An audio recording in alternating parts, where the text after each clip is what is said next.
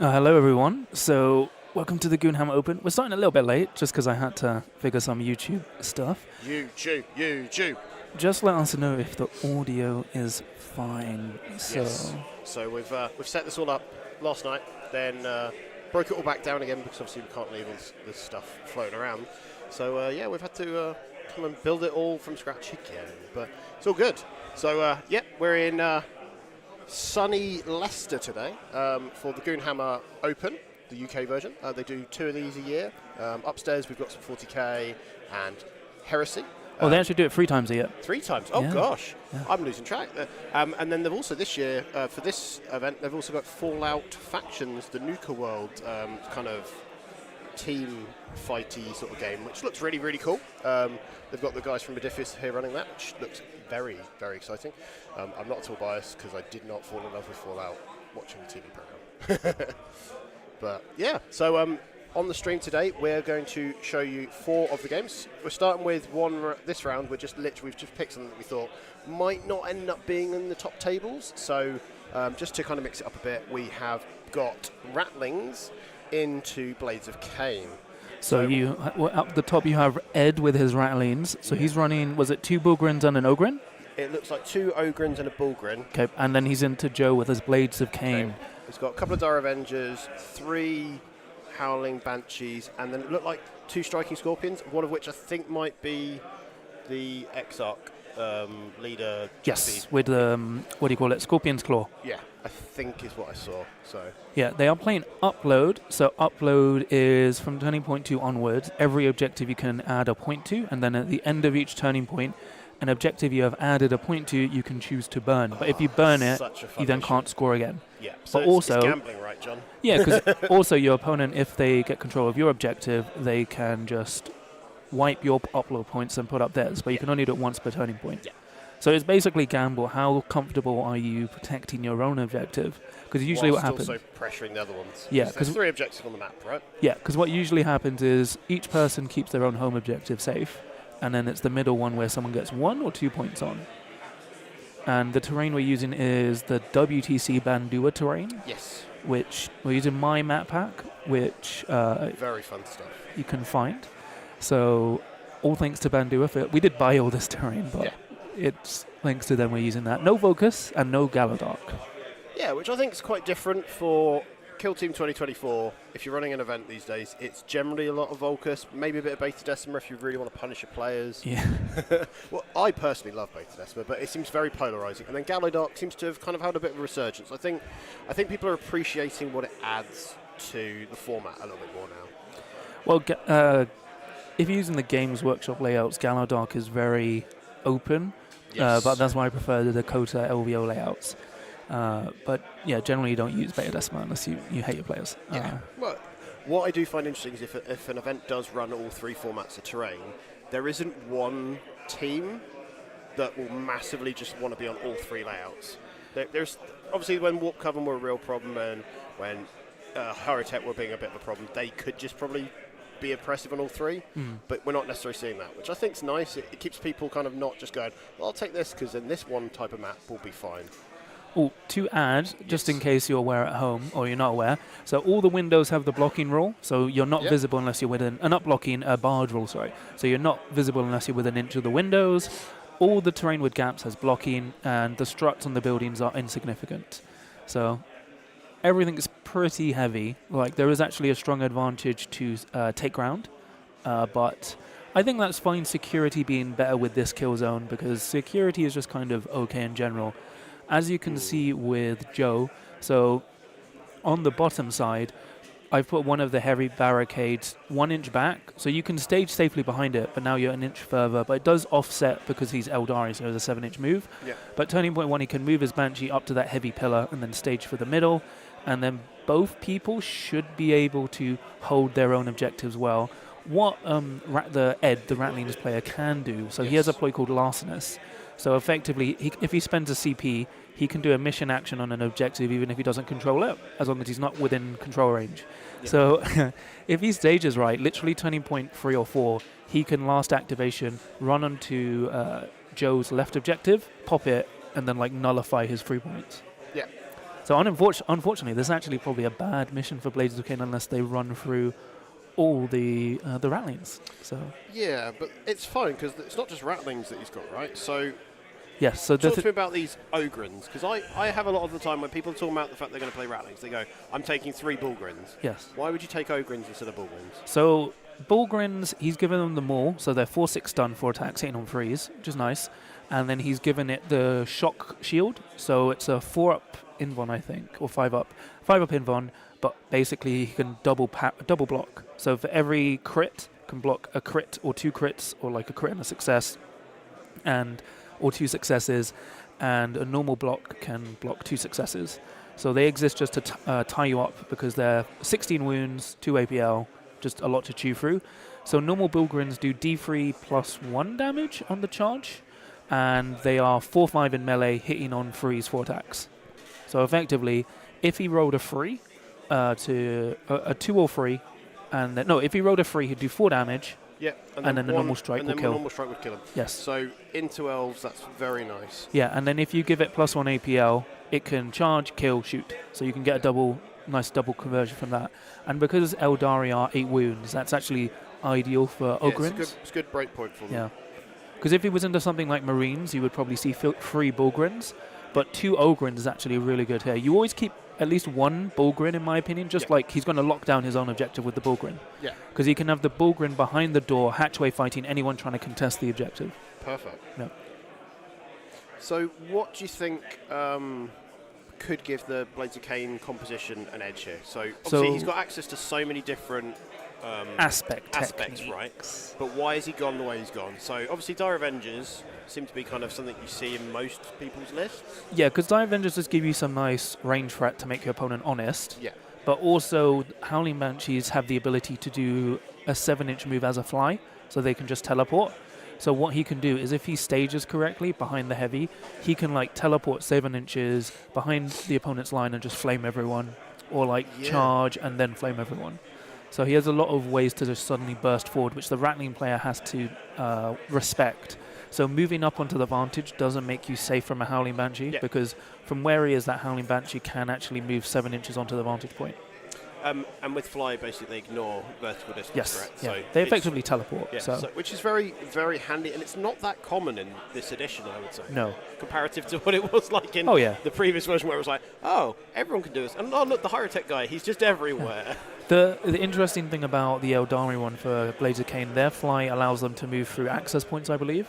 So normal Fly doesn't, but they're not technically flying. They're just moving with that benefit, right? Yeah. So, because otherwise, a lot of them are, you pick the model up. So a good example is the grapnel shot. Yes. You have to pick him up and reposition him, where you kind of have to put the model back. So it's different enough, I suppose. Or like Vespid. Vespid, unfortunately, cannot fly through doors. They just move through doors. Yes, that was the one big weakness I thought that team had. Otherwise, brilliant team, right? That's the one thing. Yeah. So, like, for them on Into the Dark, it's quite challenging, right? Yes. So, I mean, Vespid in general are, like, not in a good spot. But this game should be really interesting, even though Ratlings have the advantage, because Blades of Cain have this ability to burst damage and get a ton of kills. Because remember, Ratlings are only 6 wounds. So, if he can stage up correctly, he's going to have to take some risks, but he'll be able to push up and murder. So fantastic. So they're in 20.1, they're just moving up. He's already moved his big shot up on... Ed's moved his big shot up onto the Vantage, which is brave, but in a good position. Would you have done that later in the turning point, so that that's not giving too much away, or do you think it's important to do it early? No, I'd have done it later. Because I try to not give my opponent too much information, right? Yeah, because remember, Joe, with his Blades of Cain, has 8 activations, Ed has 11. So he has at least 3 activations to wait out. In terms of, once Joe has activated 8 times, Ed will have at least 3 activations to do whatever he wants. So that's why I would do, because you're unlikely to get a Rattling shot turning point 1 against any normal player. Because you're not going to leave someone on an engage order in the open. And even if they're behind terrain, like, is it really worth shooting at someone that you can see behind terrain? Because you're just going to lose so much of your strength from your weapon. Yeah, and the Dire Avenger will just murder anyone they shoot at. In response. Yeah, so... But it's going to be interesting because technically, normally, as I said in Upload, each player hunkers down on their own objective, and then it's a fight for the mid. But with Larcenous, the Ratlings can literally just wait to go like, oh, turning point 2, turning point 3, you've put 2 points on it. Okay, I'm just going to pop over that, steal that, burn it. So I get 3, 1, and then I'll probably go for the mid and get 1. And then you basically now have to, at best, you get 2 points. And that's not necessarily worth it, right? Like, this is a game where, for Turning Point 1 especially, because you're not scoring anything. Yeah, you just stage up. You just stage up, yeah. set yourself in a great situation, but then you're not leaving yourself vulnerable. So if you don't win priority, you don't want to be punished for it. Like, to me, I've watched so many people go, oh, I'm going to set up, and if I go first, I'm going to do really well. But if I go second, it's going to collapse. Yeah, and it's like, it's going to be a very interesting game because people, as I said in like my scoring guide and stuff, people still underestimate the crit up. In Upload, the crit up is very important. It's so swingy as well. Yeah. Like, it's almost a game of just seeing if you can play chicken with your opponent. Like, the last time I played it, both of us just stayed on a home objective a bit more than probably we should have, which meant no one went at each other's home objectives, but then it meant the middle became this weird scrap where you just, whoever got kind of the priority into it got to just take it, and it meant that the mission score was actually quite close. Yeah. Personally, I wouldn't use it as my primary op because it can go so wrong. Yes. I like to have control in what my primary op is. So kill op and going for kill and the crit op itself in this one feels really rough. So if you've got attack op that's quite passive, that you can be scoring and just keeping the points close, I think would be really helpful. But I'd be curious to see what they're both doing. So if you were the Ratlings player and the Blades of Cain player, John, what would you be taking as your attack ops in this So situation? Ratlings, you definitely take Gather Surveillance. Yep. So you just have an operative in the opponent's territory, Yep. and then as long as you mark them and then back in your territory with a Conceal order, you're at 2 victory points. Yep. Blades of Cain are very likely to go plant beacons. Yep. But I would actually maybe recommend Confirm Kill, because if you think about it, so he has 8 operatives worth 1 victory point each, and then he has 3 Ogrins worth 2 victory points each. And because all of his Blades of Cain are free APL, they can very easily control those markers and pick up multiple ones. Yep. So I would actually go Confirm Kill, especially if you're planning to play quite aggressive. And dropping little tokens down in a kind of a non-interactive way is fine, apart from you're then putting yourself in a place where the Ratlings can do what they want with you, which is just a bit terrifying, right? Like, if you put someone down doing a beacon, you've got to make sure that person is somewhere safe. And realistically, I don't think you're going to get some spots where you're not then going to get picked up, right?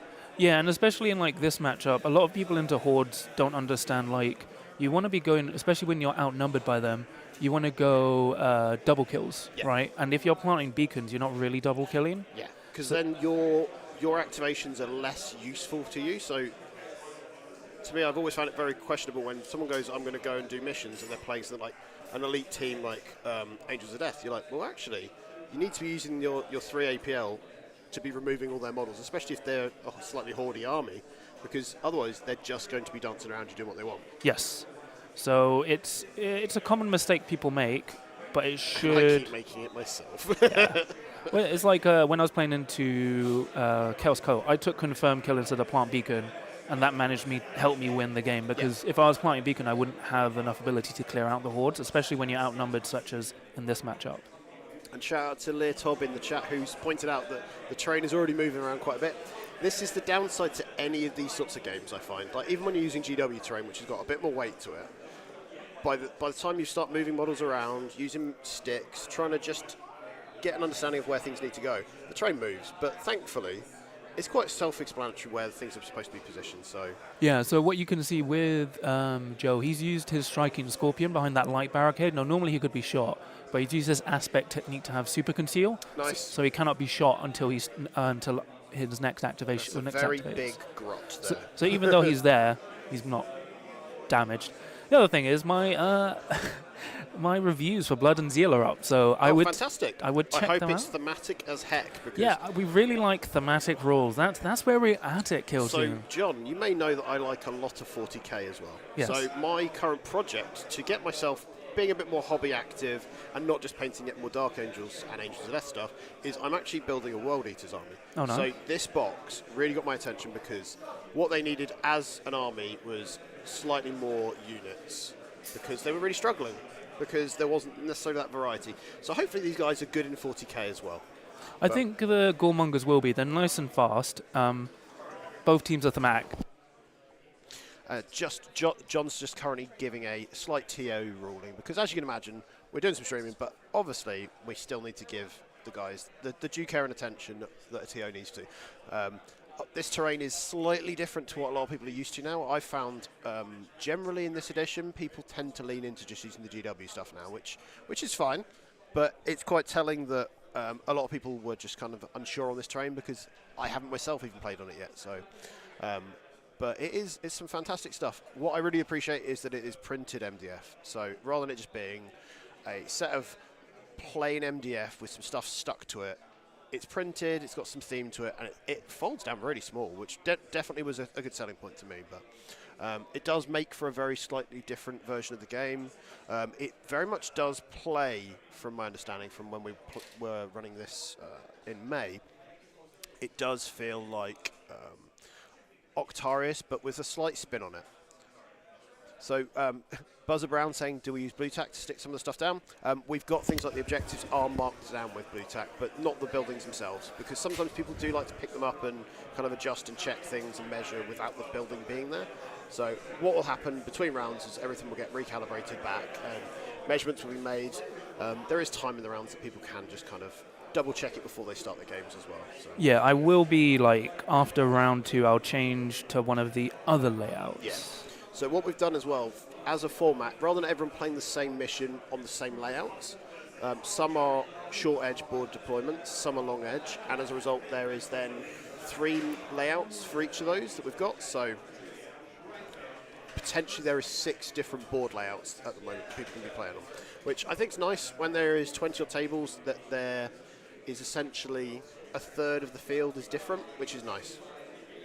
So it just keeps it fresh that you're not all just playing every game very similar layouts, because you know what it's like when you've played it a few times, a map pack gets samey, and you can then kind of go, oh, okay, I know that if I just deploy this guy here, in first turning point I can get to here, because you'll have played it enough that you kind of have it rote, and that's not what you want at an event. You want to keep people a bit more on the edge and just playing to their core skills and just making good choices rather than it being almost like they've got a play sheet they're just playing through. Because it also catches people out, I think. Sometimes if people are just too used to going, right, I'm going there, I'm doing this, and it's always going through the motions, by the time they actually go to actually have to make a decision, if their opponent is doing something they don't expect, they then are completely in the cold and going, what am I doing here? And that's what should happen. So as you can see, they are just moving around one of the blades of cane on the side. I think they're just trying to see if she's visible and stuff. So they're asking a ruling, so John's going to go and give him a hand.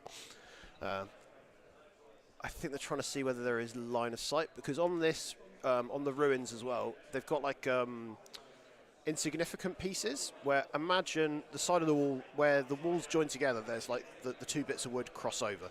Those are not being utilised as cover, very much like in if you're playing on a gallows dartboard, on any of the struts partway down a wall, all that stuff. It just doesn't matter, because otherwise if you start measuring based on that stuff, everything's very heavy. We don't need that in these games. These games can be quite dense as cover as it goes. So we do have a wandering TO, so hopefully he's going to help us and support the guys so that we're not having to just dash off as much. But yeah. Right. So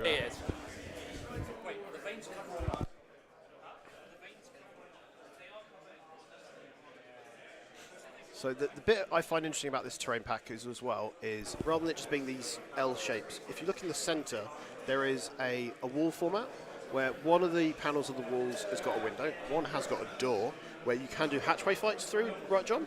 Yes, yes. So it makes it for where you get some of the kind of bits that you'd get in things like Gallow Dark or on the modern Volcus terrain, but it can be put in almost any combination you'd like, which I think is quite cool. All right.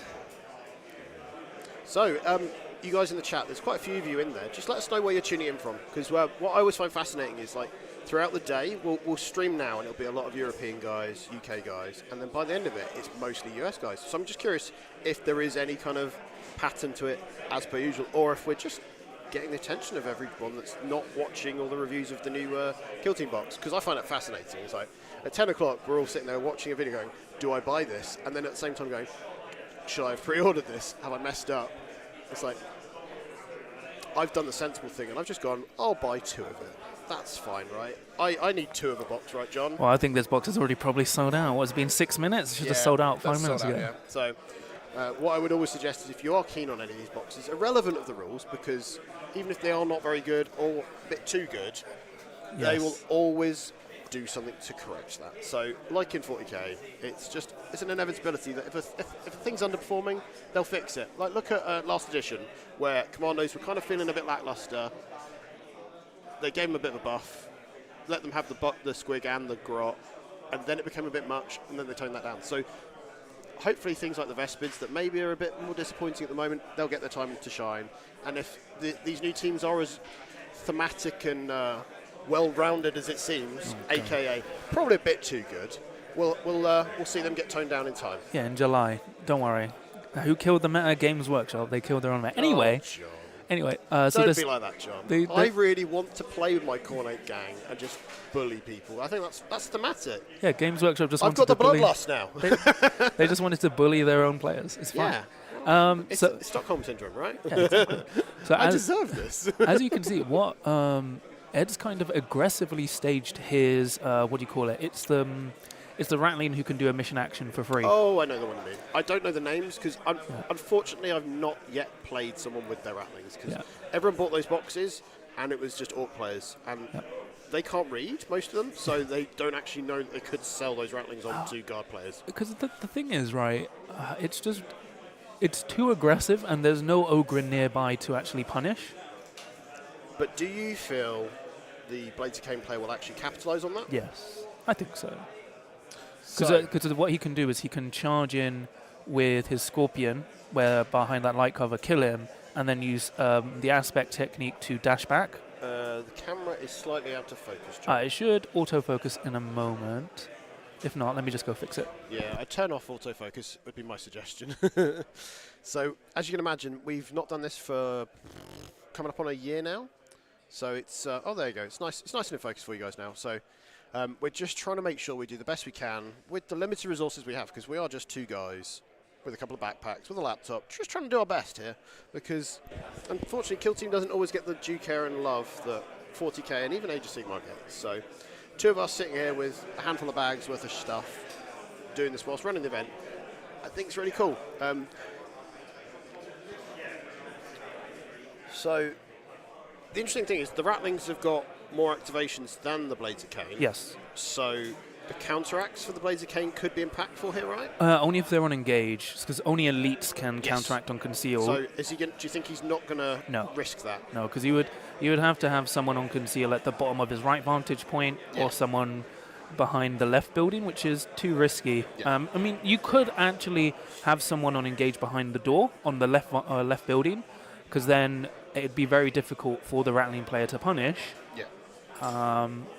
But it's still a bit risky. It's like something you don't really want to leave to chance in this kind of game. And I guess if you set yourself up, do a counteract, don't quite finish the job, and they've still got an activation, or they win the priority, you're in trouble. And this early in a game, especially with something like Upload, where resources are key, because you want to be tapping those points, building up that score, you don't really want to risk it. And like, to me, if anything, if I was playing this mission with these guys, I would probably try not to actually engage with my opponent until partway through Turning Point 2 on my terms, because you don't need to, especially as the Rattling player. I feel like he could just pressure, just stage so that if the Blades of Cain want to come anywhere near the middle, that they could be within charging distance of a Bullgrin or one of the Ogrins coming out and just giving them a bit of a thump.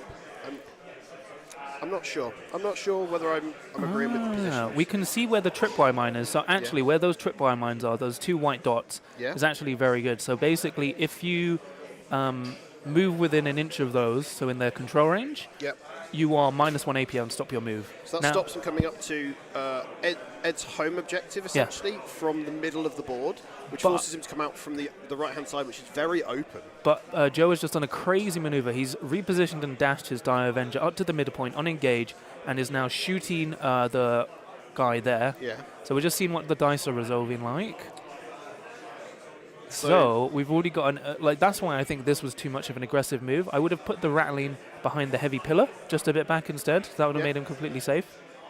Yeah. I feel like quite often the first aggressive he survived. So what he basically did, he used one of his ploys, which is basically, if he rolls a crit, he can use it to it's like double parry. Yeah. So he basically used that to block out and lived on 2 wounds. The only issue is that rattling is now going to die because the Dire Avenger will be able to counteract. Yeah. And unfortunately, it looks like the rattlings have no way to punish. So as we were, ironically, we were talking mere seconds ago about him not counteracting because it's quite an aggressive play, but it's ended up being quite beneficial to him. So he's behind a heavy pillar as well. So even if he does get shot at, he'll be in cover or obscured. He can't be both now. Yes, that's the clarification that I was about to bring up. Yeah. Which I think is quite fascinating, right? Like in this situation, what's the average loadout on a rattling's gun? Does he need the cover or does he need the obscuring? He would want the obscuring because all rattling guns. If they're coming from advantage, right? As well. So having obscuring would be beneficial. So if he's from advantage, if they're shooting from advantage, it kind of nullifies the accurate one, but also it means they don't take any of the devastating damage from crits. Yeah, because it shrinks them down to normal hits. So and the funny thing is the rattlings are so short, they can't see over the windows. So. Oh my days, yes.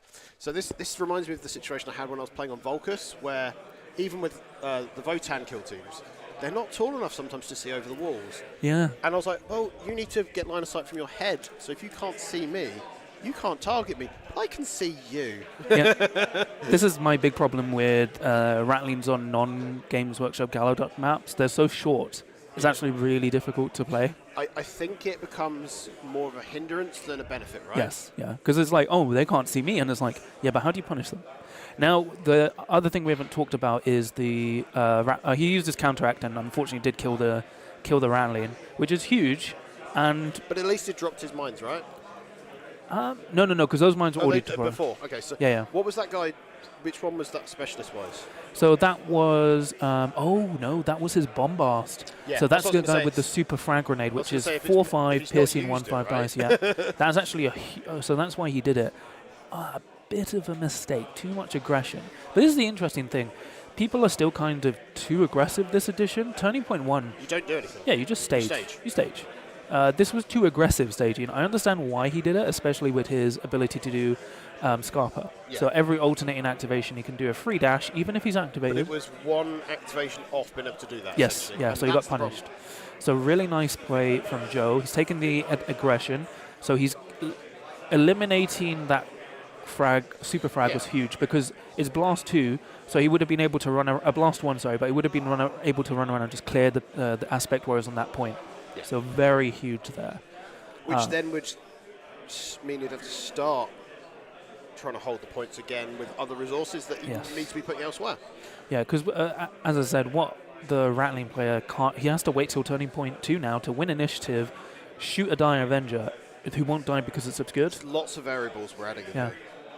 So very nice positioning by Joe, really nice.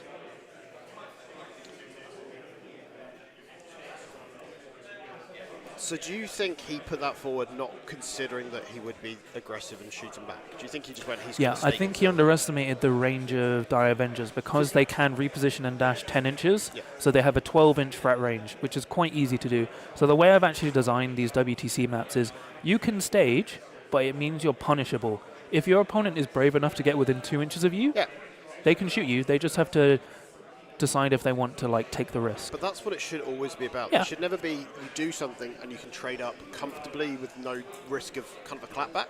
Yeah. So some of the GW layouts are a bit like that, where you can kind of hit someone and be like, right, I'm now safe. Well, yeah, because if you look at where I've put all the terrain on the objectives, they're either next to the window or next to a door, and especially in the mid. Yeah. No matter where you're in cover from, you're easily within 2 inches of getting shot. So there's actually no safe place to stage if your opponent's brave. So I like Joe because he's brave. So what we're saying, you've got to be the little brave toast that could. Yeah, exactly. But this is only turning point 1 and it is just one operative. Yeah, at least for the rattlings, he has multiple operatives. It's not like he's lost one of his 6 guys. Yes. So currently one of the rattlings is taking an obscured shot with their battle rifle because it's doing the mobile profile. So it's just a bolt gun. One of the guys from the left hand. Yeah, the one activated on the top left. So he's taken a shot. It probably won't do anything, unfortunately, but we'll see. They're just calculating the damage now. We do have blue tack. Isaac, it's just we had to sell 24 tables of blue tack. So But very much what I would recommend if you're going to a kill team event yourself, don't rely on that the TOs will have put blue tack on the terrain. I take a pack of blue tack with me to events because, like when I blue tack my barricades, my objective markers, it just stops things from going walkies from my standpoint as well. Because there's nothing worse than like you're measuring and you knock over a barricade. The barricade never ends up going back exactly where you wanted it. So. And what it looks like is he's taken some damage. That dice says 5, so I think he's taken 3 damage there, by the looks of it. If he's put a dice for 5, do you think that means he's taken 3 damage? He's taken 3 damage. Yeah. So basically, he saved 2 shots, and he took 1 damage. So he's got 5 wounds. He's not wounded as a result, so he's and not he's half. still got their version of Just a Scratch. Which works on crits, you said to me, remember? No, it doesn't work on crits. That's on the new stuff, right? But because he's obscured, it means he won't be taking critical damage. Yes. So it's actually, as much as originally we were thinking that was quite a risky play, he's got the defensive package there to help keep him alive, at least, because then at very worst, if he wins priority, that guy goes first and gets himself out of dodge. Yeah. Maybe tabs the point, goes into a conceal order, and then sods off somewhere safe. Yeah, he is unfortunately just off the point. So yeah, that's, I think, maybe an intentional decision, but there was no reason not to go on the point. But it's just these positional, like, not errors. Do you think it's because he didn't want to get the angle? Because there's a door in the middle, so he he's trying to avoid shot. being shot from that angle. Yes. I think that's why. Yeah. And they probably had a conversation about this as well. Because what I found is a lot of kill team players are really good at this, where they go, if I position myself here, can you see me from this angle? And you confirm it. They were doing it earlier with a laser line, which I think is one of the most useful things you can do, because what's the point of putting your stuff down and just going, I just assumed. That's not how the game works. It is essentially a collaborative game where you both go, can I or cannot do that? And then you ask your opponent. And if you spot something and it isn't something that you feel they should be able to do or they should be doing, you point out to each other. That's the right way to play. Yeah. Obviously, you don't give each other, like, here's what I think you should do, and it's a bad bit of advice, or telling them your secret tech that isn't a rule, if that makes sense. Yeah, so it's like there's no point withholding information, and generally, like, you should always be communicating to your opponent your intentions, which these players are doing, and everyone else here at the event. Generally, everyone does. Yeah, exactly. So I've come up to quite a few events up in Leicester. So they've got quite a great kill team community. It's a club called Kill Team Leicester. They meet once a week at a bistro bar, where basically they just go and play some kill team. They're playing through a narrative campaign thing where they're playing through some of the other missions and stuff, which is quite cool. So Kev, their guy that runs a lot of their events, is here running as a ringer for us as well this weekend. So what's really nice is the community comes together and kind of supports each other. So I believe their next event is in June, but I think it's already sold out because, like all events I'm finding with Kill Team at the moment, they just sell out so quickly because everyone really enjoys this version of the edition. Like, this edition has been really quite a success, I think. So it's not been without its faults. Some of the teams feel a bit underperforming. Some probably feel a bit too good.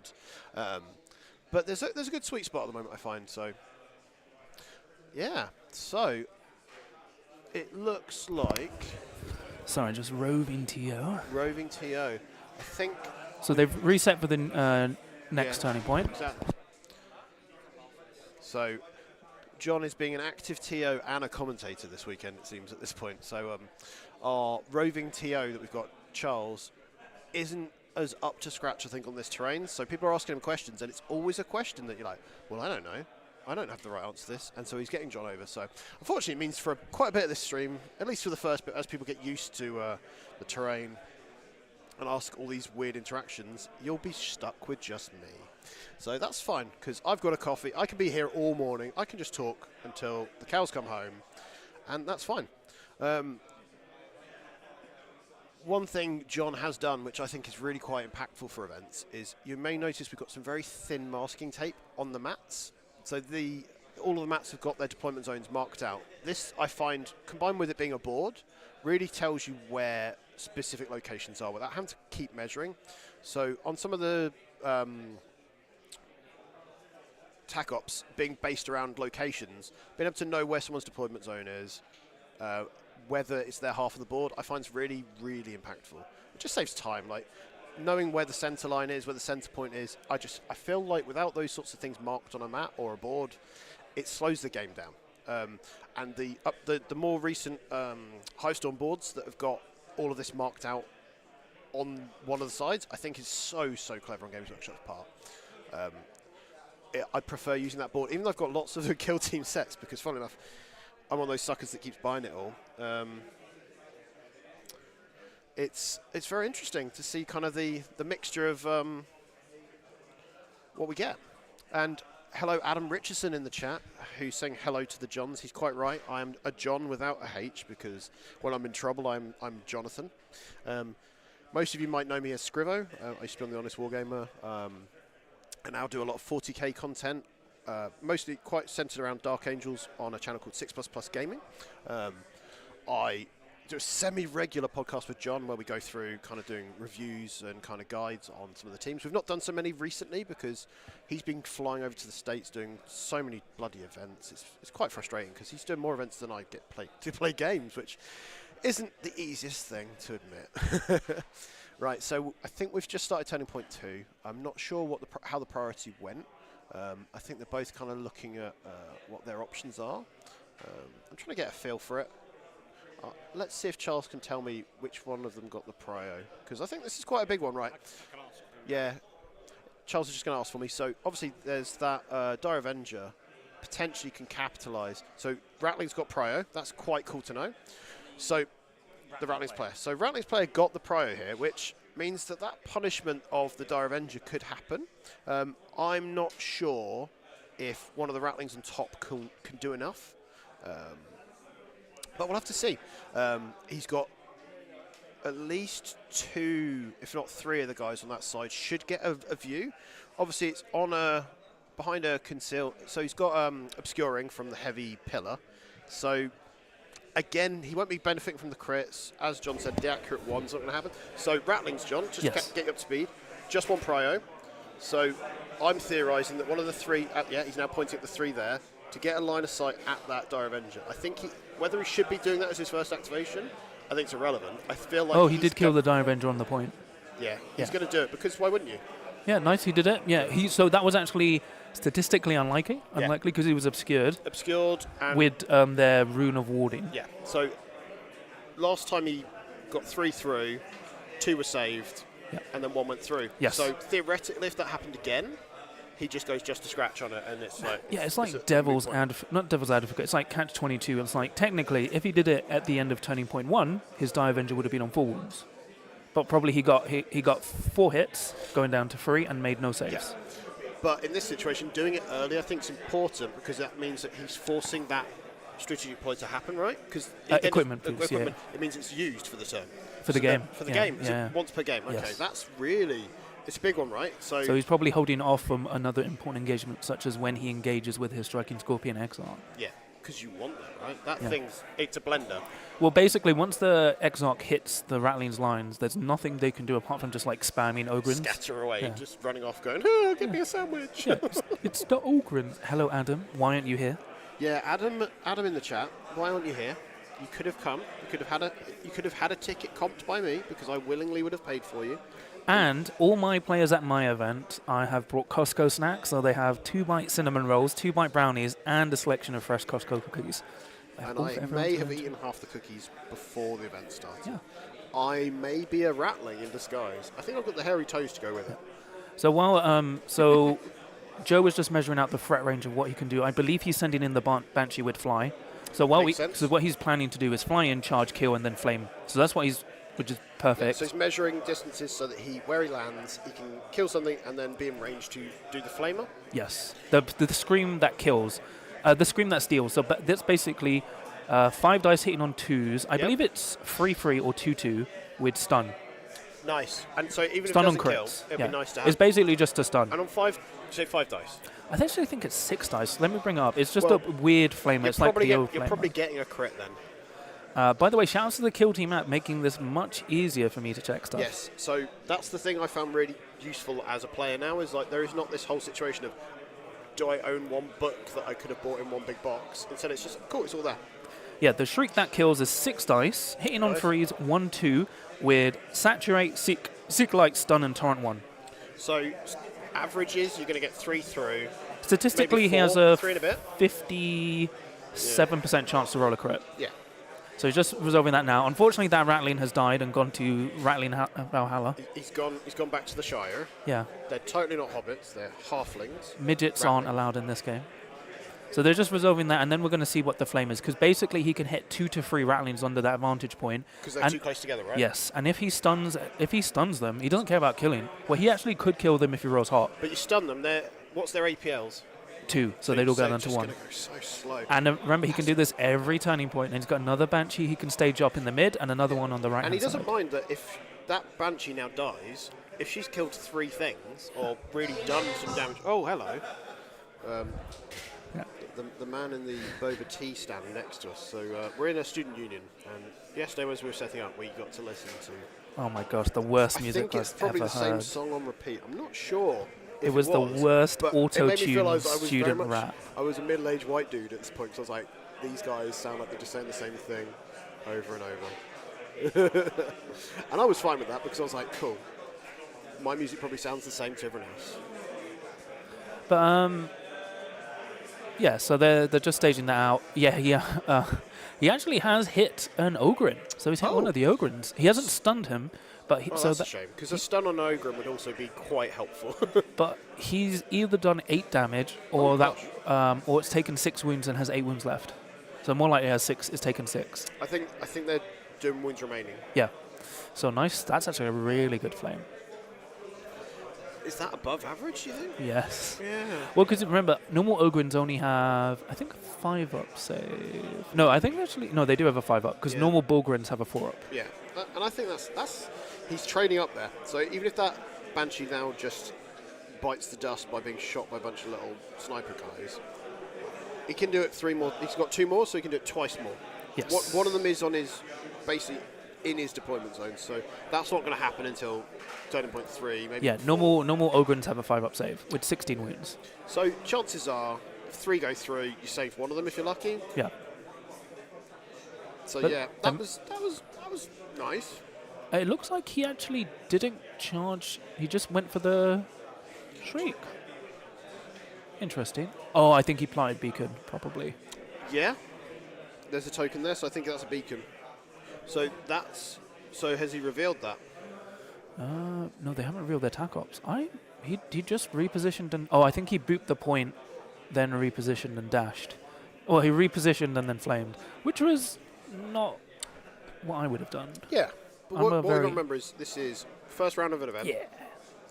They're on stream as well, which I like to think doesn't affect people's play, but there is an element of pressure. You've got a camera you're quite obviously looking and it's there, and there's 2 quite bright lights. So I feel like it can be a slight distraction to some players. The last time I played on stream, I absolutely fell apart. I'm not going to lie. So it can happen to the best of us. It can happen to the worst of us like me. But it's fine. It's really nice that the guys did say they wanted to be on, because we picked this because we thought Rattlings probably won't get into the final. Our logic here is we're going to try to cover interesting matchups or unusual teams for the first couple of rounds, just to kind of give you guys a look at stuff that you might not see or get to face that often, because to me that's much more interesting than going, here you go, here's Angels of Death into insert another team that there is a lot of, because that's boring, right? Like, we do not need to see like an Angels of Death mirror, or there is on one table, I believe, Brood Brothers into another Horde team, and I was like, oh god, that's going to take forever, and I do not want to watch that, because it'll be glacial slow as they're measuring everything. But yeah. Cool, so we're just waiting up to see what they do. Players are making good for time. We have an hour left, yep. So they've got lots of time. This is what I'm enjoying, especially for match play tournaments of Kill Team, is even if they go 1 hour 45 for a round, it can be quite punchy, but generally, if you know your team well enough, you've played a bit on the terrain, you should be able to complete a game in that time frame.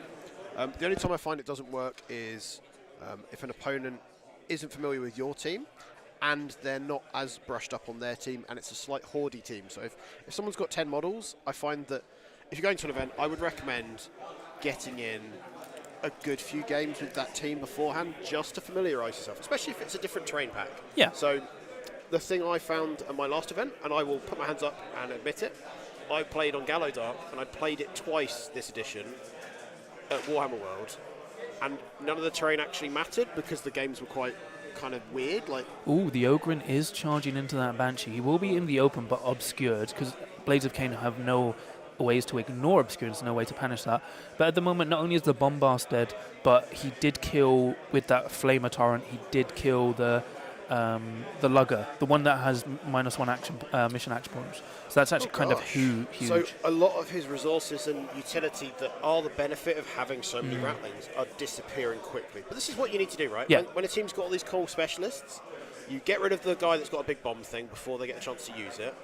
If they've got anyone that's got like a medic or a way of giving out APLs or doing mission actions quickly, you get rid of them because they're the things that, when it comes to it, they then are stuck with 2 APL models that just play the game honestly. It becomes a real problem for them because then suddenly they're like, do I shoot you or do I tap a point? I can't do that and move, and it becomes a real problem and a conundrum for them. That's what you want to do. You need to force bad decisions on your opponent.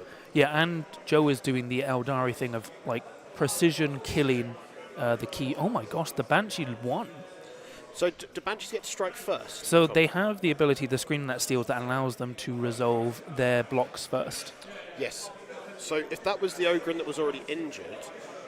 Yeah, so he must have gotten several crits. And then the Ogren probably only got 1 or 2 hits, or no hits. Yeah. So not great rolling, I'm afraid, for Ed. That Howling Banshee didn't need to fight in its activation because, funny enough, it was bait. Yeah. And that feels smart. I'm just looking over at Ed, the Rattling player, and he doesn't look the happiest, I've got to admit. So. Well, to be fair, like he's lost an Ogren, he has lost his Bombast, so that's threat damage, and he's lost his key APL caddy. Yeah. That was stings, right? That was going to basically score him his Gather Surveillance. Yes, and without having that on tap, that's potentially 6 points, right? Yeah. You literally just 9 points, especially if it was a primary. If you put it as primary. Yeah. Which, do you think you would? Yeah. So that's really going to swing. Yeah, I mean, I think in this matchup, I probably would have taken Secure Ground. Yeah. Oh no, because you would have only take ground would have only given you the centerpiece, so that would have been quite hard to move up. Yeah, they don't. So the Rattlings have got a real problem, haven't they, for movement? I would say. Well, he's got the hookshot guy, who's like a weird grot. Yeah. It's like the hookshot guy only makes sense when you see it in action because you think he diagonally moves from a point to a point, but he picks a point that's higher than him within 6, and then you teleport the height of it plus 1 inch within of it. So, for example, if he was picking 1 pillar, he would be 6 inches from that and then teleport X inches its height plus 1 away from it. So he could like teleport 9 inches with a single move. So what that sounds like to me is they've tried to mitigate the grot problems where people are going, you can't see the point that you're now essentially hooking to, but in a really clunky way. Yeah, because it ignores vertical distance. So you could be like 10 inches high and he can hook shot to that, which is weird. But it makes sense when you see it in practice. Yeah. But on Volcus, it's really good. On this map, it's situationally good if you can stage. So you want him... So do you think he's now going to be the backup for doing Gather Surveillance? He has to. Because it's the only person that can get deep into... Hopefully where there isn't elves as well, because that's the problem, right? Like, you put him anywhere vaguely close, so... The charge distance for an elf, because they move 7, right? Yes. Means that you need to stay well away from... You need to almost be in a corner if they're vaguely near the halfway point, because they've got the distance to reach, which terrifies me. Like, yes, they are quite flimsy, but they do hit like a freight train. Like, as we've seen, the Banshees are not really something you think, okay, I just got to ignore that. You've got to respect what it does. And the Striking Scorpion Exarch hits even harder than a Banshee, right? Yes. So the Striking Scorpion, every time they fight, they do 2 damage automatically. So with the fist, it's 5/6. Yeah. So basically, if they get 1 hit through, after charging, they kill a Ratling without even trying. Yes. So they could basically kill a 7-wound operative comfortably. Yes. So your Tau Fire Warriors, your Pathfinders type of thing, or any of the guard bodies, they're just going to blend them, right? But they've got. Has the Exarch got two APL or is it 3? They all have 3 APL. 3 APL. So they can't charge and fight twice, though, right?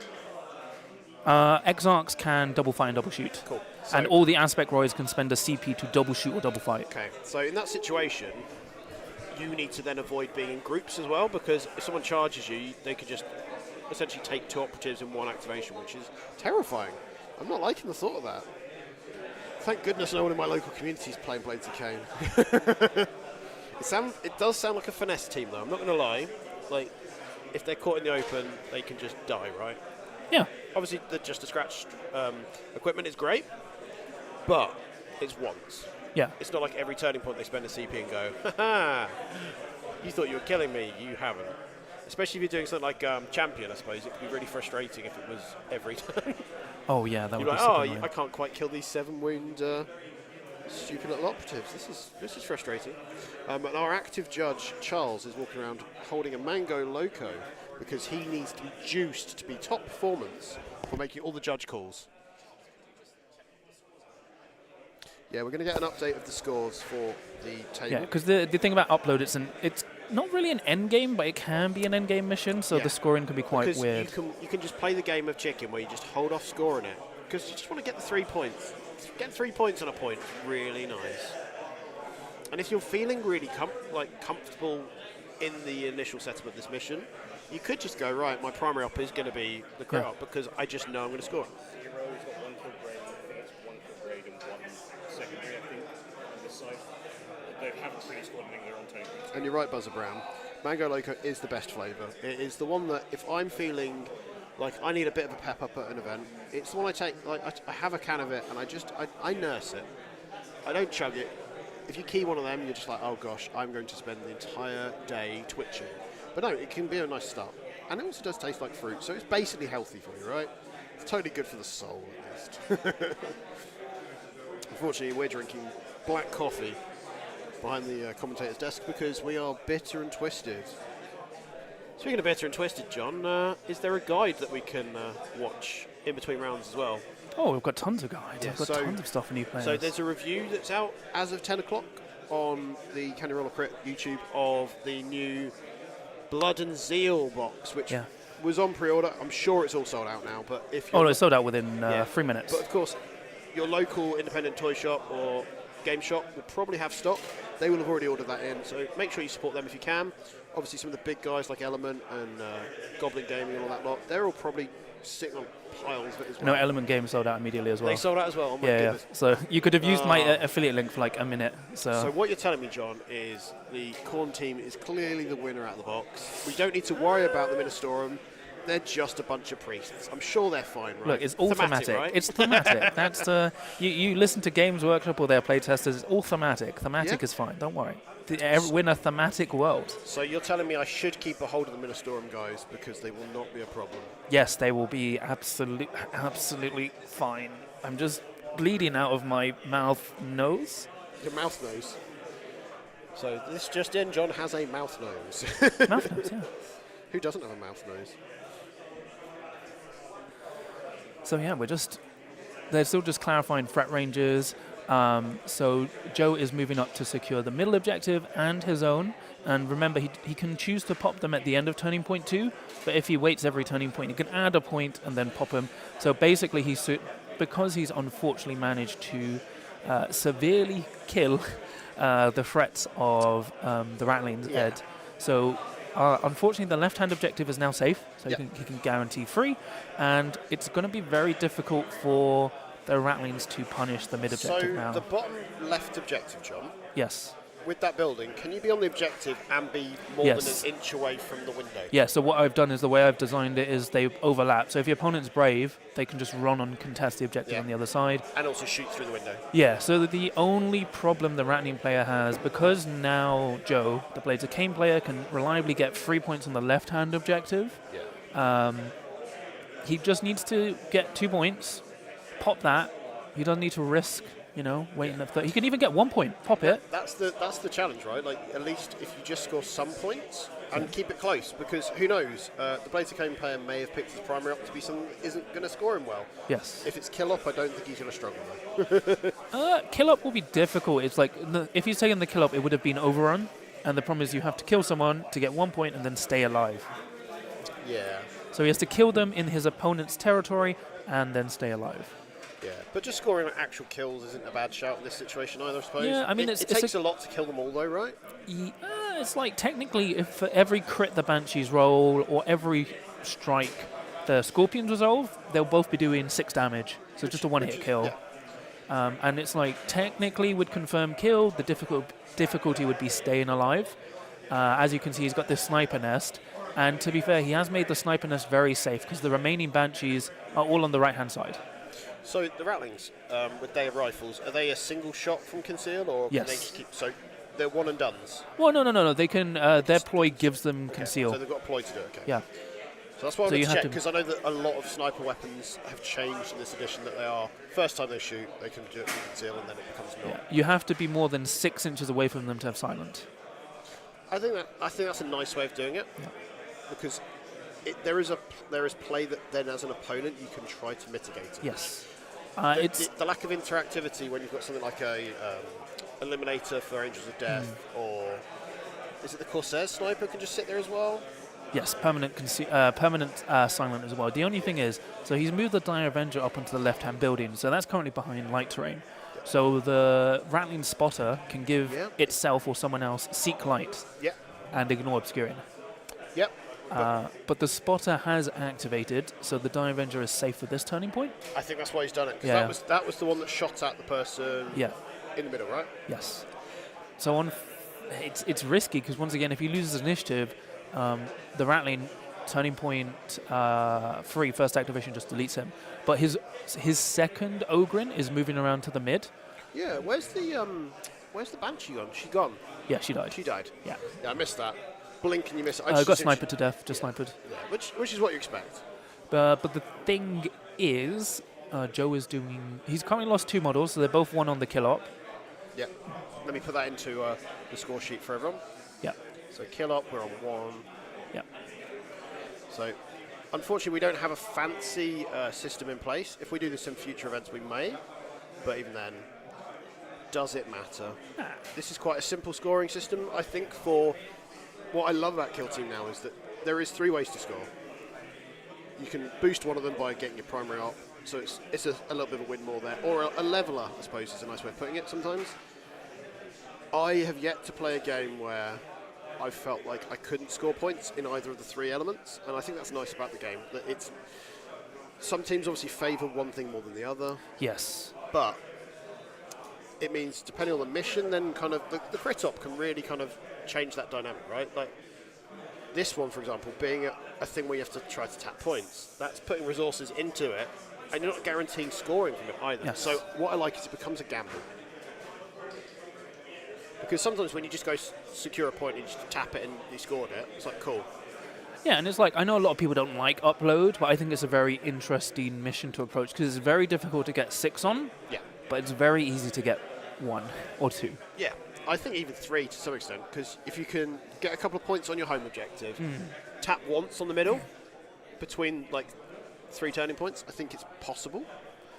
But generally you would get, on average, if you're winning, you're usually getting 4, maybe 5 points. 6 is very difficult. And I think it's a nice first round. So I wouldn't want to do it later in a tournament. Yeah, the only missions I'm not using are Sabotage and Extraction. Yeah. So Sabotage is you can turn off your opponent's point if you run up and bomb it, if you have more APL, and then you can only score if you control the mid, so you can effectively score 0 points. And then with Extraction, it's not very new player friendly, but it's also very kill team abusable, because the first point you pop is worth 1 victory point, the second point that's popped is worth 2, and the third is worth 1, but then it becomes the end game objective that you can pick up. And which every is really fun to play once you get your head around it. But you can I played easily, that once around 3 or 4 of an event, and I was like, oh god, my head is gone. Yeah, and then I played it at Worlds, and then I made my opponent score 0 on it because I managed to score.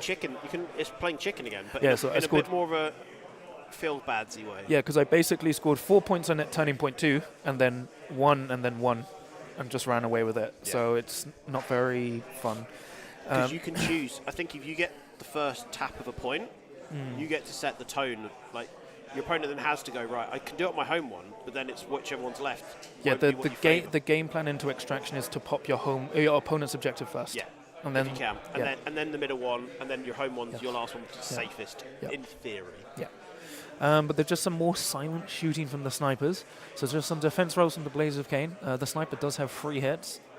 Nice. So we're just waiting to see how that resolves. Yeah.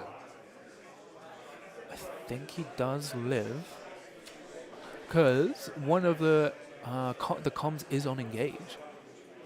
But So who was the comm shooting at? Do the Rattlings have the dog in this?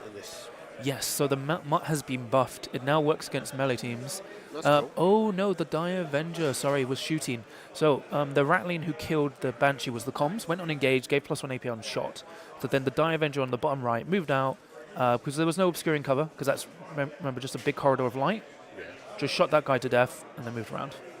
Perfect. He made no crit save, so he couldn't double save. And then there's the Rattling on this top right. He's doing his Larcenous. I mean, not Larcenous, his Scarper. Scupper. So his free 3-inch dash. So he's basically staging up to get around. Yeah. And he's measuring, knowing how far he can go in his next activation. So the only problem, if he doesn't have enough operatives on his right-hand objective, I'm pretty sure those 2 Banshees on the left are just going to run up and bomb his objective. Yeah, and that's what I think the Blades of Cain player was trying to do. So by putting his Dire Avenger on the top left, it's a distraction. Yeah. So he did Scarper and then reposition and dash with the drop to move his other Rattling behind that midpoint. He's trying to contest the mid. Which I don't think is enough, because if he's... It depends what he's got behind. But the problem is, because he's now abandoned that advantage point, What's as you can see, behind the Banshee is measuring to move up. Right. I'm just going to go check what he's got behind that top right ruin, because I feel there's something there we're not seeing. Yes.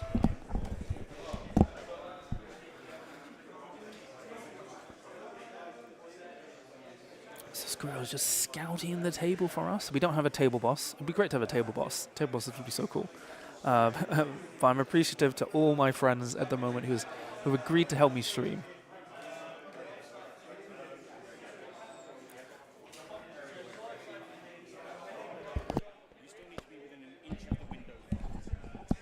So that top right ruin has an activated Bulgrin with a +1 APL token on him on the point. So there is something hiding there. The only issue is, as you can see, Joe is pre-measuring. With a reposition and dash, you can get onto that point. He can't pop it, but he can contest. And then next activation, next turning point, if he wins initiative, he can just fly through and murder everyone or hatchway fight. Yeah, but at least it's creating a problem, right? So a Bulgrin's AP is what normally? 3. 3, so he's 4 at the moment. So he needs to put 2 bodies on there to take it. I think he's going to reposition and dash and shoot, or try and get within there.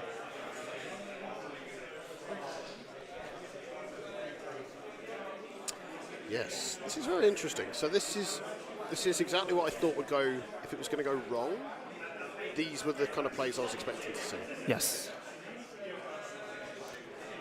So I really like how Joe is playing Blades of Cain. He's playing them as an Eldari player should. Yeah. He's been he's establishing multiple threat range. So he went in the middle, made that a thing. Yeah. Then the Rattlings then focused and moved and kind of affected that area at the cost of their flanks. So he's repositioned and dashed that Banshee over there.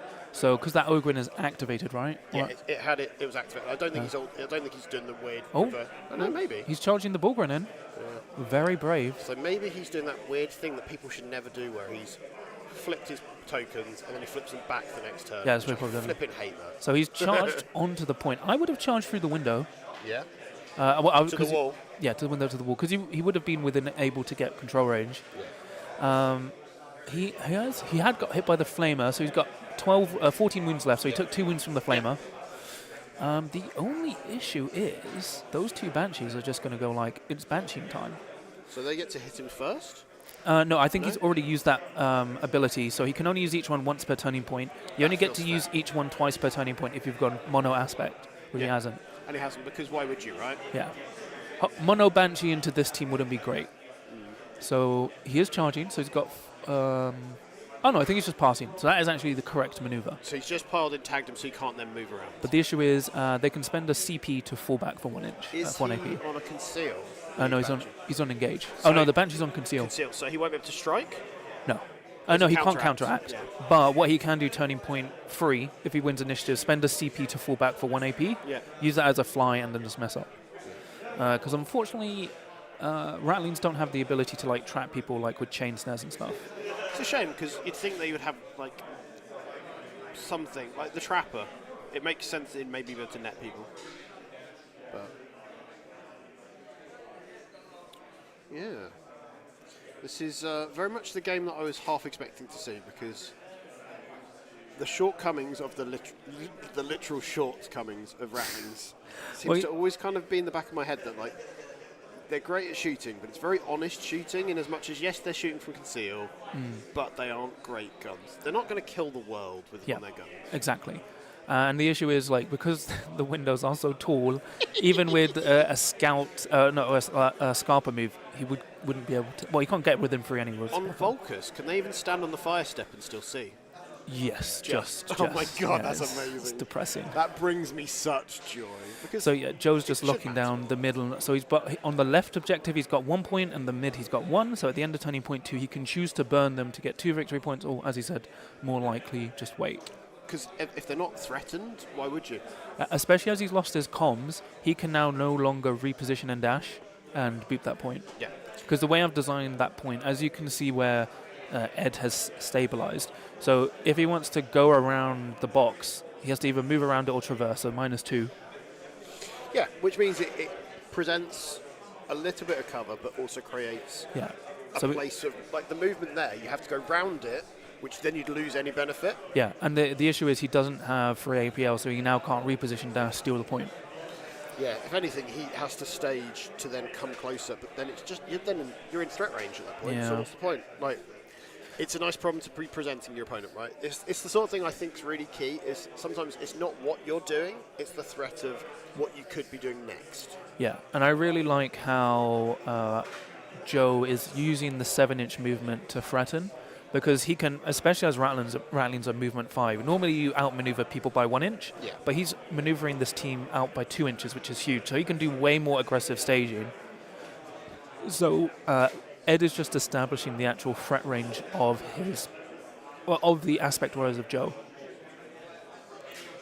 So I believe he's just trying to make sure no Banshees or anyone teleports and gets close enough to threaten. Yeah, and the thing is, it's the threat of the potential aggressive play on that left-hand flank. Yeah. I don't see the Blazer Cane player needing to, and maybe turning point 4 he does, but that's if things have snowballed to the point where that is all that's left. If those 3 guys are up top there, do the Blazer Cane have access to anything blast? No, just the torrent. Just the torrent from the Flamers. Okay. And the Dire Avengers can shoot, they have torrent 1 as well, so they can shoot a second target. So those top 2 are Rattlings, safe. They're safe because they're on conceal. Oh, he's taking the coming down. gamble. He's dropping down. This is his last activation, I believe. Yeah. So his basic plan is, if he wins the problem is, you want to do this like end of turning point 3. Yeah. So he's moving his other, Joe is moving his other Banshee to stage up, because if you notice, he's got 2 Banshees and 1 on the point. So basically both can effectively bomb Ed's objective. Because the only issue is Ed is setting up for the larcenous play, but there's no point doing larcenous while Joe's objective is on 1 point, because even if you larcenous it, Joe then waits, he out-activates you and then makes it go back to 1. I think he's doing this as a panic. Like, if you think it should be a turn later, he's doing it because he doesn't think he's going to have the stuff left. Yeah, the problem is when you're playing like low movement teams, especially low movement 2 APL teams, you really have to plan your moves in advance, because you don't have the ability to, you don't have the comfort to do this later. You can't do it reactively. So this is a thing I learned when playing against my friend Adam with his Play Marines. He plans his turns he's moving this turn for what he needs to be doing next turn, because by the time you get somewhere, it needs to count. Yeah. And then you have to then look at what your opponent's going to do in that interim that then could affect what you're trying to achieve. Mm-hmm. So these Rattlings don't have some sort of trick like Cloud of Flies to get in the way of it. So they're just very much in the open like that. Is that a heavy barricade or a light barricade? Light. So even if he loses initiative, So he can't be punished from a simple charge, Yes. but that Die Avenger could just, if Joe wins initiative, shoot the rattling twice and just run away. Yeah. And why wouldn't you? Yeah. Like, it's very little risk there for that. That Dire Avenger just does its thing. Yeah, but unfortunately, Joe is in a position. I mean, Ed is in a position where he has to be this aggressive because he's down. He's lost 2 key operatives and an Ogren. Yeah. Personally, unless Ed pulls out some sort of weird super play where that Bulgrin takes out 3 guys in 2 turns, I don't see this going well for him. Yeah, and it's I'm not saying it's still score over. points, but it's one of those things where it can always catch us out, especially this mission, right? Like, Yeah, because this mission is technically what we would call more of a end game mission. So it's all about your staging and planning, and there's setting up. So the biggest thing is going to be who gets initiative. But when you've lost your key like flex pieces, it makes you really hard to punish your opponent. So just rolling for initiative. So I believe Blades of Cain have won it. I mean initiative, not the game. yeah. And I feel like that's a really, really nice position for the Blades of Cain player to be in. Yes, because what he can He's do. very much in control. It means he gets to set the tempo. He doesn't need to deal with that rattling, but he probably should. Oh, and Joe has gone with plant beacons. So he's currently got 1 point on plant beacons. Because you can see behind the barricade he's planted there. And again, that felt like a decision when we were talking about it pre-game. It felt like one that he probably shouldn't do when going into these guys, but it hasn't punished him particularly because he's been quite fortunate with stuff that he's been Yeah, doing, because right? the thing is, plant beacons is a very safe tack up, especially when you have 9 APL, like 3 APL models. And like you said, this is quite end game heavy on the scoring. You've got that situation where you're going to be trying to do a lot of staging. So if you're doing staging and you've got 3 APL, why not just plant a beacon at the same time? Like, there's no reason not to, essentially. That to me, I'm like, I quite often find if I'm going up and just doing something and standing around a point, there's often an AP left to do something. Yes. So you may as well utilise it.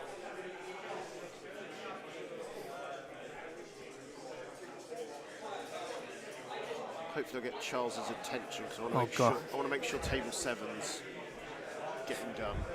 No. The funny thing, people are messaging me like, so if you've watched my Blood and Zero reviews, you will understand Matt Berry, so it's fine. Matt Berry. Yeah, don't worry. Matt Berry. I can't repeat how I say the Gormonger's ability because it will break the mics. Yeah, John is an interesting character. I've spent the last 24 hours with him, and I'm not going to lie, guys. I think he's a little mentally unstable when it comes to these new kill teams. It's fine, don't worry. I feel like they've done something to make him I'm just being feel- thematic, don't worry about it. I feel like he's taken some devastating wounds. Hey, look, they just wanted, like... So the Die Avenger is activating. So I believe... So he can... I think what he's doing is planning to reposition and drop down to there. Yeah. Oh, no, the Howly Banshee, she's going to fly through, No, charge. he's using that as a model to represent the distance. Yeah, to because see whether basically he can break the cover line. Yeah. Because with this terrain, it's very angular with flat lines. There's not much base tucking you can do. Yeah, because all the terrain is flat flat lines. That's the one thing I really like about Volcus is that there is those slightly more unusual shapes to the buildings. So Joe is going to activate his Die Avenger, drop down, shoot the Rattling within 2, then spend a CP to shoot the other Rattling. I personally would just... I guess the reason he doesn't want to shoot the Rattling first is because he'd get a crit save. And it could scuttle away if you don't quite kill it as well. Well, if he spends a CP, he can get a crit save automatically from being on vantage and then block 2 shots and then maybe live. Yeah, and then you don't want risks like that. In a game like that you're in, when you're in the driving seat as he is now, you don't want to make any risky plays. And that's the sort of play you do because you go, right, I'm going to shoot that guy because you're just thinking instantaneously. But he's taking his time, he's looking at the measurements. He's done a very sensible thing as well where rather than touching his model, he's used a test model. He's used another model. So if you're finding yourself doing that a lot, I quite often have spare models in my teams anyway. But if you don't, I would recommend getting some bases of all the different sizes of your team, putting something on the bases. You did barrels on some of yours? Barrels on 25 mil bases. Nice quick thing to do, just to make sure you can get these kind of measurements done without moving the models. There's nothing worse than moving a model and going, I don't know where it started. So the Die Avenger is moved down and shot. He is technically visible to the Rattling. They are within 2, so negates that. That light barricade isn't as tall as you'd think. Yeah, they're about an inch high. Maybe an inch and up. No, just under 2. He didn't get enough saves, enough hits, so he's only done 3 damage. Yep. Ooh. And now he has to decide, does he shoot that Rattling again or shoot the one on conceal? So I'd shoot the one on conceal, right? I would shoot the same target again because like the issue is you are not guaranteed to kill the other target. You might as well just kill the target you've wounded. Okay, I get your logic there. So to me, I was thinking the opposite, where I went, that guy's wounded, so he's at -1 now. Oh, he's not wounded. He's got 6 wounds. He has to be on 2 wounds. So he's shooting him again. Shite, yeah. No, shooting him again. That's the right play then. Yeah. Because unfortunately, Die Avengers only he's got ceaseless against ready operatives, but not balance because balance has to be on an objective or he has an objective. So I think he's now rolled hot, which is just basically guaranteed it. Yeah. Because remember, it has Rendine, so he's got ceaseless Rendine hitting on 3s, 3/4 damage. Yeah, which doesn't sound like a profile you'd want to go into a lot of the time. So unfortunately, he did only kill one Rattling instead of 2, but that does allow. It's already killing 1 activation because you want to always try and go for your opponent's ready operatives. Like obviously, the dream would have been getting a double kill there, but getting 1 is still good enough. Yeah, like there's nothing worse than doing what he was going to do, and where I went, shoot the other guy. And you don't kill either of them, and then it's a whole activation spent not really so doing the safer move would have been less likely to kill, would have been to shoot from the vantage first. But as I said, then he would have had an auto crit save, and then he could have used his firefight ploy to block 2 saves with the crit, and then he would have been fine. So now there's that 1 Rattling on the top left building. Will that do much to the Die Avenger, do you think? I think he's actually just within 6, so he can't shoot silent.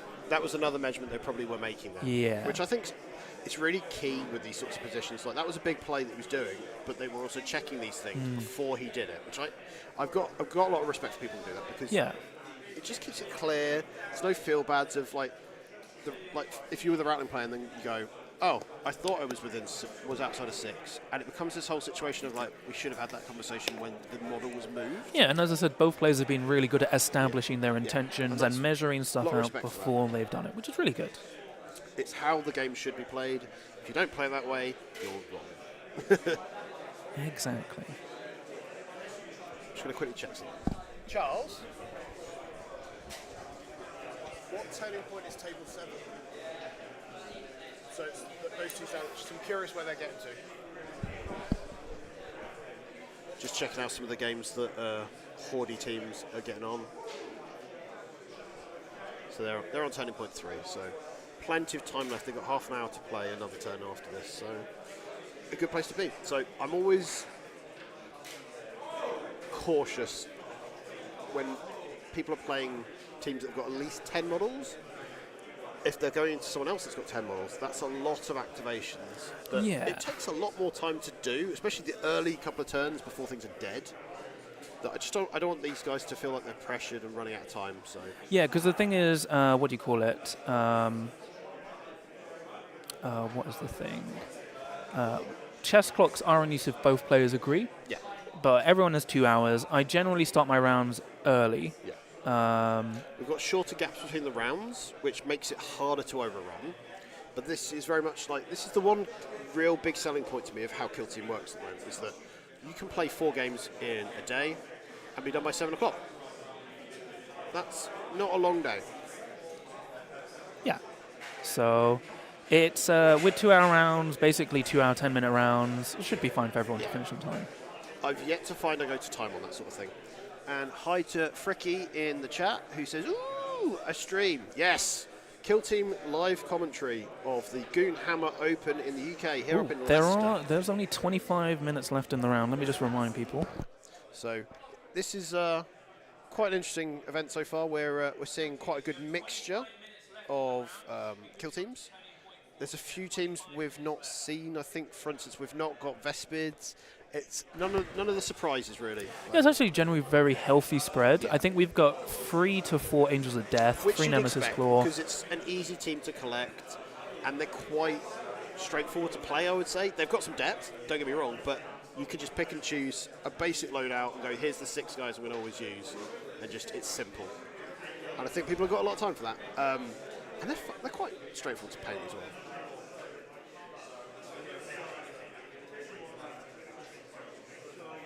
What's interesting is that we've got things like we've got Harlequins. I think there's 1 Harlequins. There's 2 troop. 2 troop. We have 1 Corsair.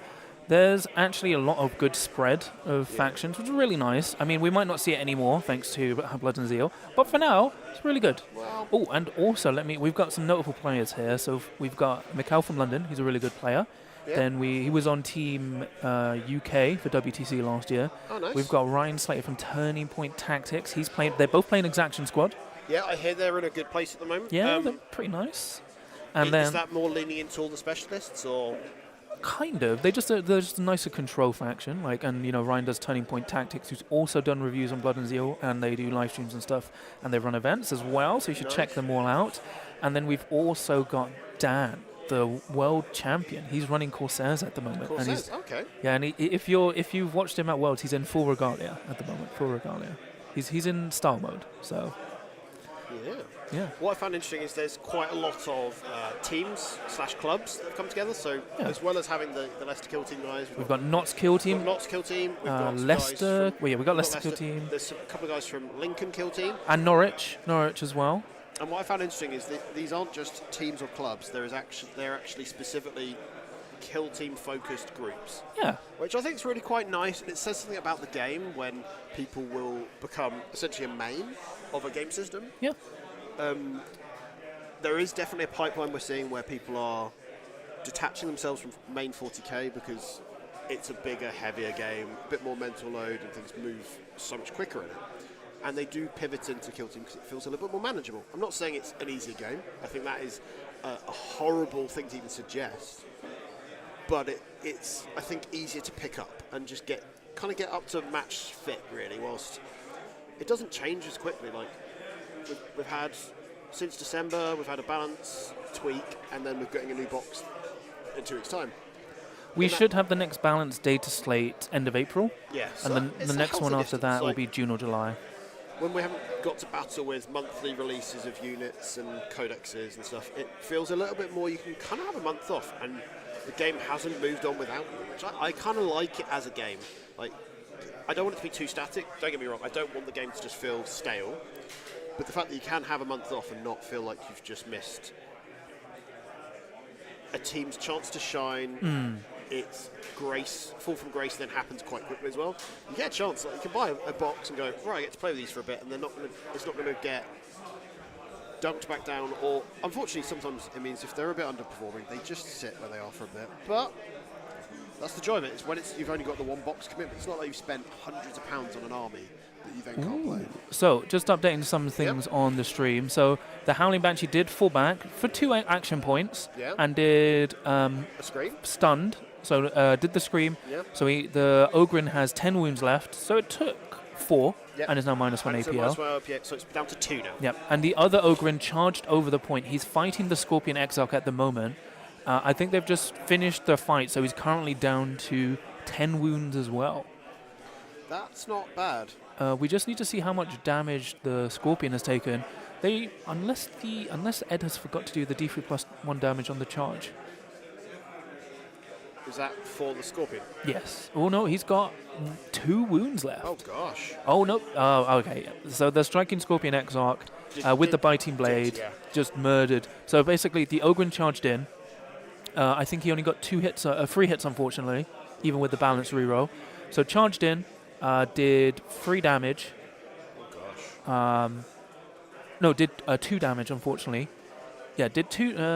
So 3 down to 6. Yeah, he done 3 damage. Yep. So he went down to 6. Hit him for 4, and then just a scratched. So he's down to 2 wounds, and then the biting blade basically just murdered him because he's 5 sickly for 5 attacks. And the Exarch hasn't gone himself this turning point? No. So the Exarch, the only issue is, oddly, because the Exarch doesn't have block or anything, a Rattling can kill him if it was a hit. 5 attacks in on freeze, 2 free. But then we've got the Banshee in the middle. Yeah. There's plenty of opportunities for things to go mad. So that Dire Avenger did go. So he is now activating the Scorpion Exarch. He kind of has to. So so the Exarch that was not Exarch, Dire Avenger that was on that. He got left-hand killed flank, he by got killed the guy, spotter on top. as we expected. Yeah, yeah. Right. Like, Gave him Seek Light and just like shot him. It looks like he was actually just out of 6, so it means he could shoot on silent. that's unfortunate, but I'm sure they clarified that. So the Dire Avenger is moving out. He's going to shoot the Bulgrin, sorry. Yeah. So he's going to have the ready bonus. So he's going to get Ceaseless. And he's on an objective, on so he an gets objective. balanced. So he's Lots of 4 balance. attacks, hitting on freeze, Ceaseless balance, rending. Has he got any ploys he can do to make that any more punchy No. for the team? No, it's just the That's enough, right? Yeah, that's all he needs. So he's also pre-measuring for Plant Beacon, so he's Plant Beacon again, so that's another point on Plant Beacon. Handy.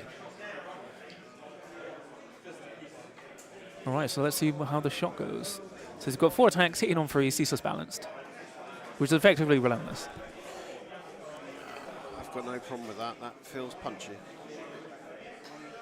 And unfortunately, I do think Ed went with this the stun shield, which is the invuln, 4-up invuln, I think. Yeah. But an invuln doesn't really matter if you've got any penetration, right? Oh no, I think he's gone with the 3-up save. Okay, that makes sense. It's what I would have gone with. Yeah. Oh, I think he's actually on conceal.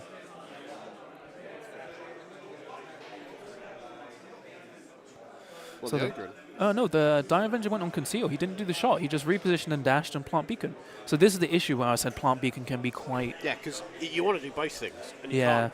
So if he'd actually done confirm kill, he would have been able to kill that, then place that within 1 inch of the Bulgrin, and then that would have been within 1 inch of the Howling Banshee, which he would have scored. Yeah. And he would have got 2 points from that. So he's now just bombing the point. Yeah, which makes sense. I think he is charging because with a charge that is a 5-inch move. Or no, he's just repositioning and dashing. Okay. He's repositioning, and now he's shooting with the mobile profile. So it's a bolt gun, effectively. Oh, is it a little rattling in the middle? Yeah, the Rattling's moving up onto the point, bolt gunning. I don't think that's the greatest move because even if he kills the Exarch, that Howling Banshee is just going to charge over and like Just murder him. blow a Yeah. fart at it and it'll Yeah. die. It's like, ooh, my knife, My cabbages. my cabbage core.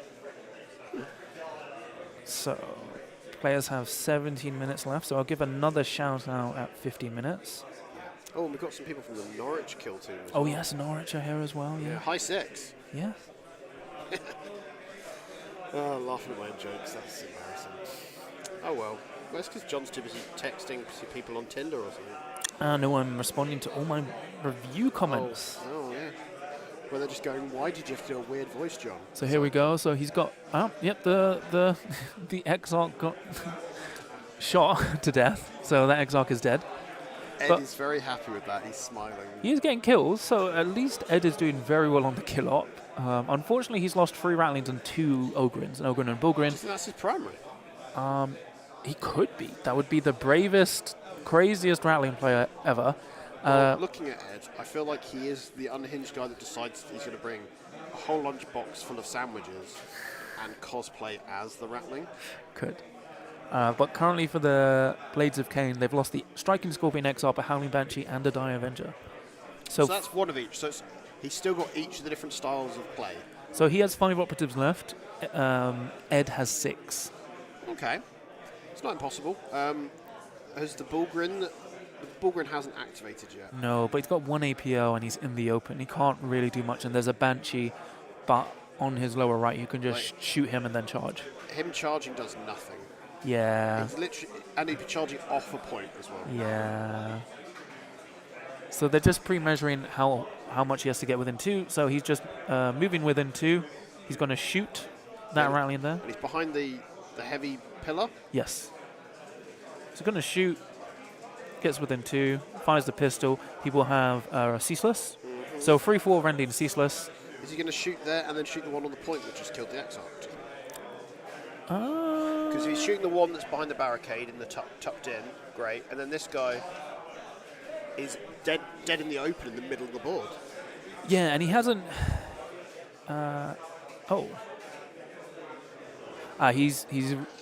He's rectifying that, and he's just going for... he's going to reposition up onto the door and hatchway fight. Yeah. So he can door fight the rattling on conceal. Because he just has to be touching that door and he can door fight. Yeah. Because it's like the Volcus rules on open. Yes, which I find really quite engaging. It doesn't happen enough. Yeah, and it makes this, as I said, it makes these boards deceptively safe. So, like, you think they're safe, but they're actually unsafe. Yeah, but like you were saying at the beginning, like the mission, the map layout now forces the situation where you've got all these lovely staging bits, but with their cost. So this is top of 3, right? Or we're about halfway through turning point 3 now. Yes, so they got 15 minutes left. Let me tell everyone.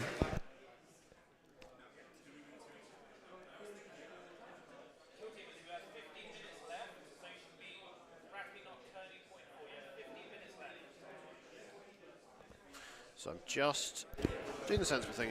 We had it on the previous layout where we had the turning point, and I haven't been keeping up to date, so apologies guys in the chat. I've now put it up next with the mission. It says TP and it says what the turning point is. For round 2, I will put it back in the top right corner, because once they've come out of the deployment zone, that space is kind of clear for us. So.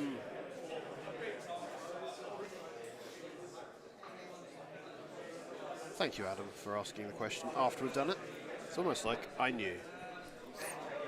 Or you messaged me privately. That might be the case. There we go. Yeah, still round 1. So don't worry. There's 3 more. So this is just a 4 round today. Last time I did 2 days of 3 rounds. Today it's just a single 4 round event. So we'll have 4 rounds today. Because originally we weren't sure we'd have this space as part of the Open to do it for 2 days. Yes. Which was a slight shame originally, but the way that Kill Team can be 4 rounds in a day at this scale is quite nice. Yeah. But also it means people don't have to spend as much on hotels and stuff if they're coming from far, which I think is nice as an event. Yes. Yeah. Like coming the night before.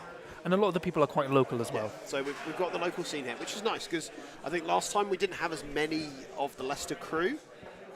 But this year, this time around, they've got definitely 5, 6 of them at least. Yeah, and shout out to Kev for coming and help us. Yeah. He manages the Leicester scene. He's also running the Leicester GT, I think later this year. Yeah.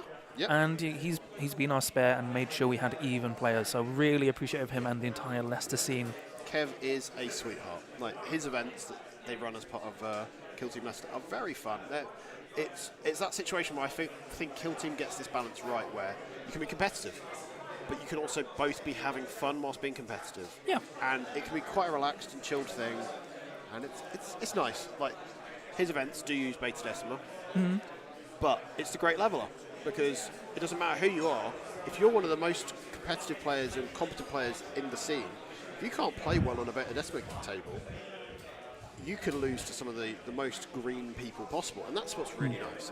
It's a way of showcasing a point of difference that isn't just, I've got a good team. So Joe has used his Howling Banshee on the bottom right to fly through onto the point and is hatchway fighting the Rattling on the mid.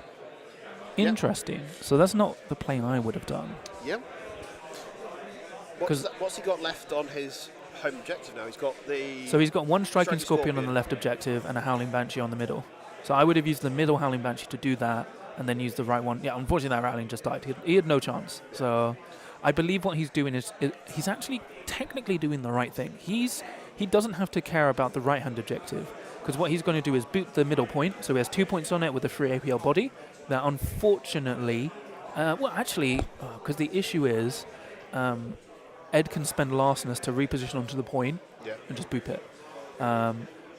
But he's trying to lock down the mid because technically his opponent is kind of trapped trying to save his own objective. Because then, even if he gets prio, what does that Bullgrin do realistically? Yeah, it's got 1 APL.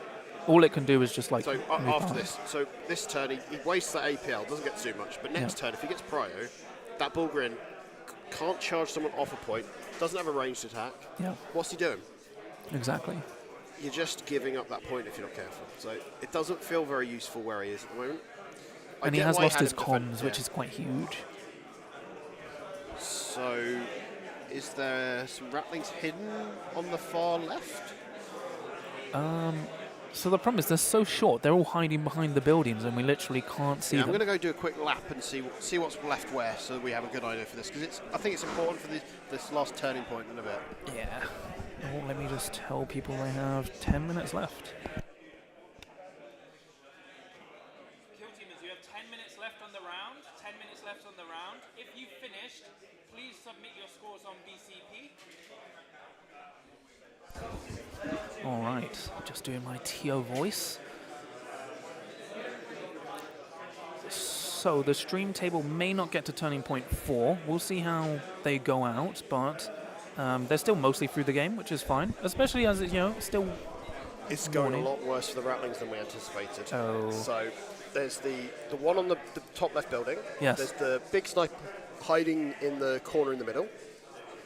There is the one by the box. Yep. And then there is the Bullgrin. That is it. He has 4 operatives left. The Banshee went on engage and did boop the point. Now the Rattling is shooting him and murdered that Banshee. She's down to, is that 2? No, that's the points. So the points, okay. I was getting excited then. Wait, But hold on. is she going to die? No. Oh, no, she didn't die. No. Because she had cover, Oh, right? he got no hits. Yeah. Oh, dear. Oh, dear. It's gone Unfortunate. very wrong for him. So on the kill-op wise, so Ed's kill-op, he has killed 3 aspect warriors, so he's on kill grade 2. And then for Joe, he has killed 5 Rattlings, which puts him on kill grade 2 as well. So they're both on 2 points on their kill-op each. Cool. Let's get that updated on the overlay, Jonathan. And Blades of Cain have 2 on their tack-op at the moment. Blades of Cain and 2 on there. No one has burned any of their points yet, because there's no need to. You want to burn your... You do it last turn. Yeah. And then we'll find out the primaries at the end. And the crit ops themselves, this looks like a low-scoring game, but in reality, This turning kind of point mission 4, it goes boom. Yeah. And then it's compounded by the fact that then the primary op, if it's tied to the crit op, becomes suddenly this whole thing where someone looks in a very different position. When you have to remember, Joe's played exceedingly well at killing the key pieces, Yeah. the All those utility pieces utility for pieces, yeah. Ed. So he's killed his comms, he's killed his bombast, and he's killed the ability to do the comms, and now his Banshee is repositioned and dashing onto the point to pop it. Yep, which she takes it, and that's undone any work Yep. you've done on it, which Oh, is that's rough. And there's no way Ed can flip that this turning point. No. So basically, what Joe should do at the end of this turning point is burn it. Yeah. Just burn it. Get 1 point from it. Yeah. Then you could burn 2 points from the mid, and then you've got your own one.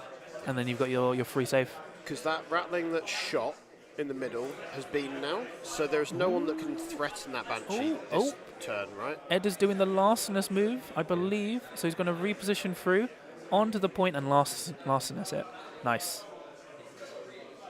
So But then- now the striking scorpion's just going to kill him in return, and then, as I said, flip that up to 1.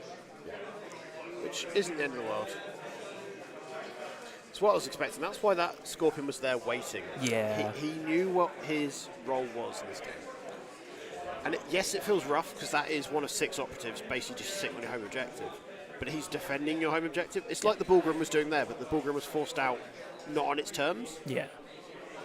So it's like, I understand what Ed was doing, but the issue is, it's kind of Too late. it's not a great swing. And is there a window or a hatch there? There's a window, yeah. Yeah. So, but the striking scorpion can just door fight anyway. So, And he can see him because he's tall. yeah. So he can either fight through the window, or what he's doing when he's moving up to the door, reposition up to the door, and fighting, which basically automatically knocks down that Rattling to 4 wounds, and then a single strike will kill. Yeah. So unless he rolls really bad, have they got a way of guaranteeing that through the dice roll? Well, he'll have he won't have ceaseless in melee because he's no longer ready. Yeah. Oh yeah, he only gets ceaseless against activated operatives for shooting. Yeah. So it's ready operatives.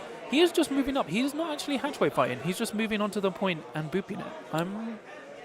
I would not do that with the Scorpion. I'd move up to the door, hatchway fight and kill that Rattling, and then boop the And point. then boop it. Yep. Maybe he's just trying to keep it close. Maybe he forgot he can door fight. A lot of people seem to forget that.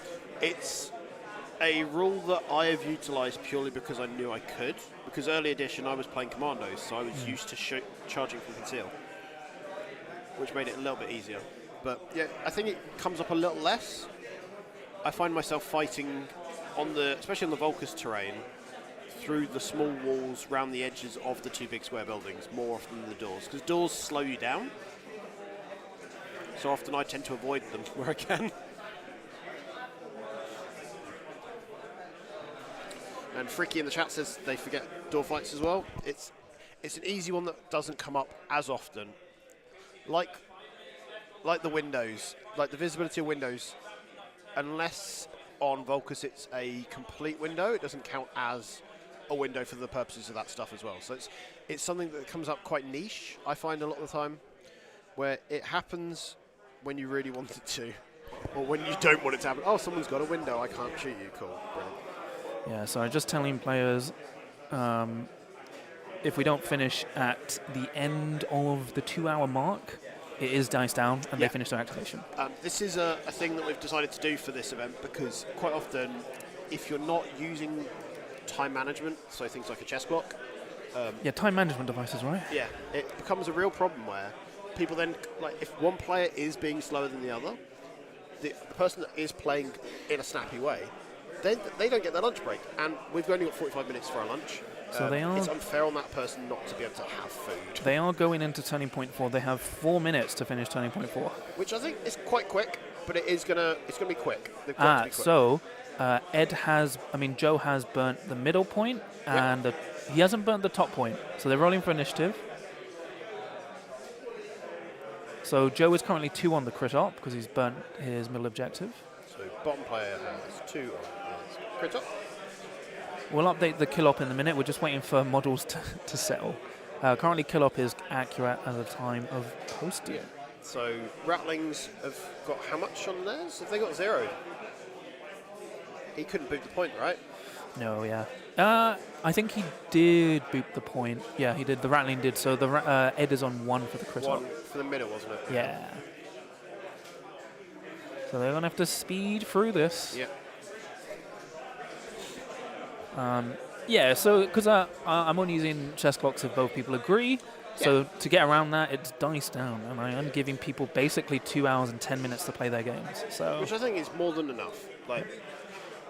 And as I said earlier on, if you're going to an event, play your team at least a few times into a couple of the different matchups. There's nothing worse than going to an event and you play 3 practice games into the same team, because you will not have a good understanding of... Okay, Die Avengers are going in hot. He's charging the Rattling on the point, killing him. Yeah. And now I believe he's going to do a plant beacon. Yeah. That has to be the reason why he charged out. Yeah.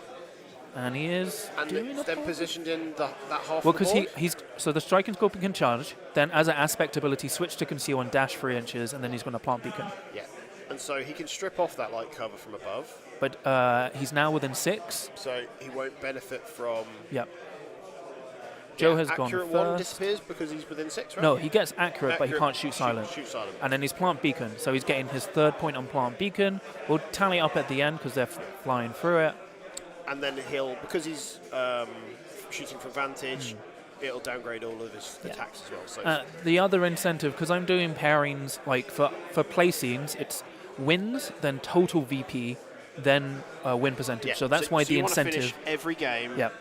And get every point you can, because although you know you're going to lose, if you can score a few more on attack op, that could change your position in the final rankings, which is pretty nice. Yeah, so it's like you are incentivized not to dice down because you want to finish your games to get the maximum VP for placements, because there's going to be at least 2 to 3 undefeated players. Realistically, we want all 11 games to finish with a conclusion at the end of turning point 4, because the game is not designed for you to go, right, turning point 3, we're ending. Because especially this mission, like, if your opponent has set up so that they score in turning point 4 the maximum, and then you don't give them that ability to do that, that's really, really not.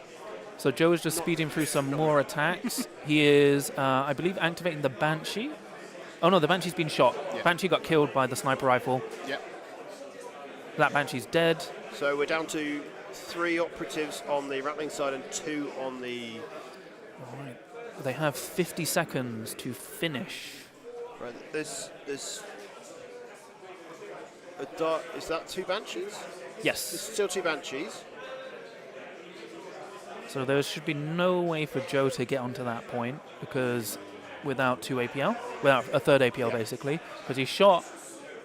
Oh, he is just moving onto the point. Okay, so his shot moved on to the point, contesting it. Okay, so I don't think that matters. no. But Joe now has 30 seconds left. 20 seconds left to finish his activation. These guys technically do get a couple of extra minutes because they started their game. Oh, slightly yes. After. We can't forget that. Like, because the We'll give stream them a few guy- more minutes, the but stream everyone guys else... basically came over after Yeah. everyone else started playing. So. Yeah. Yeah, so I hope you guys have enjoyed this round so far. Let us know in the comments, like in the chat, what you'd like to see as the next pairings. Like, if you go and look on BCP, it gives the run through of all the different teams, and we will be 11:45. So what we're doing here is we're actually playing through 2 rounds before we have our lunch break. So they get a 15-minute break now, sort of comfort break, get themselves a juice. We will leave the stream going. We'll put it on the holding screen because there's no point us stopping the stream. We may as well just keep it going. Yeah, I've given them 5 extra minutes because they did start 5 minutes later than everyone else, but they've almost flowed through the game, so... It's just them just making sure they dot the I's and cross the T's because it's basically that right now. Like, we know the result. It should be going to Blazercane, but it's just of what score they achieve here, which, like, you never know. The Rattling player, Ed, may just throw in a few different kind of tricksy moves right here and just try to blunt some of that score, but I don't think it's going to matter. Like, realistically, he's probably going to kill... it looks like he's going to try to kill that. The thing is, he's not got the time or the movement to... That Rattling gets into that corner. Why is he moving him there? I think he's going for gather surveillance. Surveillance, because he's just staring at that striking scorpion, right? Yep.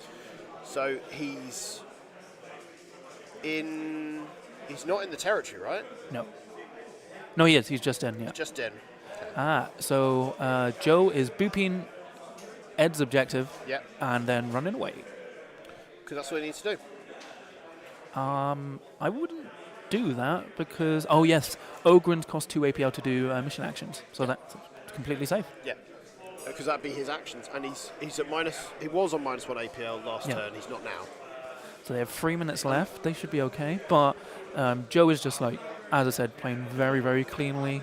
Really nice. Ed has done some nice reactive moves, but he's just being punished a bit for his aggression. Yeah. Like you were saying early on, when he was being very aggressive and very bold, turning point 1, if he tried to do that in turning point 2 when he had a better idea of the game state, I suppose would have been a better shout. But so he booped the point, charged the Rattling, and is fighting. The Rattling now only hits on crits because he's at 3 attacks, hitting on 5s, going to 6s now because of the Banshee effect.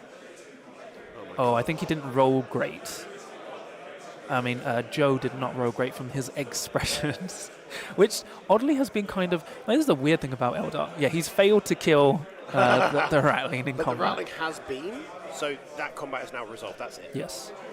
That was more of a get more kill. Oh, no, he did kill the Rattling. Oh, he rolled a crit. Yeah, there we go.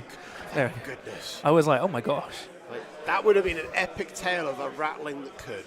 Yeah, I was just like, technically, if he rolled no crits and the Rattling rolled a crit, the Rattling could have parried him out and lived. Yeah.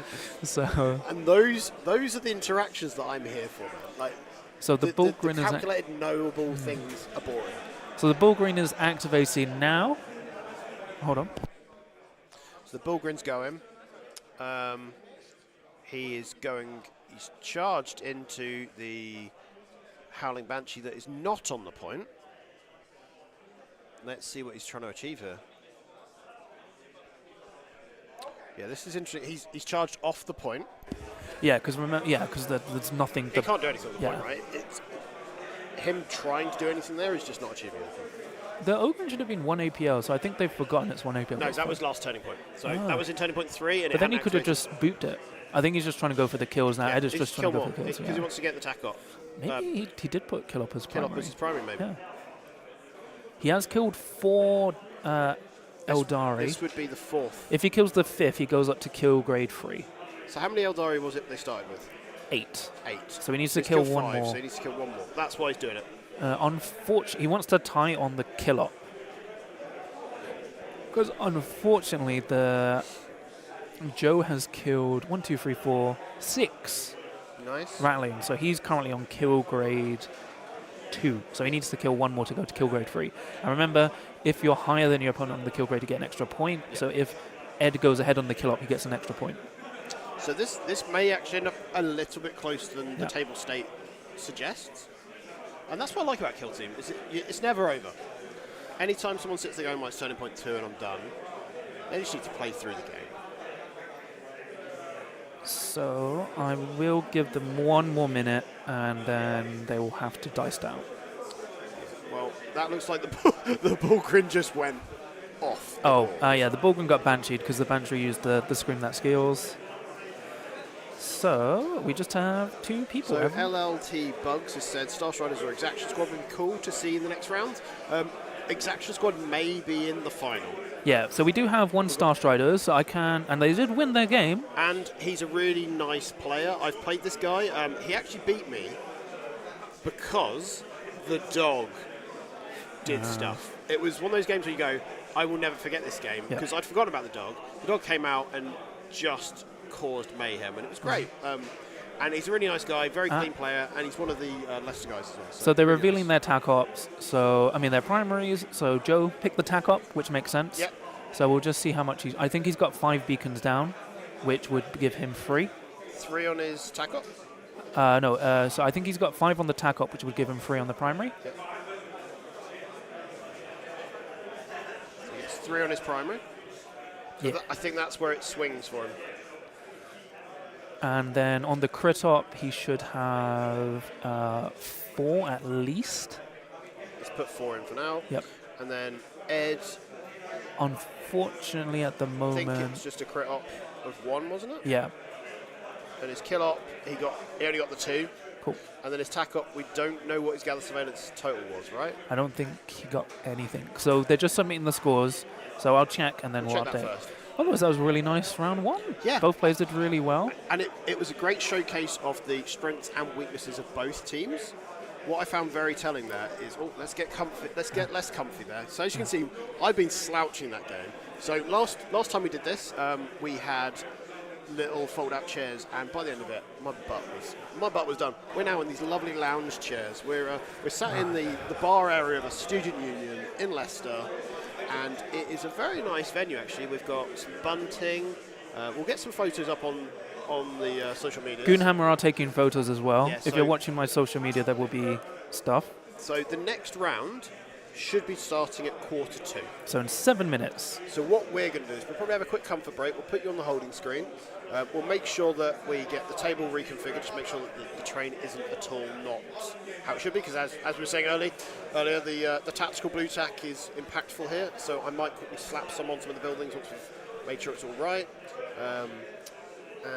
Yeah. Cool. So we'll see you guys in see you about guys in 10 minutes, probably. About probably. 10 minutes, yeah. We'll probably start at 10:02. Yeah. We'll restart the stream then. We'll keep it on, but we'll We'll start be, going live then. yeah, so Just it'll give them still be time to- online. So just we're in the Get holding yourself screen. a cup of tea, get yourself a biscuit, get Dunkin', and let us know in the chat what you're working on whilst you're watching. Cool.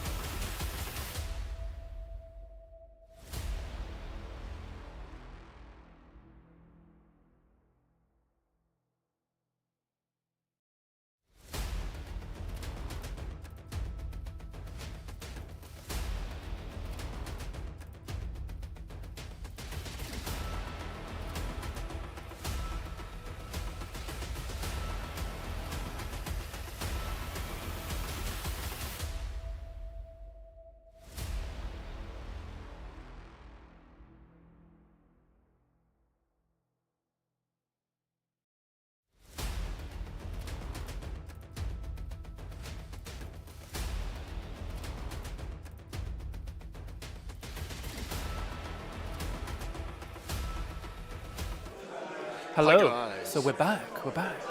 So just to answer a question quickly, so Paul says, chess clocks are really good if it's possible for everyone to use them. Dice down is a bit of a feels bad and open the game in the system. So because pairing placements are done off of wins and total VP, you are incentivized to finish your games, otherwise you're going to be placed lower. But also people can use chess clocks if both players agree. Yeah. Just because I wanted this to be a bit more laid back.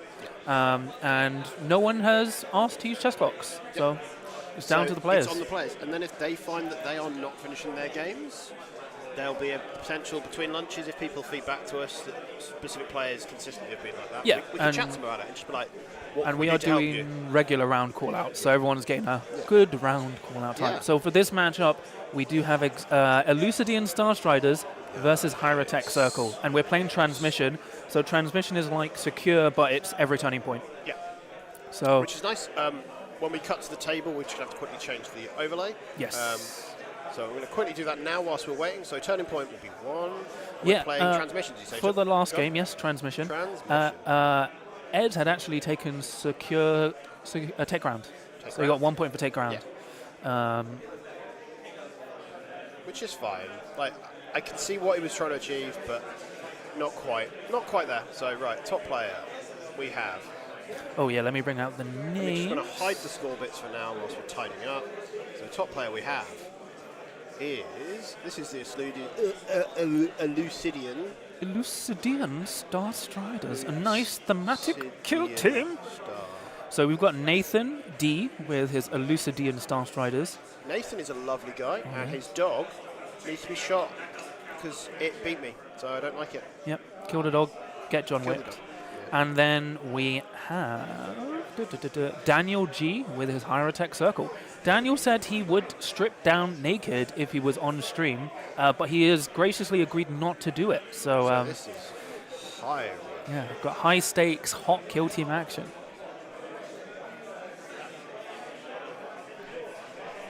Hyrotech. What's the second name for Hyrotech? I'm blanking it. I don't know why. It's a team I play. Hyrotech Circle. Circle. Why do I not think it's like... A circle, hello. Scrivo. Anyway, so we're just resetting the scores. So players are setting up. They're just talking through their teams, explaining everyone. Yeah.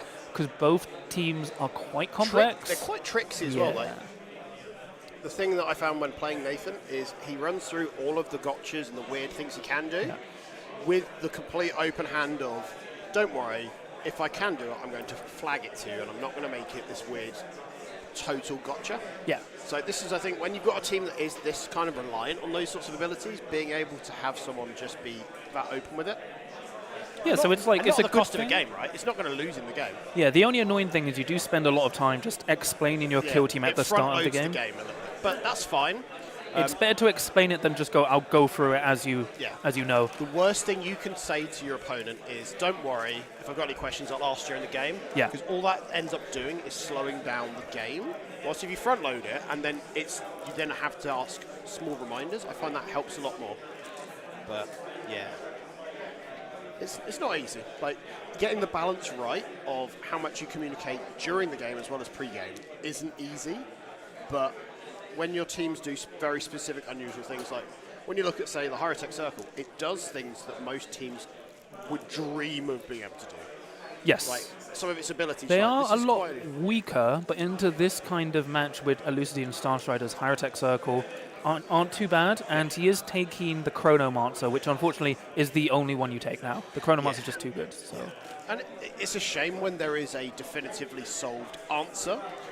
All that tells me, though, is after the last balance day slate gave them a toning down and a clarification on a few bits, it means that next time they might nudge the other ones up, because the goal often is to have it so that everything is a playable option. Like, sure, there is a definitive bias where you take, say, Intercessor Sergeant or an Assault Intercessor Sergeant over the Captain in Angels of Death, but you still have it in your roster just in case. And it's pretty self-explanatory. Yeah.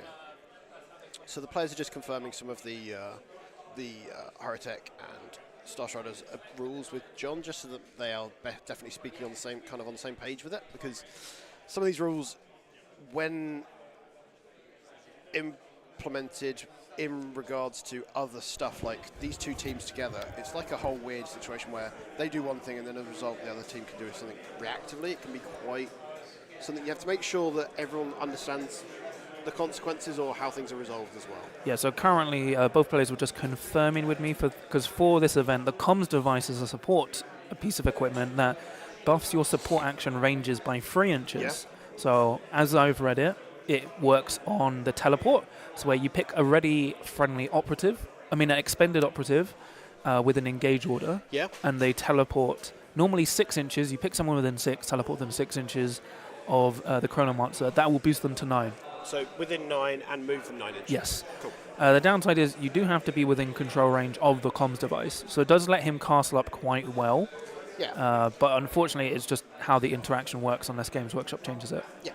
But at least we have an answer. Sometimes when it becomes down to interpretation based on how we as TOs judge it, Yeah. can feel bad, because sometimes people go, well, I don't agree with that logic. And it's like, well, my logic is my logic, and I'm in charge. I do not agree with how it works, but that's how it works. It makes the most sense, rules as written. So yeah, unfortunately, it works both ways. It's just how they've So done basically, what you're saying, John, is for all of our rules interactions, we are raw dogging it. Yeah.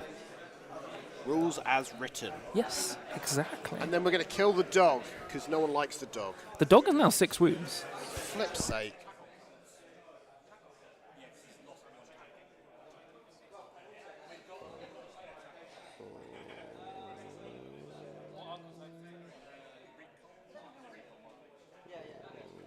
There you go. A set of recon cards are being given to the player, because as is the way when you have everything as physical media, unfortunately they do tend to...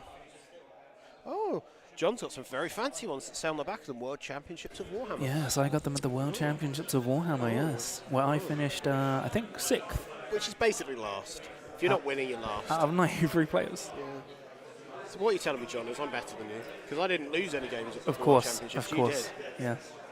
That's infallible logic. I was the best Welsh player at the event, and there were 4 or 5 When of did us. you last go to Wales, John?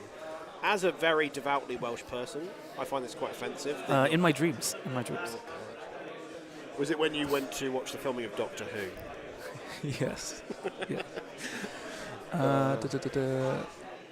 Nice, not the dog. Don't worry, that dog's gonna die. It is 6 wounds, so it's 4 attacks, hitting on freeze, 3/4 rending. It can force you to fight it. It's very cute. I love the way it has that kind of, oh, I'm now tagging you. This is a real problem. But I'm pretty sure Daniel has taken Tesla Weave, so the first time someone charges every turning point, when someone charges every turning point once per turning point, they take D3 plus 1 damage, which does get around the Elucidity and Star Strider's damage negation.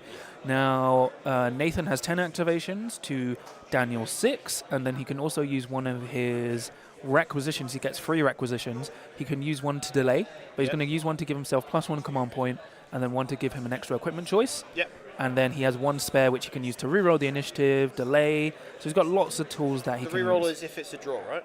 Yes. No, you can reroll the initiative stop. anyway. Yeah. So if you let's say your opponent rolls a 2, you roll a 1, you might as well just reroll that. Yeah. So now they're just still sort of setting up and talking through stuff. They do have more time, so if you hear me calling out time call-outs, they have 10 minutes compared to everyone else. Yes, which does eat into their lunch, but we're going to make sure that they get enough time for their lunch as well, because this is, to us, it's all about making sure that they actually do get the time they need in between rounds, because to me, if you don't do something like a hard dice down or chess clocks, and then a player is then struggling to actually get the break, because sometimes you need to just reset yourself. And Paul, in answer to your question, which crypt deck he's running the Chrono. It's unfortunately the best crypt deck now, because it was the first I painted. If the Technomancer could still heal 3d3 instead of 2d3, it would have been more viable. The Psychomancer is quite bad and not really useful into this matchup, but it's very interesting because basically, because Nathan out activates Dan with his Elucidity and Star Striders and Transmission, lovely poker chips, he can always last activation transmit the middle objective, and just because he can always spend a CP to give a Voidsman plus 1 APL, so he can just run to the point, boop it. And he can bomb? Yes. So if he moves without using the ploy that gives him plus 1 movement. So by the looks of it, he's got 2. So the Necron player's got. It looks like 2 Immortals with. Teslas. They're not Tesla models. I think he's running. But use them as- You just should so we use them know. as Teslas because the issue is you want Teslas because of the splash damage, so it's devastating damage, and you don't really. It's because it's more because you get 5 dice versus 4, even though it's 4 dice with piercing 1. So his Disprotect's got the same as well, I'm imagining. The Despo Tech is going with the stun blast. Yeah. So it's Okay. 5 attacks hitting on freeze, 3 damage, blast 2, stun. And one death mark. Yes. The Death Mark will probably go on guard all the time. But the interesting thing, in an actual shootout, Star Strider should win that because they've got their assets. Alicia Vane has Seek on her pistols. Yes. Still has Seek. It caught me out. Yeah. I'm not going to lie. And the Assassin is going to be very killy. It's good. It does die to It's a lot worse now, but it's still good. It lost its You have key to rule. respect it. You have to respect You respect it now. It's no longer as disruptive as it used to be. But I do know that Nathan has taken plant beacons because I'm missing plant beacons from the tac ops I let him burrow. And I would expect Daniel to go plant beacons as well. Yeah. So the 2 little Necron Gribblies, they can't do mission actions, can They can. They can. They Cool. can. They just They're have one super that can. cover. Cool. Yeah. So they've got super conceal. Yeah, so it's basically super cover now, so you Yeah. can't negate their conceal order unless you're within 2 inches. Yeah. I feel like that's a better solution than super conceal. It's the same, it's just reworded. It's worded in a slightly more constructive manner that means you just know how to mitigate it. Whilst often it's like they always have cover. It's like it basically says you can't target me. Is how a lot of people end up reading it, which wasn't entirely true. Because if you're 2 inches away, you just blap people in the face. That's how I kill Votan. Chris is asking, will this be uploaded after? This will be available to watch for free after. I'll put timestamps probably on the Sunday or Monday after this, so then you can see where all the rounds are. And if John really wants, we can split them off and do thumbnails from each separately as games. Yeah. It's not the end of the world. Yeah. It's a little bit of work, but I'm sure he doesn't mind doing more. I'll design some thumbs for him. Yeah, thumbs. Oh, that's it. If you want, Scrivo does some great artwork. He's designed all my logos and designs and everything and layouts. If you want to use him, you can find him on Ko-Fi. Yeah, on Coffee. Coffee. Yeah. So I'll put that in the chat in a sec for you. Yeah. Thank you. Yeah. So I do a lot of portrait art for people. So all of the pictures of John as a Black Templar. Yeah. Did that for last edition. Doesn't feel quite as relevant because I haven't seen you take them. Well, I'm actually thinking about More of an switching to Black Templars. You're more of an Alpha Legion guy these days. Well, I'm thinking about going Angels of Death. Angels of Death, because they're very good into the current Blood and Zeal teams. I enjoy how they play generally as well, that they seem to always have at least an answer to a problem to some extent. Yeah, and I think with the buff to their Stalker bolt rifles, now they're effectively always piercing 1. I am very tempted to play them because I am repping Black Templars. I have the Black Templar team. I just have to finish painting them. I'm thinking of some conversions for the captain. Yeah. But it's just kind of like I would prefer to play Eldari teams. Games Workshop just does not want me to play Eldari teams. But so for captains, you've got the choice of quite a lot of their cool models. Like there's, is it the I might Castellan? convert. So I already converted the Castellan to Enlevers. So I might use the Emperor's Champion as to give him a Power Fist and Plasma Or Pistol. you could just really go for it and go Helbrecht. He's too big. No, if you don't put his sword polisher, No, yeah, he but does fit. I want Helbrecht to be himself. I'll be like, Helbrecht's mine. Fair enough. Yeah. Fair enough. Yeah, But so I've done the same. I've made my Angels of Death kill team out of Crusaders because as a box, that gives you the choice of both types of intercessors, which I think is a really good starting point. And they're in robes, which all Dark Angels should be. Exactly. So for equipment, Nathan selected 2 light barricades. He's put one on the left-hand side and one on the right-hand side to the edge of his And objective. the terrain to has move down. started to move. Don't worry, it's fine, it's fine. The only issue is he doesn't have any super cover, right? So I actually don't think that's worth it. Yep. With the way I would have put that light barricade on the right-hand side is you put it in the bottom of that objective. So if Gives you a toe on. No, so if Daniel wanted to contest it, he'd have to move around the barricade. Because remember, his team The is opposite, movement yeah, 5. Yeah. So he actually would have to reposition around to get on. Or teleport onto it. Yeah, so Daniel has taken comms device, magnification conduit. So from a ready, from an engaged, activated operative, expended operative, he can fire his Cryptech or Apprentech through them once per turning point and gain ceaseless. So just waiting to see what other equipment he takes. Actually don't really need light barricades at the moment. Yeah, I find quite often it almost becomes a bad habit from the last edition where you go, okay, I want 2 barricades because you're used to having them. Yeah. Not necessarily that you need them. And I found even just like using the heavy barricades, especially with how now you can drop them and the razor wire. Like it's amazing how often they actually come up as being useful on an open board that I didn't quite respect early into the edition.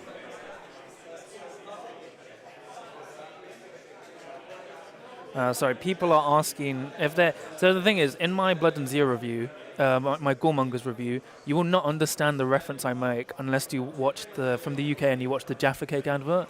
Earthmoon. Huh? Earthmoon. Yeah, so you know the Gore tanks, they're either full, half full, or empty. So I said Total eclipse. Yeah, so they're either full moon, half moon, total eclipse. It's the only way I could cope with that review. And now I want Jaffa Cakes, John. Other biscuit/cake tax avoidance naming conventions are available, though. Yes. Yeah. I was just like, it's the only way I could cope. So, if they're playing this mission correctly, we should have a similar sort of situation where we have turning point 1 is all about positioning, all about setting up the staging ready, not overcommitting because, as we saw, it can really punish. I think the Star Striders could afford to throw a few more bodies forward. Kind of, but you don't want to. You don't want to, right? They don't have an axe. They it don't needs to be worth it, right? Yeah, they don't have access to super cover, so it's not really worth moving up. Like last activation to steal points and stuff, it's great and score tac ops, but overall, it's not like the best thing you should do. Based on my experiences of playing against Nathan, I feel he's quite a technical player, but also quite cagey. So I can see him very much setting himself up, not overcommitting stuff, and he does look at kind of what he can do as a response to what you've done. Yeah. So I would not be surprised if we find things like the dog is in a sneaky position in a ruin, waiting to come and take advantage of the fact that you've got someone to activate that wants to charge, and he just throws the dog in there. Well, because technically both teams have no reason to push up except for the mid. The only problem Nathan will have is with plant beacons, but as I said, he can do that as his last activation. Yep. He does have to watch out for the death mark on conceal on guard, but that will cost Daniel a CP every turn he does it. And that you quickly run out of CP in this game, I found. Yes. Well, whilst the Star Striders have a way of gaining it, because they've got it through their requisition, right? Yes. So it's like, it's just like kind of wild. But the thing is, like, both players have no need to push up apart from Plant Beacon. So we might have a very standoffish game, because the issue is if both overcommit, then it's kind of... I think the pivotal points will be the turning point 2 and turning point 3 priorities based on where the game state is at that point. Like, if one of them needs to push turning point 2, if they get the prio and there's an in, otherwise it'll be a turning point 3 and we'll be sitting there going, right, whoever's winning this prio might get the jump on it. But even then, it depends on how many assets they've each got. Like, the way this game could play is they could just literally sit back and both of them just not do much to engage with each other. And then just tip it over at the edge. Like in turning point 4, if they both stayed really far back, just not really engaged, lost a couple of assets each, one of them could just be fighting for control of the middle at the end, and that it could be that one point that tips it, and then that's it. Like, if I was them, I probably wouldn't pick Kill Op as my primary, because I don't feel like it's going to be as bloody a game as... No, they both go tac ops. It's going to be a very standoffish game. That's like... Which is, like, some people may find that boring, but it's quite interesting at this level, I would say. It's how the game should play, because if you just go guns blazing running in, especially into something that's got a lot of resources, a lot of tricks, and access to just being able to use their CP quite frivolously, like the Star Striders can, it's a situation where you go, oh, okay, I've committed, done that, I've killed one thing, I now traded down, and that's not what you want. You want to be trading up in any engagement in this game, because it can quickly, you look at it and go, okay, my assets, I've got less assets now, he's done that, he now can capitalise on that, and where you think you're getting it in, you're just giving them an in, and it's not the one. It's not the one. Yeah. So the two players are having a bit of a laugh. Yeah, it should be nice. They're nice. So nice players. Daniel's from Cambridge Kill Team. Ah. So there's what does the B stand for? Cambridge, CB. Ah. So a lot of the merchandise for all these Kill Team teams and groups and clubs have all got skulls. They've all got Kill Team in the name. It just shows that is their game, and it's big commitment, but I really enjoy the fact that they are very adamantly kill team players. And that says something good about the quality of the game itself. Sure, we're going to maybe see some strong teams being released on pre-order this weekend, but it's only time. Time is a healer, as they say. Yeah, maybe. So both players have finished deploying, so they're just moving. They're starting into turning point 1 now. I'll just go through round 2 to talk about some interesting matchups we have. Go for it, John. Tell me more. Going Tell down, me more. we have Ryan with his Exaction Squad, Ryan Slater from Turning Point Tactics versus Matt Underwood with his Legionary. So that'll be an interesting match because Exaction's still kind of struggling to elites. And Legionary have morphed from this rushdown team into I shoot, get within 6 inches and shoot. You have Ceaseless/Relentless. Then we also have, let's go down, Tiago, first tournament with his Halfkin Salvages versus Dan with his Corsair Void Guard. So Dan, the world champion. That's actually a really interesting match because Halfkin out-activate Corsairs and it is on a transmission. I wouldn't underestimate the Halfkin. And then we have Mikhail with his Exaction Squad versus Harrison Law in this Hyrotech Circle. So that was a horrible matchup for Exaction last edition. This one, it should be okay. So Paul says Dan can maybe afford to teleport 1 operative forward each turn if it turns into a cagey game, but Star Spiders have strict to... Yeah. So the issue is he can teleport, but there's nothing... But then Nathan can punish by repositioning, getting within 2 inches, and then lancing that Necron to death. And he knows that's the thing. Yeah. Like, from how I saw the way Nathan was playing previously, he's got the opportunity to be quite reactive, and that teleport is a very big signposted thing. Yeah, the only thing he's put a Lucia Vane on the right-hand side quite far. I would have put on the left-hand side because then she could have staged up and threatened more. But obviously I would assume Nathan's playing more for committing Vane, turning point 2 and 3 instead of turning point 1. He's going to be defending his side and then pushing into the middle if he requires to. Yeah. Whilst I think you're right about our left-hand side for him, so he's top right. But that's very much... From there, he's not on a point. He's not achieving anything by being in the staging position he is, other than pushing onto Daniel's home objective, which I don't think he wants to push early doors, because all he'd be doing is committing himself, like you said about the guard for the Death Mark. If Daniel's positioned it in such a way that as a defensive kind of counter-strike there, you're then in trouble that thing hurts. Yes, and it's like... It's just really interesting. I'm like... Because the other thing Dan has to watch out for is Nathan spending the CP to group activate the Void Master and a Voidsman. So the Void Master will probably go to 3 APL. Yep.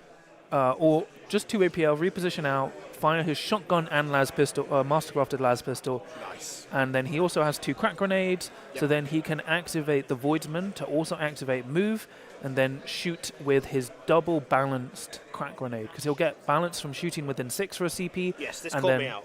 Yeah, and then a reroll from being within 4 of the Void Master. So the thing about Star Striders, they have a lot of overlapping bubbles, which are now mostly just a 4-inch range.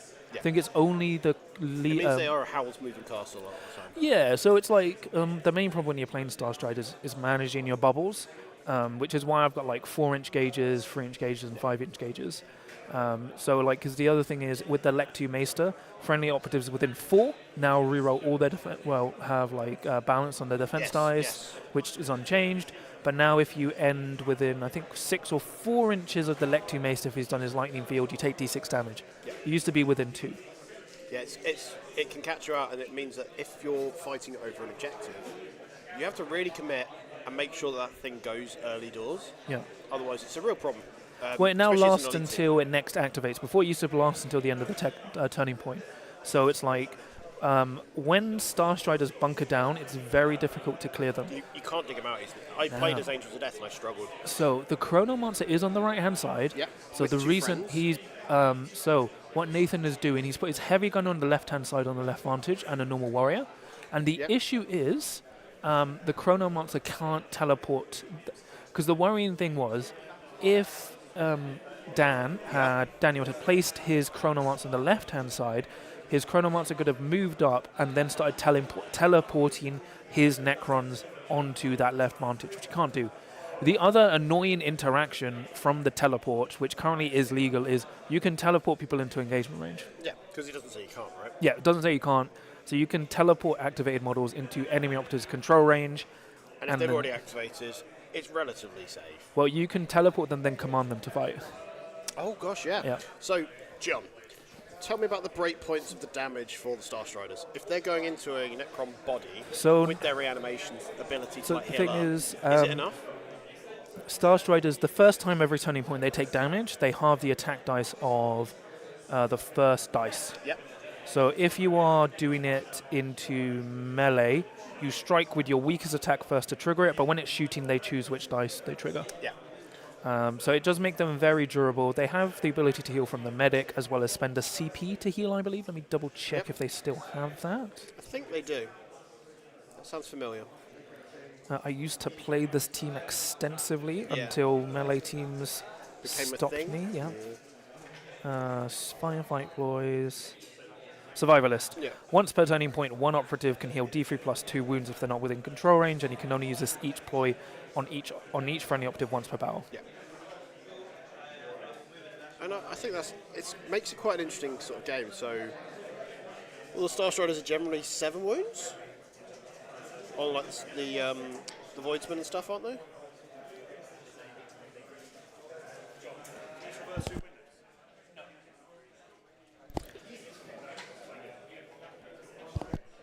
Again, lots of questions.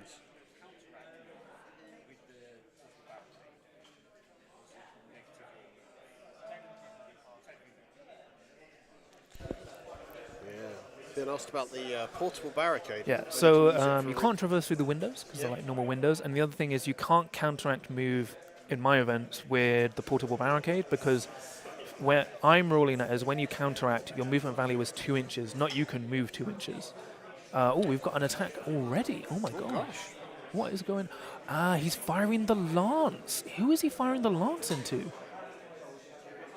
I don't know how he's got a shot. Oh, and Dan has put the comms device on the middle objective. Yeah.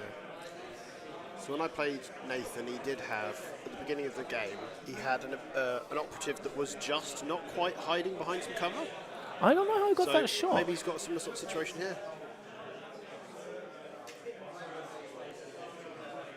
Interesting. Do you want me to find out?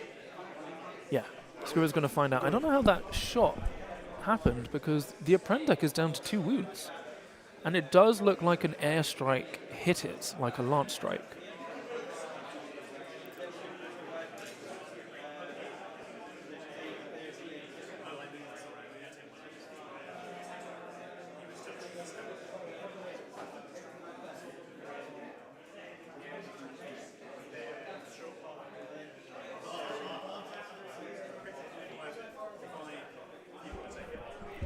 You might want to go and chat with the guys. Oh, why?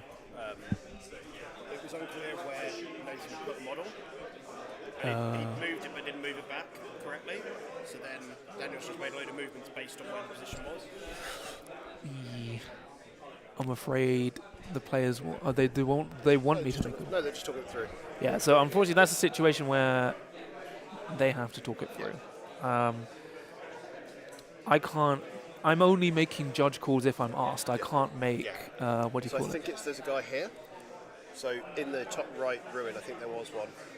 And that guy originally, that's if you look at the very top right, that's furthest back, originally Nathan had put him against the wall, but then somehow at some point he's moved it without realising what he's doing. And then all the decisions were based on him being in the open. So they're now just kind of trying to figure out the best process for that. So he's now moving things around, like he's trying to get the angle there because it's a very tight angle. Yeah, so it looks like no matter what, that guy's going to be obscured. In cover and obscured. Yeah. But theoretically, I think Nathan's goal was for him not to be a valid target, to even be visible, but I think he's fudged that one up. Yeah, so it depends on how the players manage it. But as I said, we're just commentating. Oh, yeah. 100%. I'm only making, unless I'm asked to, as the head judge, I will make rulings when asked, which is what I've been doing. But generally, when it comes to streaming, so Paul's just spotted. He'd moved him to put the base steppers. Okay. And then didn't put back. So. Yeah. easy mistake to make, but at the same time, not ideal. But yeah, so unfortunately, the Apprentice has taken a lance to the face and is down to 2 wounds. Yeah, that's not ideal, right? You need that guy. Well, you actually wanted the kill from that. And the fact it's down to 2 wounds means... He can grow it back, right? Yeah, so he'll D3 +1 next ready step. Yeah. So I think Nathan went for... Well, I was completely wrong about this being like a cautious game. They're just going at it. I feel like we've got people that they're hungry for lunch and they're hungry for violence. Yeah, it's just like what you love to see. Everyone like shattering my expectations. So once again, Caster is wrong. Oh, hold on. John's been called over, so.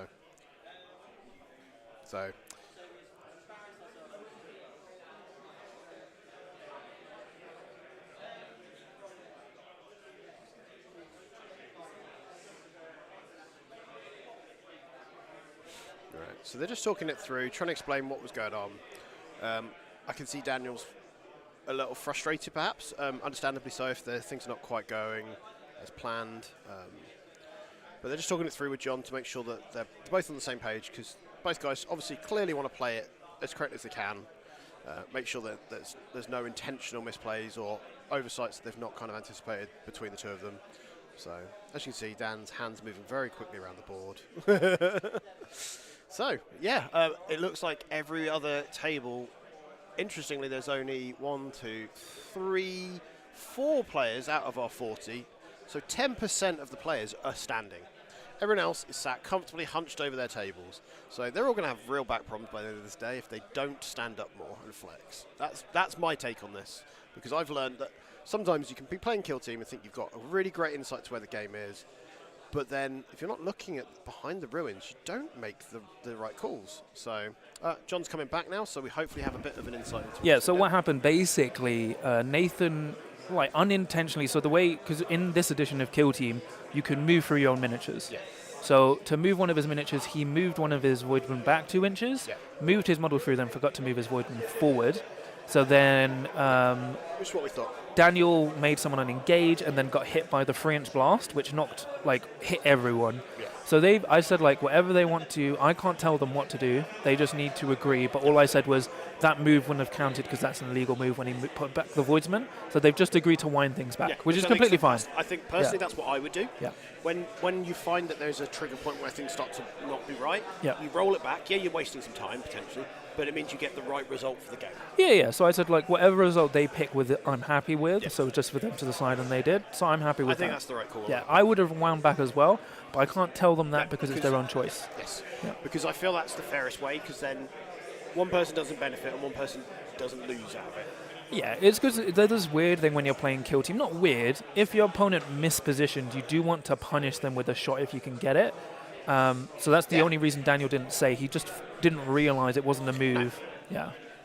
And that's easily done. Like in the pressure of trying to get through the game, get moving and get through the first turning point, because it is often a slog, because it's a lot of thinking what you're doing, trying to think what they're going to be trying to do, and then more importantly what they're doing next turning point as well. And that it's not reliant on whether you get prior or not, because I know I'm putting a lot of weight into that in this conversation we're having today, but to me sometimes I find people play for the prio.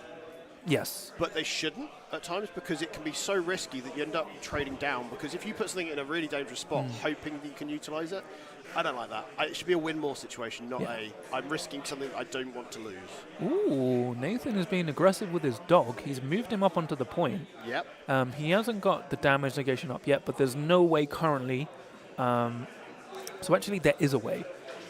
So if Daniel activates a warrior, moves them within 6 up, then moves his crit tech up 6 inches, then he can teleport the expended operative within 2 of the dog and make him shoot. Yeah. Well, shoot through the operative, but the operative has to be on engage. Yes. So there's again, this highlights why if one thing goes wrong, like misplays, it can really affect a higher tech player's turn, because they have to do so many things in correct sequences. If they don't, the whole thing doesn't work. Yeah, so both teams are quite hard to play, and that's the tricky thing. Because why I didn't bring my Hyrotech out this edition so far, because I just went, I just can't. So let me just bring up the teleport. But what I have enjoyed is a lot of players, like I'm seeing people here that I've seen at other events, they are essentially playing the same team they've been playing most of the edition. Yeah. And that's kind of cool. But so you can select any expended operative, but to shoot through them, they have to be on engage. So you have to have be a someone valid. Like, yeah. But the issue is if he does that, he's going to get lanced. So it's not really worth it. No. So But he's got that choice, and it's the threat of that perhaps could help as well, right? yeah. So he has enough ways to punish, but it looks like Daniel's going to play quite aggressively and try and shut down the mid by just flooding Which with. is what you need to. Yeah, so if he puts enough Necrons there, remember all his Immortals count as free APL, Yep. so and his Cryptek is free APL, so they can easily control the point. It makes it harder for Nathan last activation to spend a CP to go to free APL and steal the point. And I think that's what we're going to see here is Daniel's just going to do that, and it won't matter too much because he's just going to throw the bodies there. If they're not clean shots, he can survive quite a lot of the shooting that the Star Striders can actually throw out. Yes. And if he is going to try to kill one of the Necrons, he's going to have to use a couple of operatives just to do it. Yeah. And then by being in the situation where they can be shooting at him, they also can be shot themselves. So I'm not sure that's going to be a good trade for Nathan, perhaps. Yeah, so it's just going to be interesting. This game evolved from like Alpha Strike City now to like once again a slow and steady game. Yeah. Let me just give a round turn up. It's going to just definitely be those sorts of games we're going to get where it starts off very cagey, especially I think it's the missions as well, right? These missions are ones where you just want to play the game of like goading each other into making a mistake. So I'm curious to see who's going to tap a point first and where. Yes. Because I don't think either of them are going to stretch to each other's home one in turn 2 necessarily with how they've currently set themselves up. I think obviously the Necron player can just boop over there if he wants to, but it's a big ask.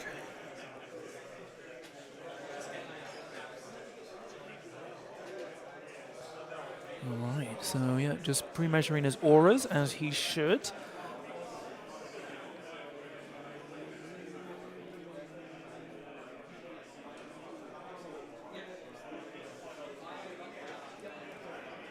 Okay. So the only issue, because Daniel's Necrons are 5-inch move, it's actually quite difficult for them to stage up. And that's partly why I put that heavy barricade in the drop zone 2 inches forward instead of 3 inches forward. So especially if you're a slower team, it's safer to deploy, but harder to reposition up. Which I think is a very good thing to give people. But Yes. it's also a trap at times, I think. Like we were saying about this before, like if you deploy, if you're Nathan, the top left ruin, you can deploy on the line and be relatively like safe. Yes. Because there isn't a way, especially where you've got the heavy wall put to the side of it. It makes basically a little magic box where you can't be shot at. And it's actually, I think, the more defensible side of this map. Like, I don't mind the bottom deployment, but it feels a little bit more open. Yeah. So I think I'm guessing Nathan picked that side. Oh, I can feel a gust of fresh air. It's Ooh. amazing. Oh. Oh, yeah. Oh, yeah. I will say the standard of Kill Team players' hygiene is great. It's not like 40k at all, but fresh air is always appreciated. Yeah. What I do find is, although it does attract a slightly more casual, kind of more relaxed hobbyist, they do seem to all be quite well put together people. Yeah. Like, and I mean that in the nicest possible way. I'm not saying that 40k players aren't, but like anything, right? It's numbers. Yeah. Like the bigger the group, the bigger the percentage seems. Because it's So more of them. Daniel is placing his nano mine, because it just has to be visible. He's placing his nano mine back behind Nathan's right objective. So Which it does is mean perfect. That just slows his castle right down. yeah. So it only affects it while you're within the nano mine Yep. aura, but it's basically it's covering start the or objective. ending your move, Yeah, basically. and he's placed it on a model that's activated. So if that model then tries to move next turning point, it's 4 inches instead of 6. Because every move is technically done in inch increments, correct? Yes. So it just keeps going and slows you down until you break out of that aura. Sorry, the Apprentech did it and then moved up. So the Apprentech has moved up safely. So he's behind the heavy pillar Yes. because he's the guy almost dead center. Yeah. That's the staging I was expecting him to be doing. So Yeah, because remember, I mean, I wouldn't have moved up the dog, because if the dog charges, it takes D3 plus 1 damage, and then the Hyrotech will be accurate too. yeah, I think he's done that to try to bait as much as anything. That's just to try to make Daniel with his Necrons to move forward where he shouldn't. Yeah.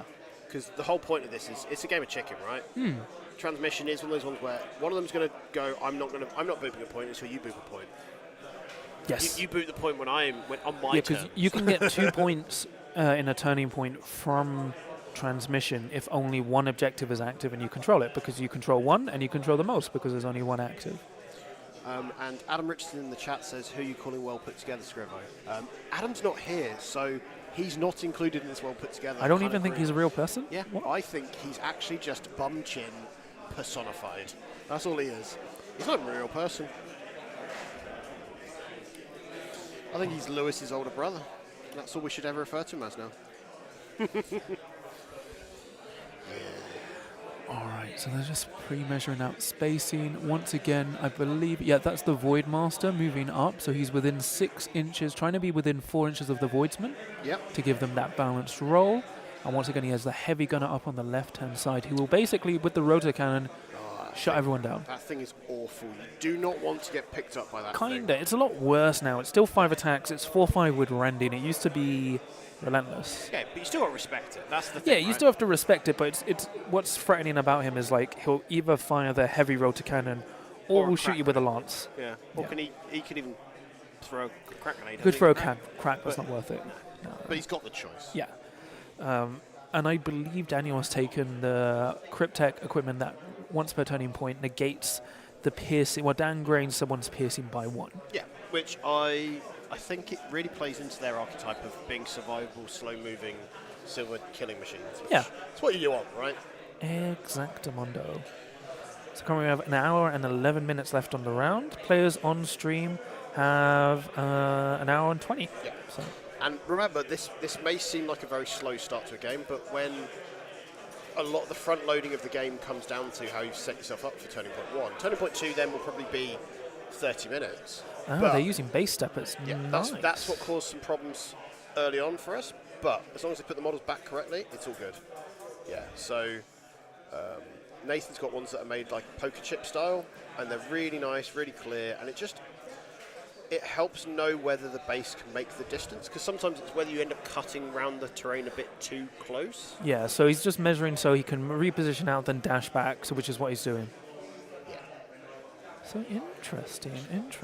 And this is the thing I think a lot of people miss with dashes, especially when they're starting out in the game, is it doesn't just have to be a straight 3-inch line. Yeah. It's in increments, and I think that's the thing that has really helped me level up my movement. And the game is, probably half of it is just movement, realistically. Yes, it's like, which base steppers are helpful. A lot of people don't like base steppers, They but I can think they're slow great. people down is my concern sometimes, when it's just that they're being very fiddly with it, but you get them where they're snaked together, like the 3D printed ones, that could be really useful because it's just, you can slap it down and just be quite quick with it. Yes. But just 1-inch sticks, just having some 1-inch gauges, 3-inch gauges, it just gives you a starting point. So the def mark has moved up onto the left the left vantage point, sorry. I don't think, there's no point spending CP to go on guard, because turning point 1, you have to respect your opponent. Your opponent's not just going to like mess it up. So the only thing he does have to be aware of, technically, I think he's safe via cover lines, but from the top right vantage point, Nathan might be able to get a targeting line to shoot the Hyrotech circle, def mark. Yes. So once again, just pre-measuring all their ranges, because the interesting thing about the nanomine, your movement only is affected when you start and you're moving it. Yeah. So you can move through at no penalty. So what you can do is dash, then reposition through and still have his full movement. So there's some counterplay. There's a lot more counterplay now to the nanomine. But Lucia Vane is just spacing up, and the assassin. Because the main problem for Daniel is when the assassin starts charging in. Because it can strike twice before. It can't. It can always block It's blocked first. I know it's got a front-loaded thing when it's not necessarily the aggressor, which is always something you have to be aware of, because if you charge something like that, it can be a real pain in the backside. I just remember it being something that just was like, oh gosh, I don't like this. So she used to be able to double parry. Let me just. Yeah, that's probably where my brain's going with it. It's like it's close. I believe they changed it so only if it's retaliating.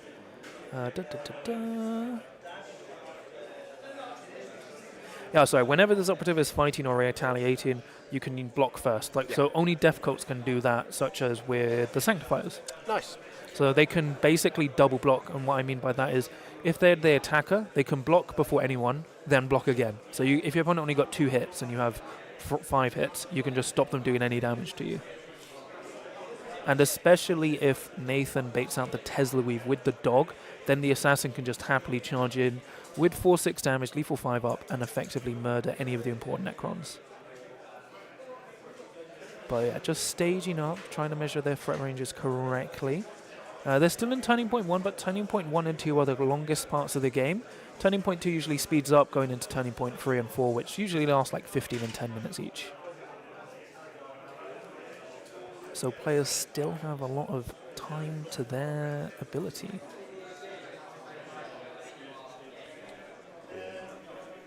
Yeah, this is exactly the sort of game I was expecting to see, where there's a lot of pre-measuring, front-loading of the game, making sure that everything's as accurate as it can be. But that's why I wanted to show this matchup, because it shows both players are very good and they're measuring their ranges correctly. I think Avoidsman is going out. That's a very aggressive play. Behind the light cover barricade on his objective. Because, I mean, technically, if Daniel tried to punish it, because he's not 3 APL, an Immortal could move up, shoot him, but then Nathan's operative would be able to auto-retain a crit save and usually live with the damage negation. And his other Immortal on the right-hand side doesn't have the movement to reposition and shoot, so it'd have to reposition dash shoot.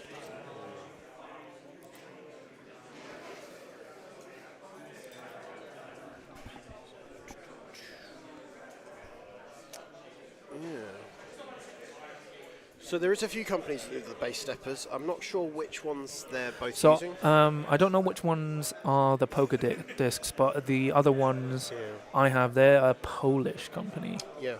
And I can't remember the name off the top of my head. We'll find out. We'll find out. So I believe they're just rolling initiative for Turning Point 2.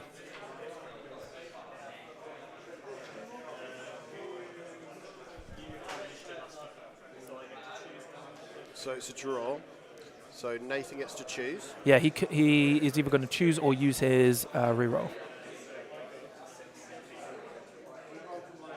So into Turning Point 2.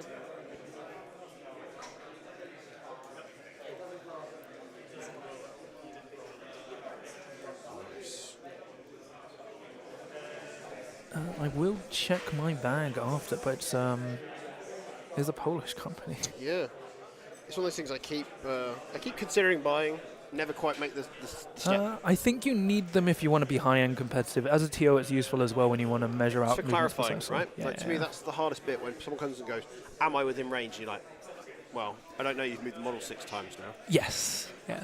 Because the last time I had a similar sort of interaction where it was hard to know whether I could get in range on a Gallo dartboard, would have been super useful. So it does look like Nathan has taken initiative. Which is interesting. I would have given it to Daniel, so Starstrider would have taken 2 command points. But oh, I see why, because of the death mark. Yeah. So the issue is, unfortunately, Nathan has 2 valid targets because the death mark can ignore obscuring. So he has 2 different targets the death mark can now kill. Can he get rid of the death mark by taking prior then? That's the question. No, he right? can't. So all he can do is keep one of them safe. Because the issue is the death mark also has devastating damage. I believe it's Dev 1 on a crit. Yeah. Which will get around the damage negation. So he would likely get 4 hits. He'd save at least 1, and he should die. Yep. So it's just punished a bit for being aggressive. Do they have a just a scratch ability? No. Why am I thinking they had something like that? No. So it looks like Daniel has been given initiative. Yeah. And they he's probably just talked through whether it was wise to or not. He has activated. Daniel's activated his death mark. He's lost something. He's lost his thematic power. Oh, he needed. So he's got some really nice activation tokens. They are like little flat D4 style sort of shapes. Yeah. So they don't roll around. They're not tokens that kind of just can get nudged out the way or stepped on top of. So they're very clear. I do like them. I bought a silly amount of not any old token, I think it is, whatever they're called. They're ones last edition. And I've Activation counters? Yeah, I've not changed them because I was like, they'll do. Yeah. I do like the shape that the 2024 stuff has, where it's kind of like, Yeah, it's fancy. It's not needed though. I like the what do you call it? The connecting to the base more. I thought I wouldn't, but I like it more. I like the fact that it looks a lot more clear whose it is. Yeah. Art of War Studios has some steppers too. They do. I will just quickly search up. So the Deathmark is activating. Yep. I think he's just spent a CP to go on guard. So he's activated the Deathmark and just gone on guard. So effectively now, whenever after Nathan does any actions, the Deathmark's given himself Ignore Obscuring and gone on guard. So whenever Nathan finishes doing an action, the Deathmark can shoot, but we'll switch to engage to do so. So someone could move to safety, but then does he have to target the person that's just moved? No, anyone can target So anyone. he can literally, he can move with one of them to safety, and then the one that's in the open still gets shot. Yes. So it's a shit sandwich, right? So Nathan is plant beaconing first in his own half. Oh, is he? No, he's measuring his movement. I guess he's going to move up and plant beacon. Because technically, so if he moves up that 6 inches there, he will be in cover from heavy cover, so the Deathmark can't shoot him, but the Deathmark will just shoot the other guy on the right. But it's very aggressive, way more aggressive than I thought. Because Nathan has spent 1 CP for the halving damage, and he spent 1 CP for the +1 move as well. Interesting. Yeah, it's just like very aggressive. Everyone's been so aggressive today. I think they just want to put on a good show for the stream, man. Like, to me, if we just streamed 2 hours of people just standing off and us just filling the air with stupid banter about Themes, thematic. and thematic rules. Sangue Vitae! Oh, God. So, whilst we're on our lunch break, guys, I would recommend you watch John's review of the latest Kill Team box. They apparently have gone overwhelmingly with the thematic angle of the rules. Yeah, it's all about the cost maybe of some balance, but we'll see. It might shake out in the wash. So balanced. Yeah. John's just angry because he now has to play 2 teams he wasn't really that fussed by. So, yeah, he's moved up. What is he trying to do? I think they're just discussing whether whether the Deathmark can guard, which shouldn't matter. So He's not plant beaconing, so I think he's just moving up to transmission to the point, which, to be honest, feels like a bit of a waste. yeah. It's War Tiles PL. War Tiles PL. Those are the base steppers I have. Yeah. They're nice. They're good. But it's an Etsy shop, isn't it? So Yeah, they have a Polish store which doesn't ship to the UK, but they have an Etsy store which does. Yeah. So yeah, I don't see a plant beacon marker, so it looks like Nathan has just moved up and started transmitting the point, which feels very strange because Hyrotech Circle are kind of starved for APL apart from their 1 comms. So he's just kind of done their job for them if he has. So, because even if he hasn't booped the point, Immortals always count as like 3 APL, so 1 APL higher. Yeah. So you can just reposition them to the point and transmit it. So Is that maybe to stop him shooting with one of them? I'm not sure, because now... Because think about it, he's got less assets, right? So now Daniel's activating one of his... what do you call them? Plasma sites, moving up, and I believe planting beacon. Yep. Which makes sense. That's the first point of plant beacon for him. Yep, there we go, plant beacon. So that's a tack op for... And that's very safe, because the only way it can be punished is if Nathan gets within 2 inches or charges it. So 1 point attack up. So Daniel is currently winning. Yeah, I'm just a bit perplexed. I guess he was trying to move it to make it safe. And the thing is, if Nathan takes the shot to kill the Voidmaster, his Deathmark just takes a lance to the face. So it's like, do you want to really just kill a Voidsman to just take a lance to the face? And then I think if Elucia kills someone, he can lance again. Yeah. So it feels like it's a gamble again of like doing the trades. yeah. So that's why it's like really kind of like this chess piece. definitely don't agree with moving up the Voidsman. Like, if it was Plant Beacon, I could kind of get it, but once again, I can't see any Plant Beacon markers. Is he doing it so that then the second one gets booped in the middle and then his home one's the last one?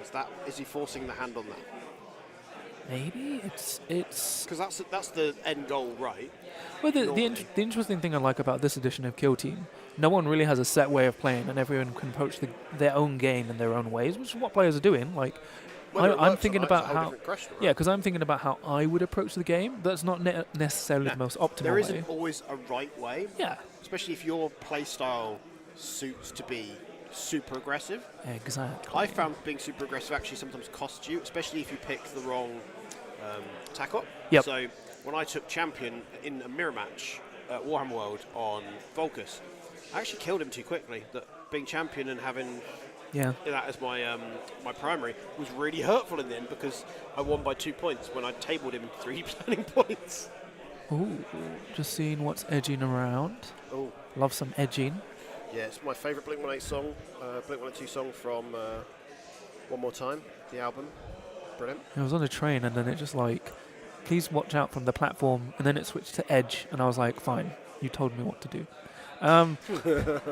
So they're just pre-measuring ranges. Like the only thing is, I really would have done that Plant Beacon with the left-hand Voidsman, so I'm not sure what this Voidsman is going to do. Because he's moving up to now allow Daniel to walk up and shoot him. Yeah, so he's moved to there, but what else is he going to do with this other AP? Is he Plant Beaconing? He's still concealed, so he must be Plant Beaconing. Yeah, he is Plant Beacon. Okay. I'm very confused, Scrivo. He is behind heavy, so he's behind a heavy piece of the vein. But as I said, literally, Daniel can just walk up with the mortal and kill that guy. I don't understand. So currently Nathan is on 1 on the tack up, so it does look like he did boop the left-hand side objective. So very interesting decisions. I can see why he's done it. I'm not sure it's the right decision. Yeah. It's just like when you have more tools to get extra APL than your opponent, you kind of want to force them to go like, damn, do I punish you or do I go for the point? And you want to waste their activations, so that your spare activations you've got and utility, like just having extra bodies to just go and boop a point afterwards. Great. Yeah, that's why it's kind of like when you're playing Space Marines, you've got 3 APL, so you've got a lot of movement unless someone stunned you. But when you're playing into 2 APL teams, you really have to make your opponent, like if you're a good player, you're able to punish your opponent for... Get them to bring out stuff so you go, right, I move once, and then I go brap and just kill 2 things. Exactly. So it's still very cautious, because as I said, I think Daniel's taken the bait. I mean, I would anyway. He's switching to engage, he's walking within 2, and he's going to shoot that dude. So he should get... He's played elimination protocols, which is like balanced when shooting within 6. Yep. It does look like he's gone with the Tesla. I mean, the Gorse. So that's 4 attacks, hitting on 3s, piercing 1, 4-5. So we'll see what happens. Yeah. Because remember, he can still activate the Apprentice to pull him back. Yes. Or teleport him into the dog's control range. So... Nathan looks very... And if he's on an engage order, he'll potentially then have a counteract, so he can then punch the dog. So I think he's got 4 hits, so that guy's dead. Oh, we'll see. He's got 2 saves. So if Daniel makes 2 saves on a 5-up, he's fine. He can be lucky. Yeah. I've seen it. It's heartbreaking. No, yeah, he's dead. I think he's just made 1 save, so that guy's dead. I don't think that was a great trade. So the beacon being there, he still scores the point for it, right? Yeah, but it's kind of like too early to start conceding those kind of trades. Was that a normal Voidsman? Yeah, but it's like the thing is, especially when your dog is just kind of existing to activate, it's not ideal to start throwing away operatives. Because now if you look at it, even though Nathan is still 10 activations this turning point, going to turning point 3, he's now 9 activations while Daniel is still 8 currently. Yeah, so what his choice of being able to use... Oh, he actually did live, sorry, because it looks like Daniel only got 2 hits. Nice. And... oh, no, wait, he is using Tesla. Okay. Yeah. So Daniel made... Nathan made saves, so he only took 2 damage from a single Tesla. So he's down to 5 wounds. Interesting. So that ends up changing that a that little bit. Does change stuff. So I think Nathan is now activating the other Voidsman to move on to the point and boop it. Very aggressive. I think if you don't play aggressive now after committing what he's already committed. You're doing it for the sake of it. So if he really, I think that's the Death Cult Assassin. So just explaining stuff. Because to be fair, the Chronomancer is quite far out of position. It's back on the left-hand side of that middle point. So the Assassin is repositioned and dashing 9 inches, and I believe is going to beat the point. Yep. So the Apprentice can get within 2 inches and shoot, but then the rest of the team will just go have at thee. Yeah. So in that situation, it's another come at me if you want to, but in reality, you shouldn't, unless you're really happy to commit it. So something is happening. Oh yeah, he's beat the point. Yeah. Yeah. So there we go. Nathan has transmitted both points. So there's not scored until the end of the turning point. But currently, if the things stay the way they are, he's scoring 2. Yeah. Which in this map, in this mission, could swing it. Well, so because the thing is, so I see why Nathan's done it. So you've got 1 plasma sight on the left-hand side. Yep. And then the Chronomancer. So if he wants to control it, he has to commit 2 operatives to control it. And that's spreading himself quite thinly across all of the flanks. Yes. So makes sense. Yeah. I think it was seeing all the pieces kind of click together. Let me just check how the APL stat works, if it's until their next activation, or if it's till the end of their action. So Firefight Ploys, it is not Combined Arms. Great Adventurer, no, it's only during their activation, until the end of the activation, so not until the start of their next activation. Yeah, which I think is reasonable. It means that you're not going to bully people off of a point. Yeah. It's just useful in the moment. Yeah, so it's very interesting. I really like how thematically Nathan is playing. And these guys are both of them are very prepared. Daniel has brought a sippy cup, so he's got a lovely reusable cup with a straw built into it. And Nathan has a water bottle with a lovely wooden top to it. So this tells me these guys plan. So this is why their meticulous wargaming that they're doing right now makes sense. Yes. So these guys think about things. They plan it. They want to set things up for success. Whether it's hydration or playing kill team, they are set up for it. All right, let me just give a round call out because people are approaching the 50-minute mark. Well, we've got 1 more minute. So these guys still have an hour left in the game, so it's not too bad. It will speed up as we go on, but Nathan is forcing Daniel into a lot of difficult decisions. Yeah, and one difficult decision is currently Nathan is standing fully standing kind of at full height, arms kind of on his sides looking quite aggressive, and until a second ago, Daniel was literally on his knees. Yeah. So I don't know if that's a body language version of how the game could be going. But in reality, I think it was more he was just trying to see an angle with one of his models. I was also kind of over-analysing, because sometimes I do the same poses, but in my head I'm just thinking nothing. Yeah, I like to look like I'm very confident at the table. Oh no, I don't do that on purpose. I'm just like in zone reality, out. I'm sitting there and it's literally in my head. There's like. Yeah, basically. It's just like, oh, you've got such a great game face, John. I was like, what? What? Yeah. It's like, it's fine. What face? So now Nathan is staging up another of his models. Still not Vayne, just the Void's Master. I think he's going to leave her till later and only bring her out when it's relatively safe. Yeah, you don't want to lose her. Oh, the Apprentice is activating. It's currently deciding what to do. Let me just give a round call out. Yeah, this is not the game I expected, but it's one I hoped for, I suppose, is the interesting. John doing his very serious call-outs. I feel like the people at the other end of the hall felt very called out there. Yeah, just regular time call out. And a call-out to Charles. So the Apprentice has moved up to the comms device, and he's now measuring within 9 who he can teleport. So it has to be someone who's expended. Currently, no one is expended, apart from the what do you call it? Death mark. The Immortal on the right-hand side. So he can teleport him into control range and then shoot someone. Ooh, this is going to be he's devastating. It, so is that going to be? Is he going to go to the lady herself? Do you think? Probably. Because that's the juicy target. I'd want to get rid of her. So this. If he can do it, this is kind of showing why he should have killed that Immortal as soon as possible. Yeah.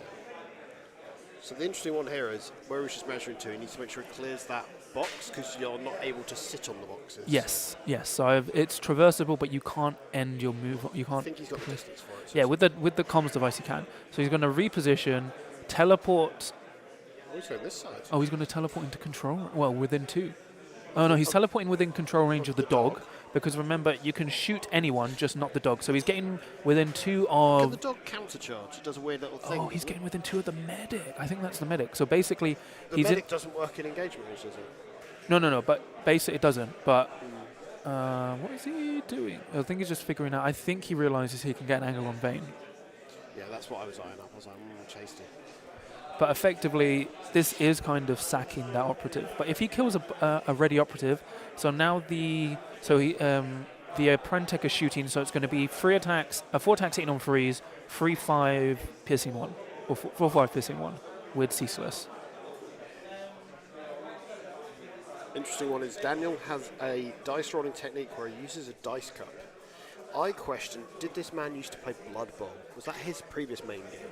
Because they are dice cup pros. Alright, just seeing what the result is. He had to reroll 2 dice. So I think he's got 4 hits now, we're just seeing. So he would only have 2 defense dice because it's piercing 1. Yeah, he's got 2 dice in hand. So let me just double check the Apprentice stats. He's double checking his rolls. For the saves, because he's trying to make sure he's not getting roll. EFG. Data cards. That's the Technomancer. Oh my god. Yeah, so the Apprentice is 4 attacks, hitting on freeze, 4/5 piercing, 1 magnify.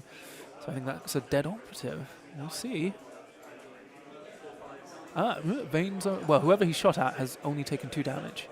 I think he's blocked 1, taken 1. I think he used a reroll as well.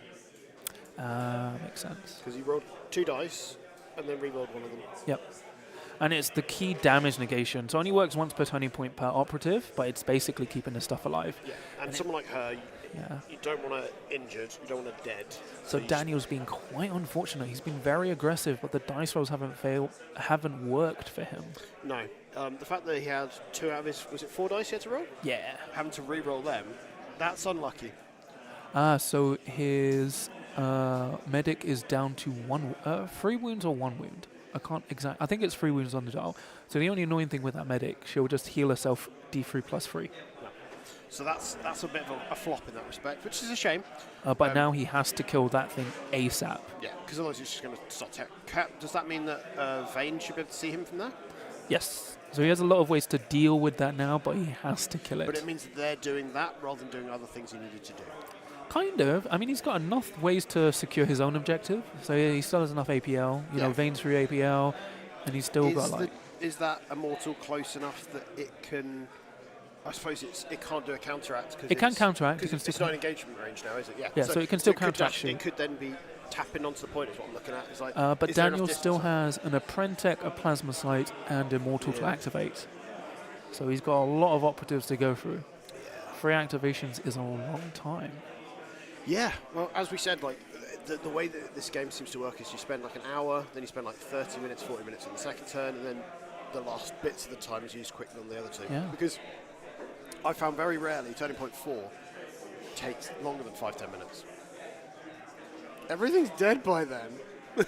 Oh, so who is moving up? I think that's Lucia, yeah. No, I think Lucia's... No, that's the Death Goat Assassin. Sorry, the Death Goat Assassin is charging. Yeah. Ooh. I'm not sure whether I'd do that. I suppose can it kill a... He's injured, isn't he? He's taken some damage. No, he's taken no damage. Oh, the Immortal's not taking any damage. Oh, he did D3 plus 1 into the Assassin. Yeah. So, I think it's taken 4 wounds. So he has immediately used his Tesla Weave, so it can't be used anymore, this turning point. And now, unfortunately, he's still got the damage negation. Can she charge from Conceal, or is she going to be on Engage now? She's on Engage, but she can spend an action point to switch back to Conceal. No, cool. So she might be doing that then. She's got 3 APL? Yes. Okay, so Nathan needs 5 attacks. He needs 5 hits, sorry. Yeah. Because Daniel's going to be accurate 2 and should get 3 hits. So Nathan needs to power him out twice and then kill him. So just calculating out, because if he took 4 damage, his assassin is down to 4 damage. She gets to do 2. Yeah, so if she blocks twice, and he only has 1 hit left, he'll do 2 damage, so she'll be alive on 2, and then she should be able to kill him. Yeah. Or he just kills, he just kills her. I mean, he needs 2 crits and just kills. So yeah, it's dead, and then he's going to spend an action point to switch to conceal. So it's risky because of this reanimation marker, if Daniel wins initiative, comes back alive, he can just like, I don't think he can be in control range, but he can just shoot and then like charge type stuff. But yeah, the assassin has switched to conceal. Yeah, that's what you do. Yeah. There's no reason to charge in and just. Oh wait, he's not switched to conceal yet. The death mark I think is going to shoot. Yeah, Death mark's he was going asking if you wanted to. Yeah, I think death mark's going to do it. Oh, I wouldn't do that. Death mark kills the assassin.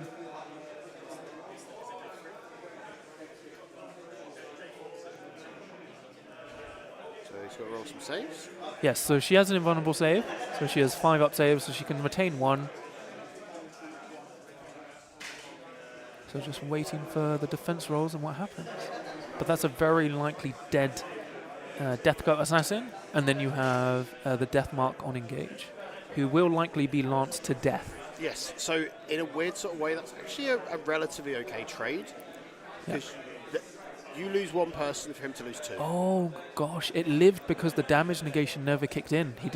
He only got 2 hits, which were parried out, and now the assassin didn't take any That's damage. spicy. Yeah, That is very spicy. and unfortunately now that death mark's on engage. So if Nathan fires the lance into the death mark, because you don't retain cover unless you're underneath a vantage point from the airstrikes, it means he's going to have 4 dice hitting on 3s, piercing 2, 6, 7, which is very likely to kill that death mark. Okay, so it's now Daniel's go because he went on guard. He's going to use the chrono. I don't think you can teleport again. Let me just double check. I think you can only teleport once per turning point. Let me just double check. Very cool. And shout out to Eamon Conrad in the chat who said, enjoying the games and rules explaining. Thanks, guys. That's what we're here for, man. Like, to us, there's no point us just sitting here and just going, well, clearly. Oh, this no, is what he this. can just teleport to safety. Nice. Nice. Each friendly operative can only be selected for this once per turning point. So you can't select the same operative multiple times, but you can teleport to safely. So that's a nice... That gives you an opportunity. Like, if he wins the priority, he can teleport someone nice and safe, right? Yeah. Sometimes that's what you want. It's not a guaranteed out, but it helps. Definitely helps.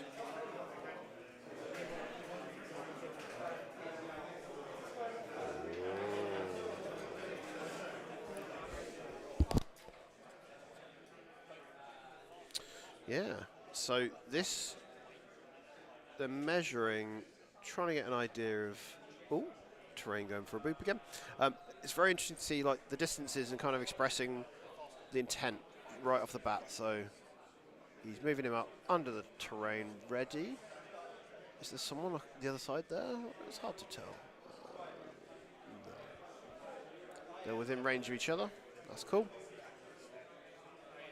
So, death marks have an ability to do it. I think that's one of the few exceptions that there is. But generally, Galadoc is the only place you normally get guard.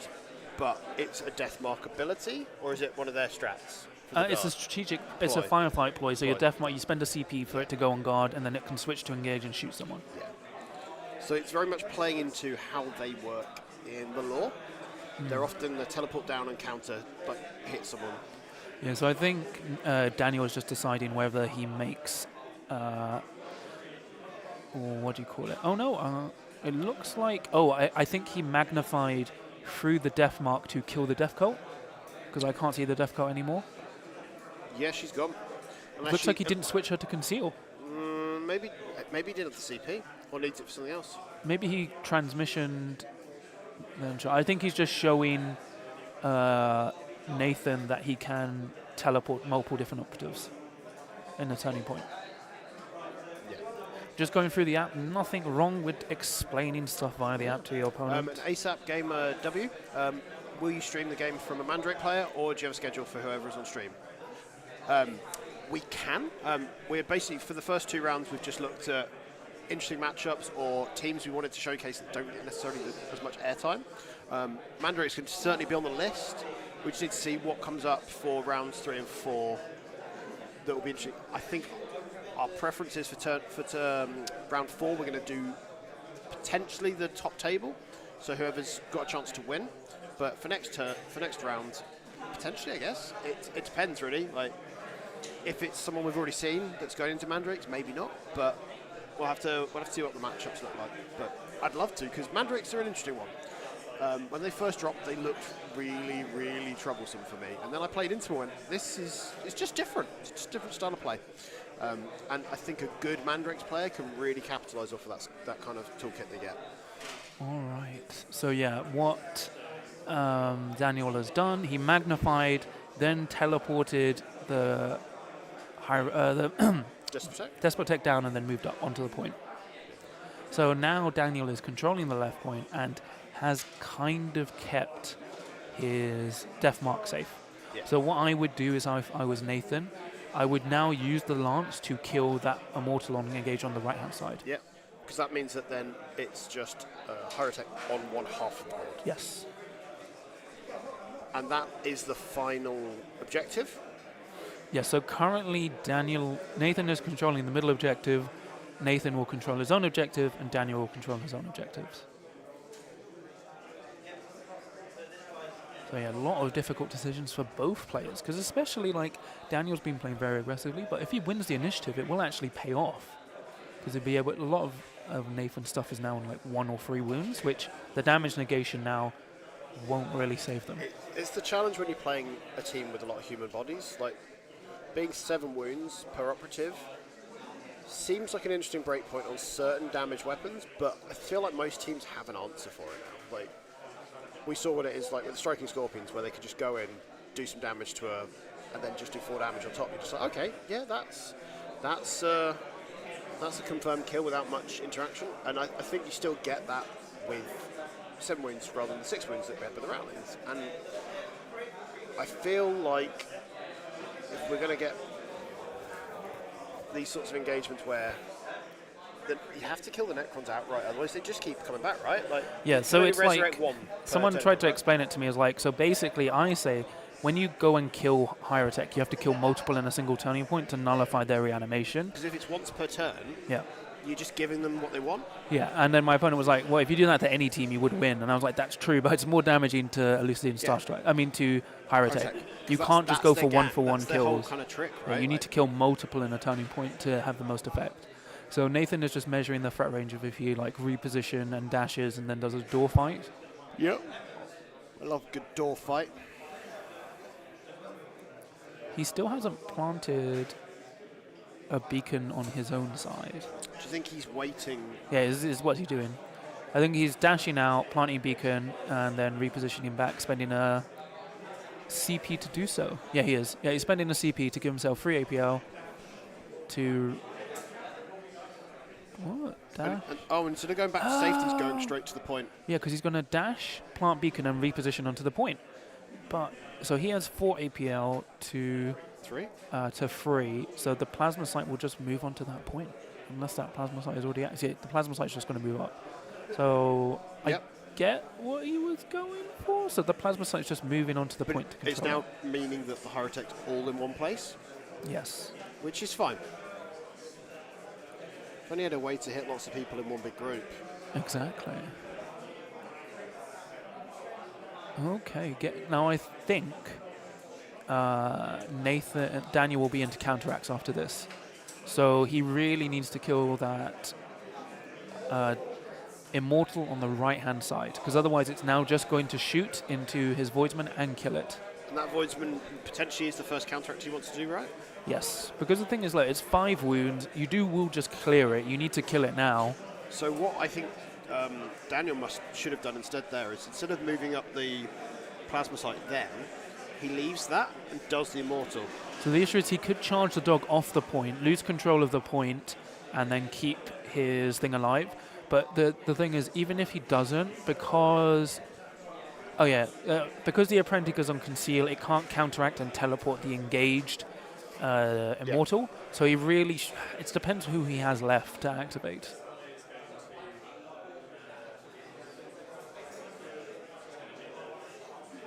Okay, so they're measuring the targeting lines.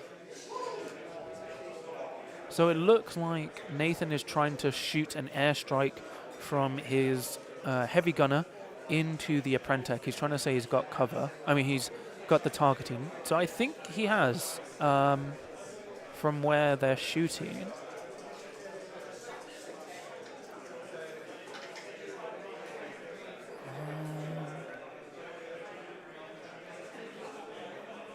So far, he's got 2 hits and a crit with the lance.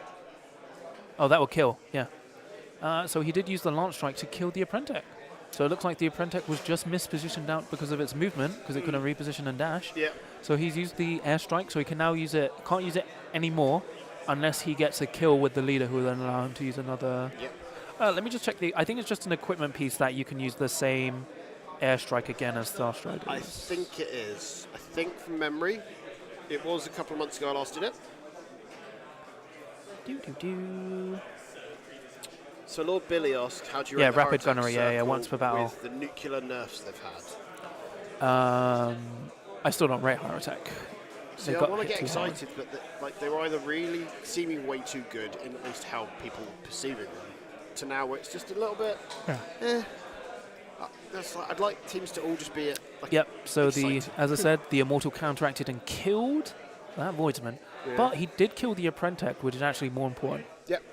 And turning point 3, he can still use the lance again. And he's got. So because he he controls the mid objective, what he can now do, I believe, the dog with 10-inch charge can charge that Immortal and fight it. Would it kill it? No, but you just want to mess it up. But also block it from moving anywhere because they're slow. Yeah, it ties them up. And at worst, it falls back. It then doesn't get to do anything particularly exciting. Exactly. Bronthus says in the chat, good luck to everyone from Norwich Kill Team. I can we see have a few of them. We have a lot of Norwichers up here. Yeah, they've got a really cool team. They've got like a cool logo. And they've got a Kill Team tournament on Saturday, the 26th of April, which I will be attending at Athena 26th. Games. Oh, Athena Games. I've heard good things about that shop. Yeah, me too. It'll be nice to check out. I've seen it so much online. So Nathan's making another attack. It is the dog. The dog is charging the other Immortal. Yeah, that's what I expected. So just because it was within distance that it could get onto that middle point. Yeah, because unfortunately the Immortal on the right-hand side is just out of position. Yeah. So it's basically, you can ignore it, because by the time it gets anywhere useful, it's done. Yeah. Because this is basically the bottom end of turning point 2. Because remember, if he just does enough chip damage, when he activates next turning point, he can fight, not care about the Tesla Weave, and then charge into someone else to trigger the Tesla Weave. Which then wastes it. Yep. Oh, my dog died, but it did all this cool stuff. That's what I tried to tell you about. This dog can be a right pain in the backside. Oh yeah, everyone hates that damn dog. The Rainfield says, well, wonderful treat to have some Kill Team stream on a Saturday. Yeah. Ooh. So the dog is down to 5 wounds, and the Immortal is down to 3. So it will heal D3 plus 1. Truth that its bite is worse than its bark. That damn dog. That damn dog. Always fear that stupid dog. It's crazy now it's 6 when it used to be 5. Now it's 6. Just 6 is nice. I think that makes it just not, oh, I've just killed it. It's just stupid. Whoops, it's dead. Stupid dog. You say this, John, as someone that used to play a lot of Star Strikers. Nice work. So Daniel is counteracting to Plant Beacon to get his second point from Plant Beacon. Very, very nice. Very nice. Nice work there. Nice use of counteraction. That's what I like to see. Sometimes, if you know you've got an operative that is safe, yeah, utilize your turn to do the damage and positional stuff, and then if he's going to just be free to do it, you may as well. All right, I think Nathan is measuring out. I think he can get a punish with the 7-inch move. So he's getting within 7. That's just a normal voice gun, but I think he's going to throw the crack. What's crack-a-lacking? Cracker-lacka. So I think he's within 4 of the Voidmaster, so he's going to have double balanced. He's so balanced. Who is he flying at the He Crypt spent Tech? almost 2 hours watching John talk about everything in the new expansion. Thematic, don't worry, And it's you're blessed. thematic. But yeah, it's I've thematic. loved themes. I don't care about balance. Rainfield is a fan of thematic wargaming. Yeah, That's thematic what I'm hearing. wargaming is the best. Who cares about balance? Why design a balanced game system? Anyway, so the double crack, well, the crack with the balance is going in. He is shooting at the Crypt Tech. Yeah. He's actually shooting at the plasma site. That's actually way better. Because suddenly the point flips. Yeah, plasma site is an easier kill. He's playing the mission. Ooh, I like. I told you this guy was a smart cookie. Ooh, He outplayed me, man. I think I don't know how many. Because he's only got 2 hits. No, he's only got a single hit. Oh, 1 kill. Never mind. Unfortunate. The play was there. Yeah. It's more that he's spotting these ins, which I find fascinating to watch. Yeah. Oh gosh, how much round? We have time. I'm not yawning, you're yawning. So John's going to do a round call out. You just have under half an hour left in the round, so you should be wrapping up turning point 3, getting close to turning point 4. There we go. Yeah, so it's all fancy dancy. So. He's taking some damage on him. I think it's down to 2. They just shook a hand. I think that was a choice. So he didn't shoot the... There's 2 damage on what looks like... Oh, it looks like he did it. He mark. cracked the death mark instead. Okay. He didn't crack the plasma site. But that means the death mark's on 2, which sets it up for a quick death at the beginning of turning point 3, right? Well, all his operatives will heal D3 plus 1 damage. So they're just setting up and rolling for initiative. So Nathan is on 2 on the crit op and 2 on the tac op. Nathan. And Daniel is on 1 on the crit op and 2 on the tac op. So 2 on crit up. 2 on. And it was 2 and 1 for... Say Daniel's 1 on the tac op. No, Daniel's 2 on the tac op, 1 on the crit op.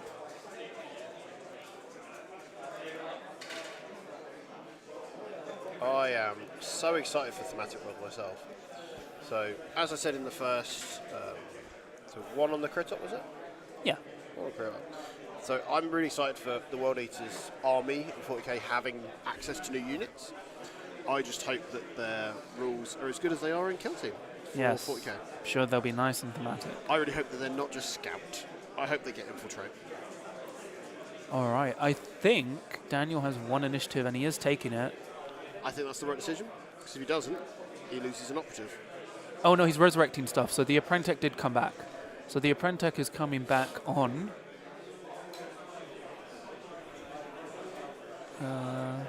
When are the resurrections resolved? after initiative. Cool, so they do know. That's what, for me, those things being done sequenced correctly is important for me. So he's coming back with two wounds? 4 wounds, so he rolled a 3. Oh, So he comes back with DP plus 1 wound, so he's still injured.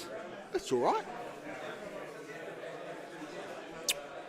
And the death mark heals 4 wounds, so he's up to 6. Nice.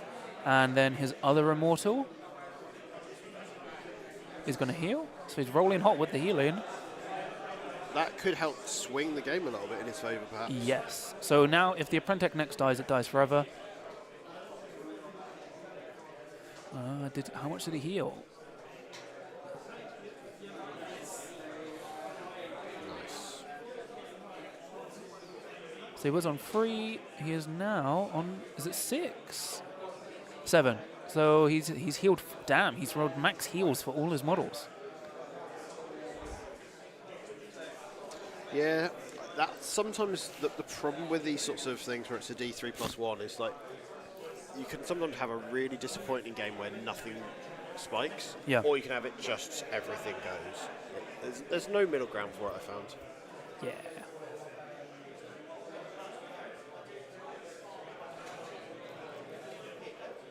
Okay, so they're just waiting for the players to decide.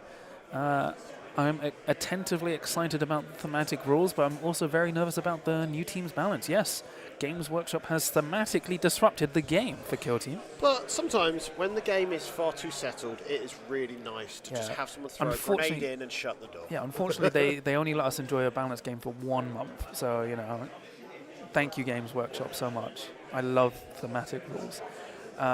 So, yeah, it does look like Daniel has initiative. And he's quite in a good position because of how much he's healed by. Yeah? Oh, no, I do think Nathan actually has initiative. I'm just deciding. I think they're just checking who gets hit by what. I think they're talking about, if I use my 3-inch blast, that's how many I would hit. Some real telling things. Yeah, they're playing with their CP dice. Ooh. Right, I'll be back in a second, John. Cool.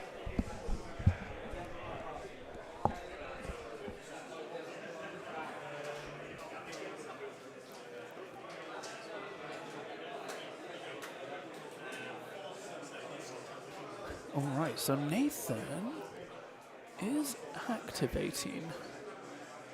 Or my terrain is just falling apart again. Either is true. Oh, they're just racking it up. Because remember, with transmission, they all turn off at the end of every turning point. So they're just doing some bookkeeping. They are in turning point 3. Everyone else has 22 minutes left. They have 32 minutes left because they did start 10 minutes later than everyone.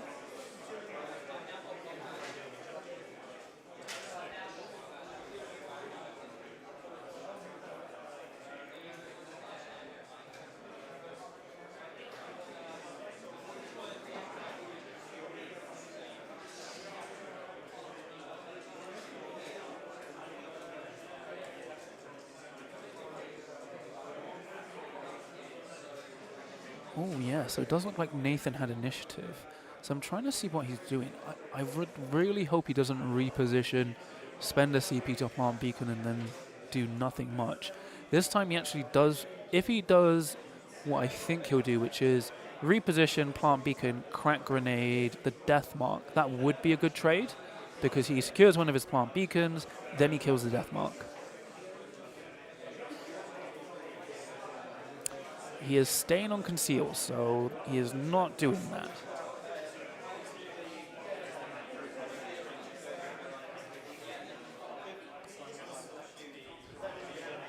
Oh, he's using that asset. Yes, he's using the 3-inch blast asset.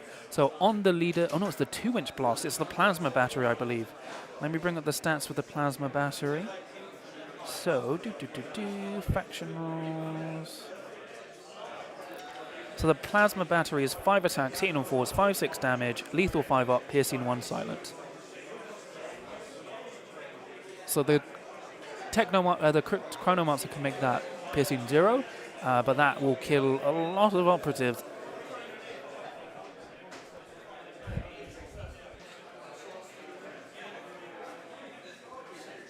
All right.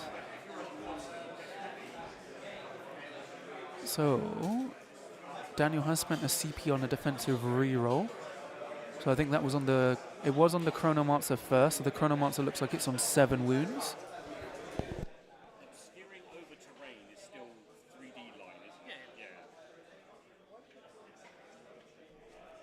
Kill teamers, you have 20 minutes left on the round. You should be in turning point 4, so you have 20 minutes left on the round. So yeah, he's brought out the vein train, I can see. He's done 7 damage, 6 damage into the the Chronomancer. Yeah. And he's just got 5 hits because he's repositioned around and plasma beamed. So I think he just kills the death mark. I think Daniel realizes his death mark is just dead, so the death mark has exploded. Does place a reanimation marker, and then it will hit the plasma. Oh, and he's killed the plasma site as well. Nice work. So he repositioned round and did the plasma battery into the Chronomancer and killed a plasma site and the death mark, knocking the Chronomancer down to 7 wounds. So he's done a lot of crazy damage there, and he hasn't spent a CP to go to free APL to also plant beacon. Oh, but he's group activating, I think. He's spending... No, he's not group activating. He's just flipping around his orders. So he has just taken away 2 activations from Daniel. That's a big, big swing. So Daniel is not in a great choice. He has to activate the Apprentech now before it will die. So he's just going to think who he shoots at. This game has kept me on the edge of my seat. Yeah, I love how Nathan I is run off playing for a the Star comfort break Strikers. and come back and go, oh, it looked very comfortable for Daniel, and now it does not.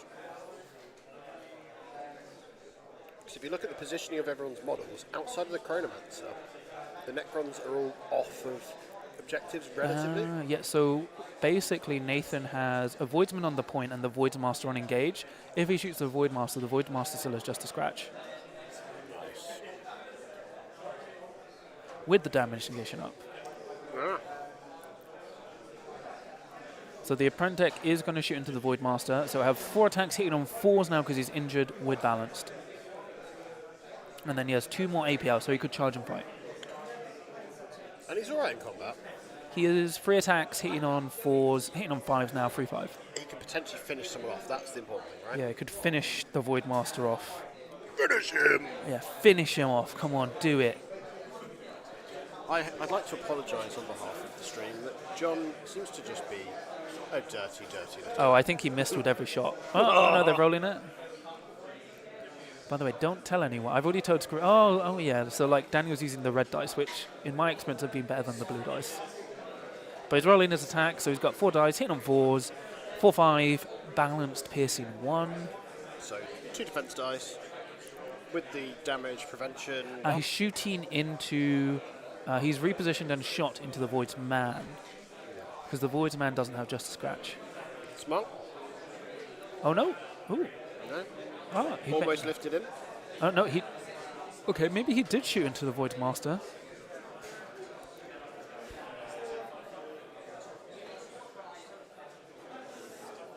Yeah, he's Oh, dead. yeah, Void Master dead. I think he just rolled a ton of crits. I was just seeing whether he could survive it. And I don't think he could. Because the Just a Scratch only works against normal hits. Yeah. Because it's the sensible version of Just a Scratch, not the silly one that So they give out currently, to new Daniel teams. has killed 3 guys. So that puts him on kill grade 1. And Nathan has killed 4 higher tech, which puts him on kill grade 2. Yeah. I'm curious to see what their primaries each are, because I can't tell. Probably TAC Ops. All right, John, way to be a spoiler. Like, It's an easy one for them both to get, right? yeah. And you don't want to risk it on the crit up on this mission because No. it can so badly go south. Unless you have, like, absolute control.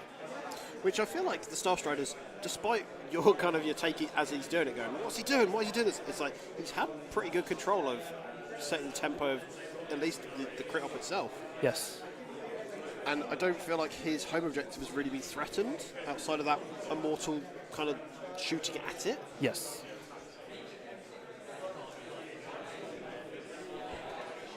Yeah, this has been spicy. I've enjoyed this. This is not the game I was expecting. I was expecting a very aggressive turn 2 for the Necrons, and I don't think it quite got there. No, he has tried to be aggressive. It's just not worked out for him.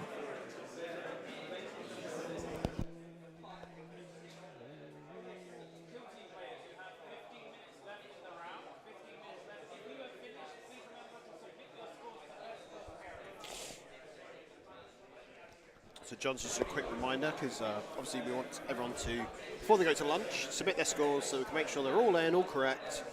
And then whilst they're all eating, we can get things like the pairings Yeah, sorted and I out. can extend my parking ticket. Yeah, and I can go eat some sort of a Ooh, sandwich. the subway might be open.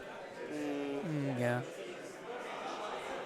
I think Kev, our ringer, has just had a game of Kill Team because he looks particularly nonplussed. He may have forgotten to use all of his equipment again. Yep. Maybe forgot to use his prescience points, because apparently in his first game he forgot to use prescience. Apparently prescience is optional. Oh, I did forget to mention we do have a working bar with table service. So if people are willing to dapper into certain refreshments, they can at the Goonhammer Open in Leicester.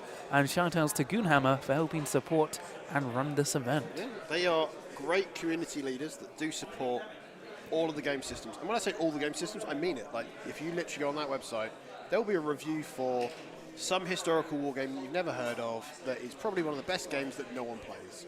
Or, you know what I mean? Like, it's a small community.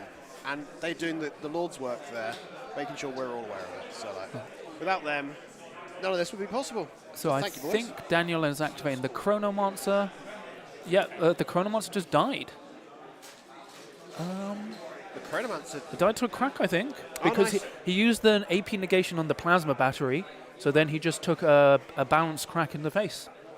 Ouch. So it does mean Daniel's out of cracks, but he's killed the Cryptek, who can still come back, but Daniel's not in a good position. Yeah, so Nathan's very much in the leading position now. Yeah.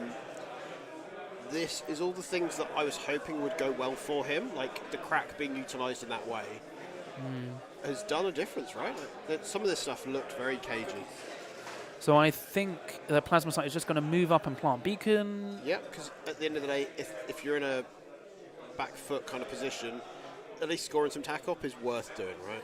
Yeah, and this will be the more difficult beacon for him to place, but it's not a great position, and he hasn't activated the Immortal yet, so the dog may dog up.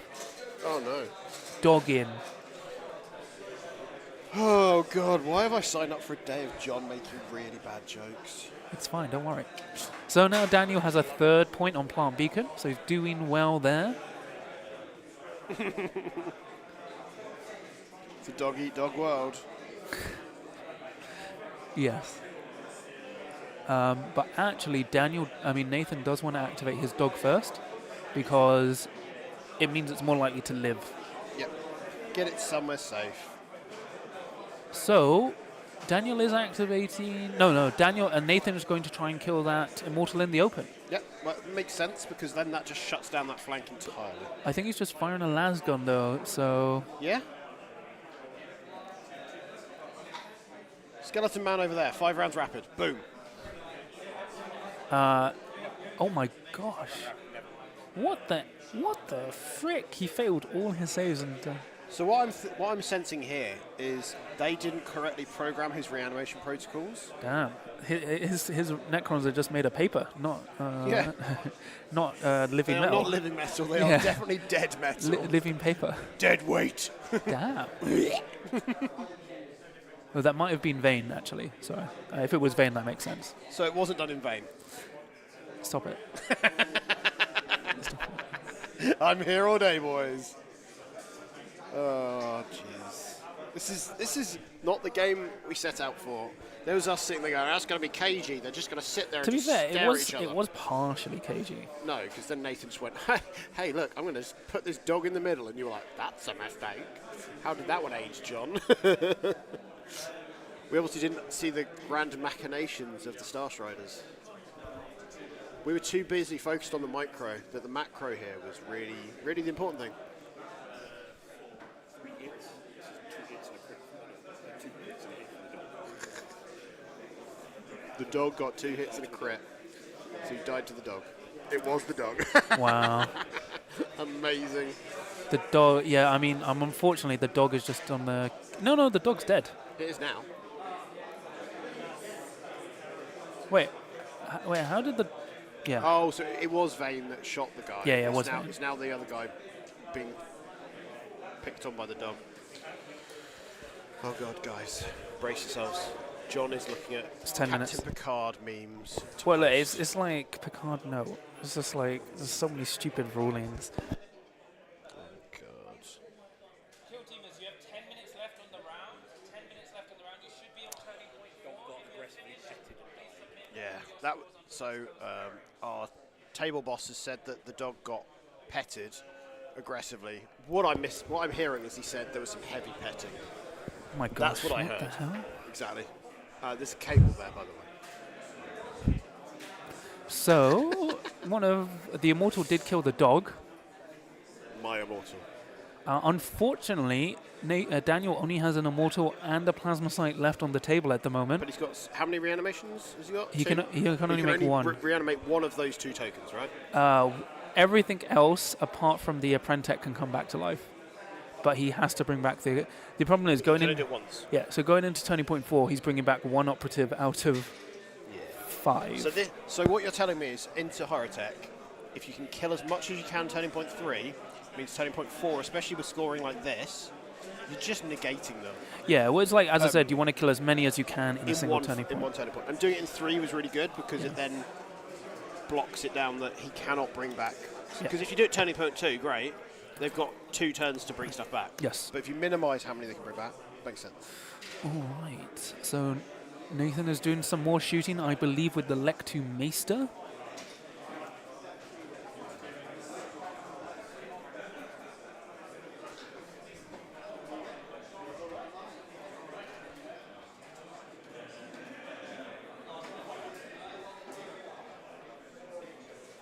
A thing I have noticed is Daniel is actually scoring things the correct way. Yes. He's got the cards down with the dice on them. So I think he spent a CP to go to free APL, repositioned up, plant beacon, and shot that other Necron. Cute. So now he is scoring max points on plant beacon.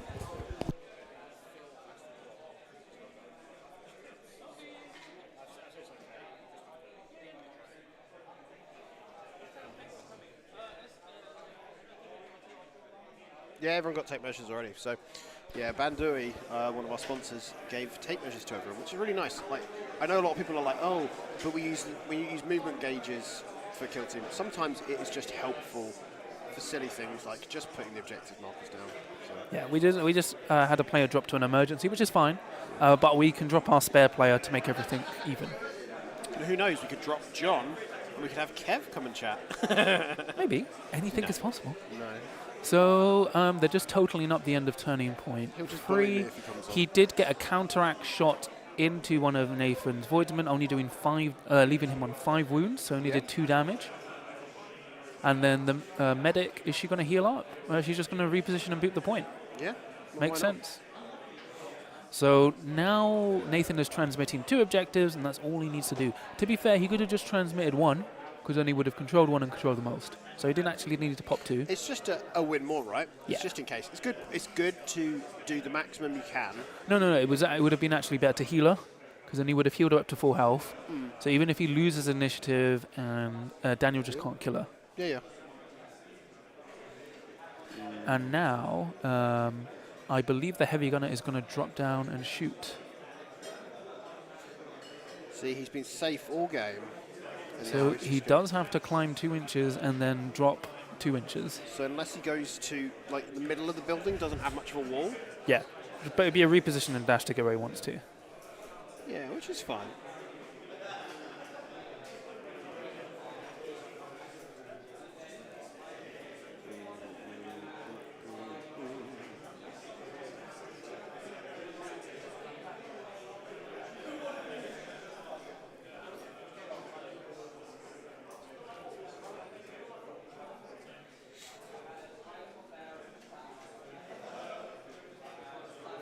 Yeah, a lot of measuring.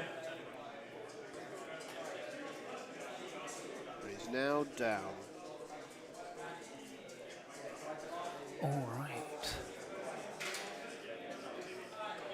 I'm guessing there isn't a particularly good angle for him to be shot at from where he is. I think he's just doing plant beacon, so he's just repositioning down on plant beacon. So now Nathan's on 2 on the crit. He's on 4 on the crit op, 4 on the tack op, and the kill op. So let's see. Or was it 2 on tack up, did you say? And he's currently 4 on the crit op, on the kill op. Yep. 4 and 4 on the tack op. There we go. And Daniel is currently looking at crit up of 1. Yeah. And then kill up, he's not killed. Is he on 1? Kill op 1, yeah. Kill Team players, you just have under 5 minutes to finish the round. Under 5 minutes to finish the round. So if you're on turning point 3, don't move on to turning point 4 and remember to upload the scores to best prosperity. Okay. We don't know what the primaries are, but we can probably safely say they're going to be tack up. Tack ops, yeah, it's tack ops.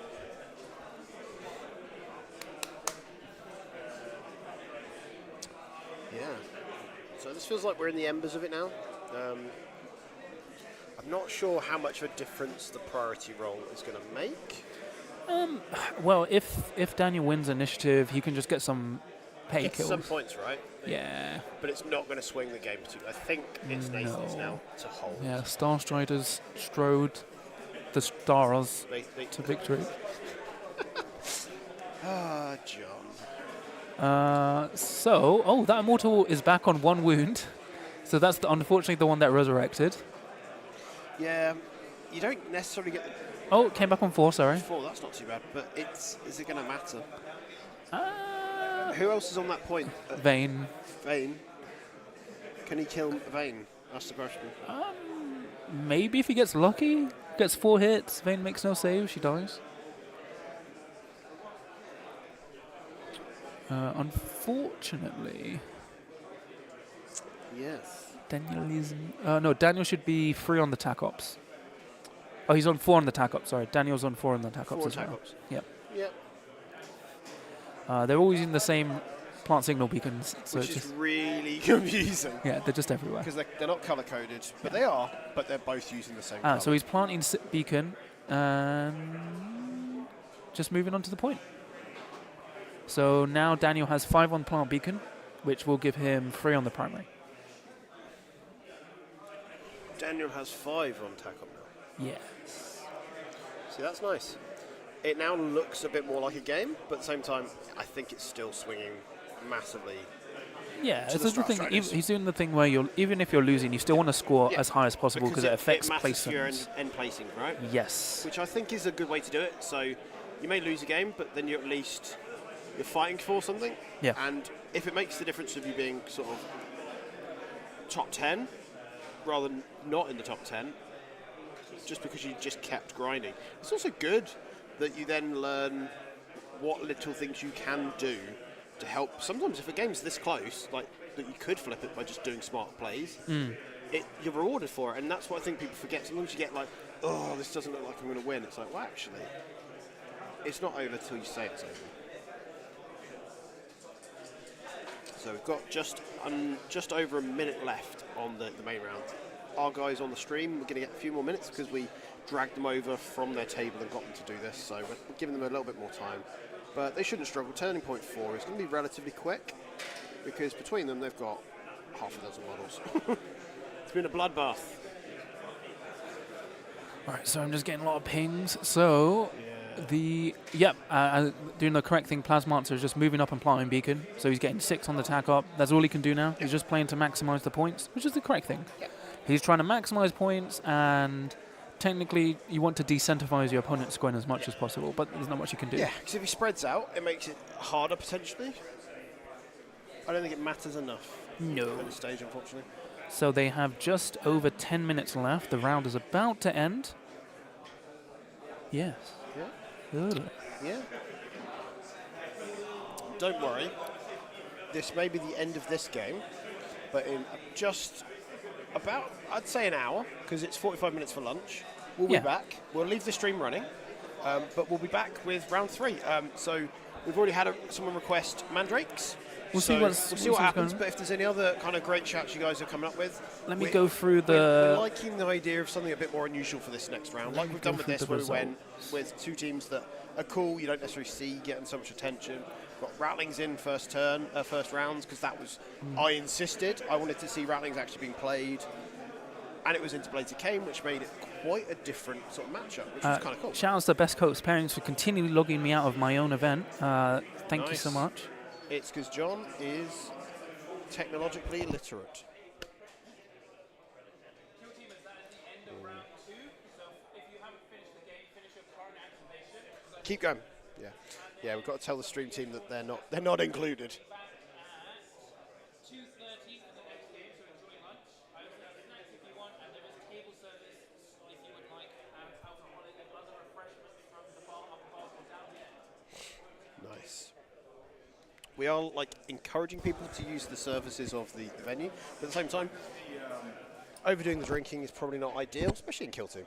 To me, not interesting.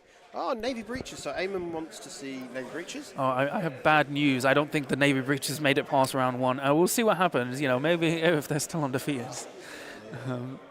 Not to disrespect the Navy Breacher player, their team is just not great at the moment. Yeah, I feel like their kit's designed around being on a Gallo dartboard, and then half the time you're not on one. So they're just wrapping up on the table, but going through some of the scores from the round. So Ryan Slater has won 14-7 against Matt, a Legionary. So his exaction squad beating the Elite Menace. That's still a small score. That's fine. We're still waiting. But you know what I mean? Like, I find that interesting that it's not. You're not seeing these massive swings with them. Like they're winning, but they're just winning. If that makes sense. Yeah. Yeah. It's a 6-7 point lead, but that is still. Oh, interesting. Not a 20. Paolo with his Angel of Death won 15-12 into Legionary. Normally Legionary would destroy that, but that's obviously after the bounce stage fight. I'm undefeated into Legionary this edition. Ooh. Just saying, it's a weird one, and that's his Angel of Death. So the numbers do lie sometimes, John. Oh, let me hide the placings as well. Yeah, you should by default. It's that button at the top there. Filters? That's finalised round. No, you need to go to placings. There's a placings tab. Don't worry, guys. I'm giving John a quick intro in how to use BCP competently. It's been a while. It's been and then there should be a hide placings. There you go. You press that button and it'll be done. Cool. Everyone is secret. Yeah, shh, secret. Because as much as it's nice to see where you are in the rankings during the tournament, there is a bit more of a mystery. So they're just wrapping up. So he has moved on to contest the mid. He's moving up to. Sorry, Daniel's moving up to shoot the medic, who is only on like 1 wound. Yeah, but that's them wasting that guy to kill her, right? Which is. It brings him up on the kill up, so it doesn't make it so far of a gap. Yeah. So LLT Bug suggests not taking someone that's undefeated at the moment for the next rounds, which I think is a good shout. Like maybe for round 3 we pick someone that isn't in a chance to win. We'll see. If there's an interesting pairing, yeah. I'd prefer to show off undefeated players. So we've got a nice spread of factions, so it should be fine regardless.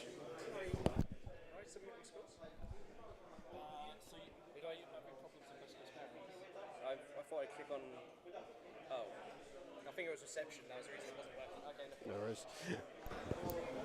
So everyone's going into lunch now. We're just waiting for people to submit all their scores. So this game was a bit tighter than normal.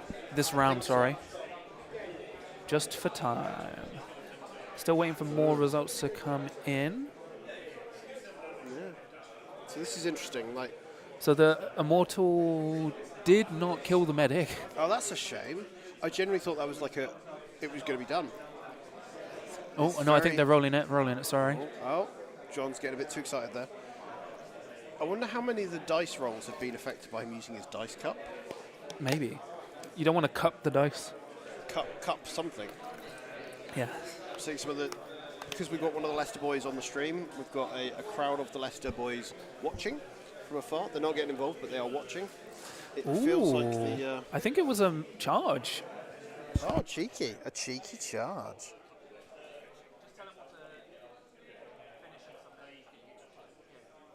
Nice. Just doing some admin as the TO, so getting people to finish. Yeah. We get it, John. You like people to finish. Yes. So, I don't think Nathan's actually going to max the kill up. I don't think he was going to. It was looking hopeful, but with the recursion of Necrons, it becomes quite a challenge to definitely wipe them. Yes. He's So had a good stab at it, though. He's Both definitely had a good players stab. have 5 minutes left to finish. 5 minutes left. And then John gets a sandwich. I'm not hungry, but I think I could eat 2 sandwiches now. I am. If we end up going to a place that serves footlongs, I probably will get a footlong. That's all I'm going to tell you. No comment. No comment. And I might get a sandwich too. No comment. No comment.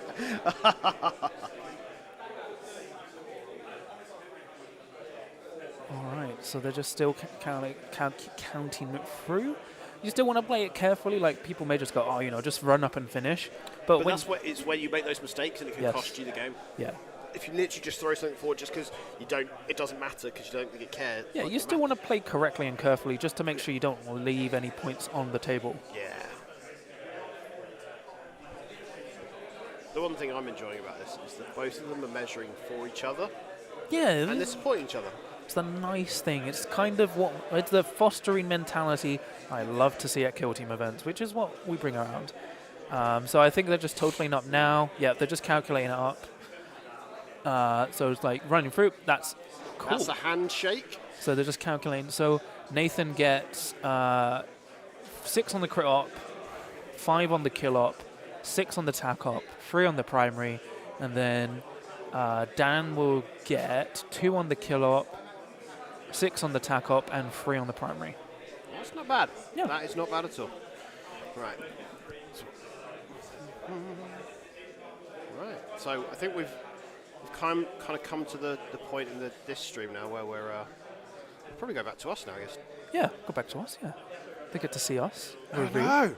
Hello, John's everybody. looking very comfy in his lazy boy.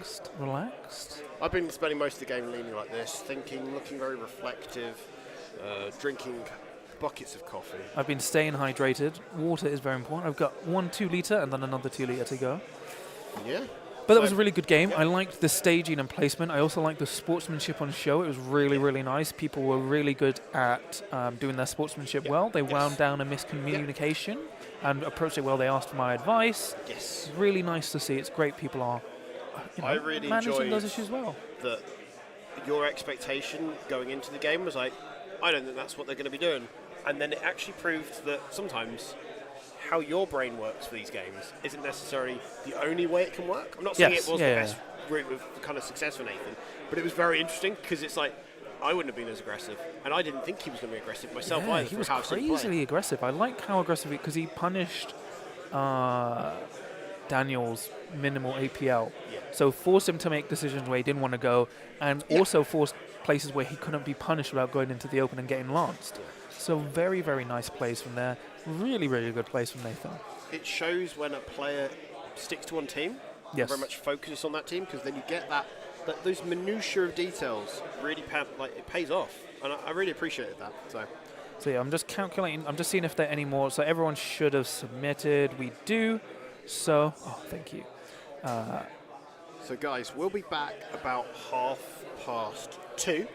Before we go, Mikhail lost into Harrison with his Haratech. So Haratech beat Exaction 16-5. Oh wow, that is a drubbing. And then for Dan, let's go to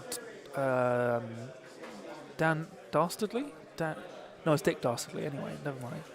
He beat Halfkin 18-7, so nice results there. So yeah, we're going to, we'll be back at around 40 past. But what we'll do is we'll leave the holding screen up Yes. so that the stream is here, it's live. Get yourself some sandwiches, get yourself a cup of tea. Why not watch some of my Blood and Zeal reviews? Yeah. If you like Matt Berry, you'll really like my Blood and Zeal reviews, so that's great. I disagree. If you're going to Sanguivite! if you're going to see someone do a Matt Berry impression, maybe pick someone that isn't John. Succulent Chinese meal. So the BCP is public. You do have to have a subscription to view events that you're not part of, but it's all up there. I'll try and post it in chat. So we can get a link to it. But We'll you put it can in the chat. search it. It's just Best Coast Pairings. If you search Kill Team, it'll be the Goonhammer Open UK. But currently, there will be a few undefeated players because we have 40 players with 4 rounds, so there's going to be at least 2 to 3 undefeated players. Perfect. Cool. So, So we're going to take a quick break, a quick lunch break, and we'll see you guys in about 40 minutes. take care.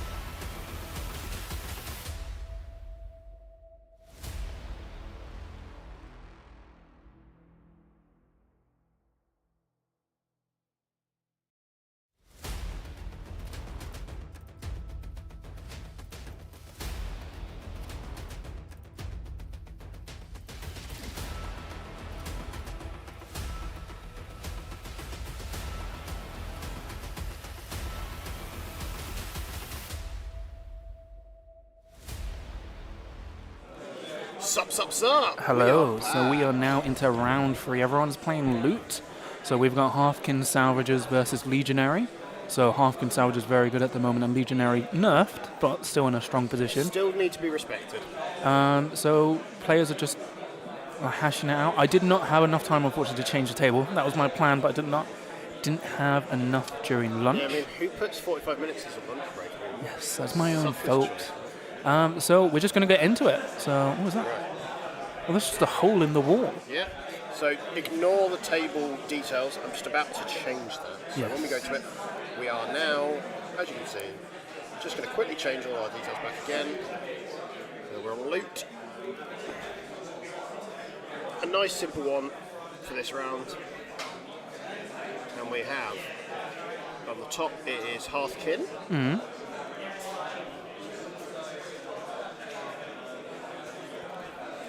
Hearthkin Salvagers, isn't it? Yes, Halfkin Salvagers.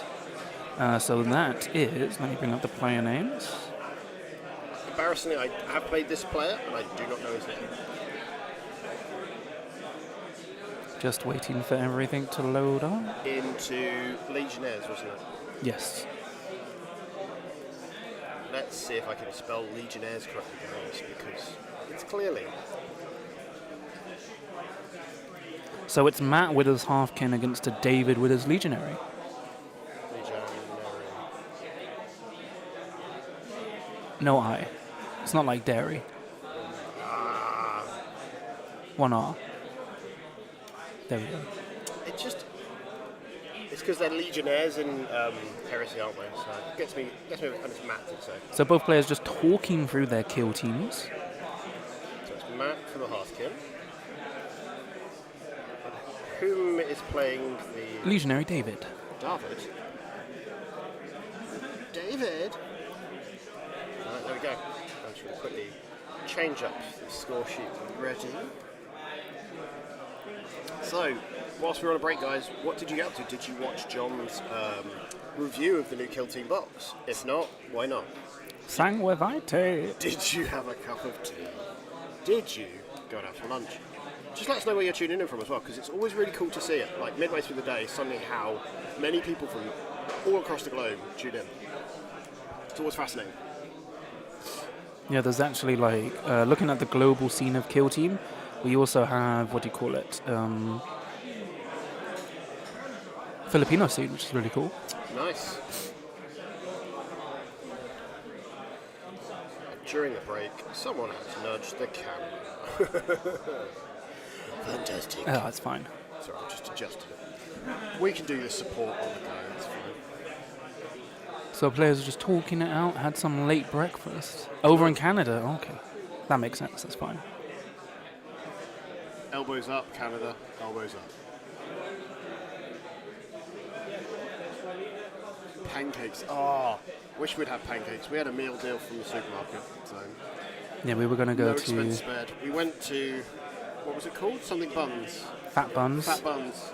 But we were expecting it to be like Bao Buns. It was just a burger joint. It was very well branded. So we didn't really have the time, so we just went and got a meal deal, which was heartbreaking.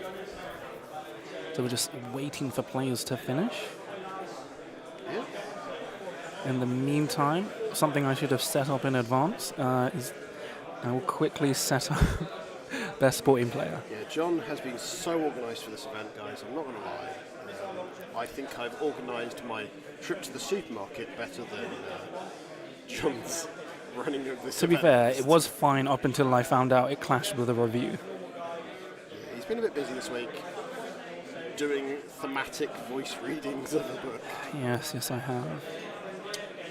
Yeah. So we went with the Hearthkin and the Legionaries because they're not going to win, but they are undefeated. No, they could win. They Why could not? win still. Yeah, they're both undefeated. Both undefeated. Oh, okay. Yeah. Okay. My mistake.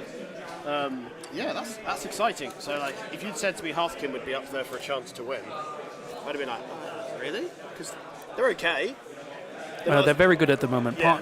So the main thing that makes them good is a jump pack warrior because he's 8-inch move, Yeah. and he can alpha strike. But not even just alpha strike, he has 8-inch move with fly. So what you can do is give him free APL, turning point 1, even if you don't scout and move him out. Yeah. With free can just APL, pump he it can up, reposition really. and dash with fly 11 inches and throw a crack. Yeah. And on Volcus, you can get people that feel like they're safe in a little nest as well. Yes, and on this kind of board, unfortunately, it's really great for them to punish with the jump back whereabouts 8-inch move. Yeah. So thankfully, it's the Votan Kill Team that actually have some play, whilst the others seem a little bit anemic at the moment. Because that's what I was muddling them with. Yeah, the issue with the Honkin Jaegers is they're a mixture of not being able to do enough damage and also bad tack ops. Oh god, guys, I'm not going to make horrible noises, but John is literally eating a boiled egg. What Protein. An adventure. What an adventure. I can smell it. It's great. So, it looks like our Legionary player is planning to put some ladders up, which is interesting. I'm hoping that that's not them deploying, because they've deployed almost like they're playing 40k with their coherency. Jeez. Yeah. So it's cool. I think they're talking through what they do. It's very interesting because. So it looks like David has taken razor wire and 2 ladders. Yeah. And it looks like a heavy barricade. So maybe he's planning to use it for a part of his scouting, right? Well, I believe the locator gives them seek light. Oh, yeah. So correct staging. He was pre-measuring if he could reposition move scout up to that right bottom pillar, but he should just be out because that should be 4 inches away. Yeah. So he shouldn't be able to claim cover from that. It's almost like it was designed that way, John. Yeah, who did that? An idiot. Yeah. So just talking through the terrain, because the issue is if he tries and stages up there, because the Halfkin Salvage activates him, they can use the locator to give seek light and ignore obscuring. So not going to lie, it's quite tough for for Legionary in this matchup, especially on loot. Although the good thing about loot is it forces the Halfkin to engage. Yeah. And generally, they're 2 APL. Yes. So that's their biggest weakness for me is that they're... But they can do Brotherhood of... no, for the Ancestors or something, where they can do action by the for free. Ancestors? Hmm? Is it by the Ancestors? The Ancestors are watching. That's the one. Yeah. I've heard it said to me so many times. I roll my eyes and go, "This sounds really new." Yeah. Am I going to get put in a book of grudges for this? That's fine. Halfkin Salvage players can't read. No, that's all plays. Yeah, I chatted to one of the guys that's played today, and he had previously been taking the Record Crew out, the Record Mob out. Okay. And when I asked him why he hadn't brought them, he went. He said that the what he was seeing, kind of people were putting themselves down as, looked such a good mixture that actually was a good opportunity for him to just try out his Angels of Death. Oh, was that Paolo? Yeah. Yeah. And I was like, that's cool. I understand that. Because I was just trying to get a feel for like why people would switch out of a relatively new team, and that's good logic as any. Like if you're interpreting what the scene and meta might be at an event, there is some kind of sense to that. Yes. So, Angels F are a good team to pick at the moment. They're a nice all-rounder, right? They've got access to some good combat, good shooting, flexibility in what they can do.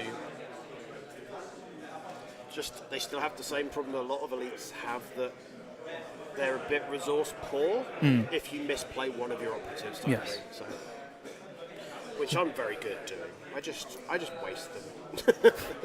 But players are currently just setting up, because the thing is, especially as the Legionary player in this, you have to be very careful with how you set up. So I'm guessing they're having to go through their equipment as well. So like, he'd have taken things like the talisman, right? There's a few, like, normally they get taken sort of things. Kinda. He's probably still taken the 2-up armor save, that's useful, and probably the Chaos Talisman.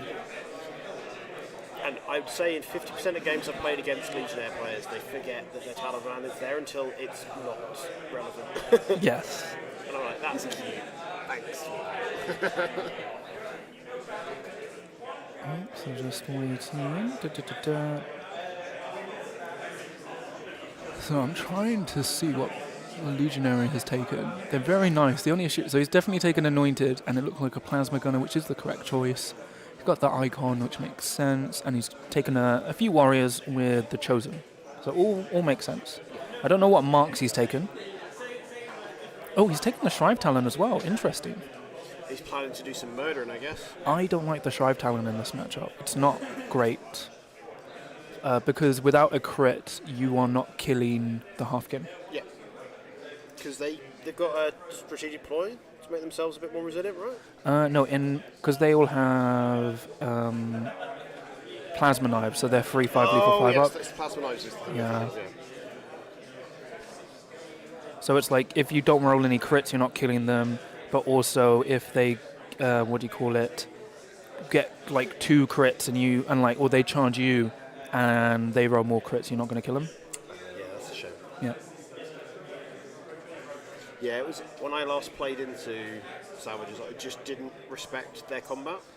It's not amazing, but it's But like enough. it's Yeah, it's enough. considerable, Yeah, especially on the leader and the jump pack warrior. And the leader can get back up, can't he? First time he dies. No, he has just a scratch if you Just do a 4 scratch. more damage. Am I muddling them up with the other guys? It's the Jaegers, yes. Yeah, I'm just muddling their rules together. Apparently, I'm Votan racist. Wow. I think they're all the same kill team, apparently. Oh my gosh, what is this? Charles! Sorry, I was just calling a TO over because there was a man with his hand up looking very much like he needed the toilet or something like a responsible adult needed to help. Let me give a... Probably a ruling. Kill team players, you have an hour and 40 minutes left on the round. They can't hear. To turning point 1. So you should be into turning point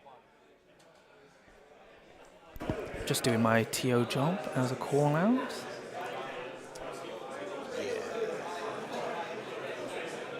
So the stream table did start a little bit later than everyone else, which is why they have more time, but it's why they also have been setting up.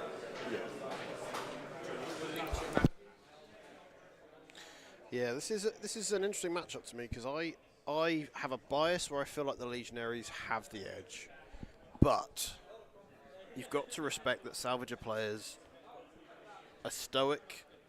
They tend to like. Oh no, a model's broken. Oh no.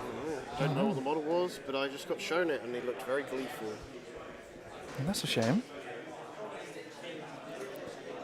Yeah, I wouldn't underestimate Salvagers as a team, but at the same time... They are very good at the moment, but they do kind of suffer to specifically Felgor, Ravager, and other Horde teams. Yeah.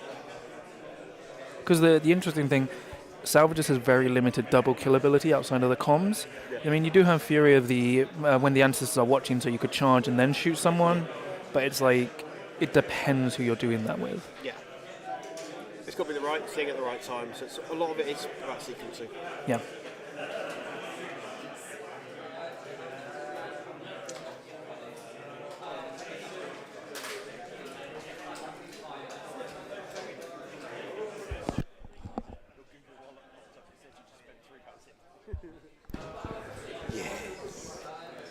All right, I'll go through some notable pairings for the rest of the round.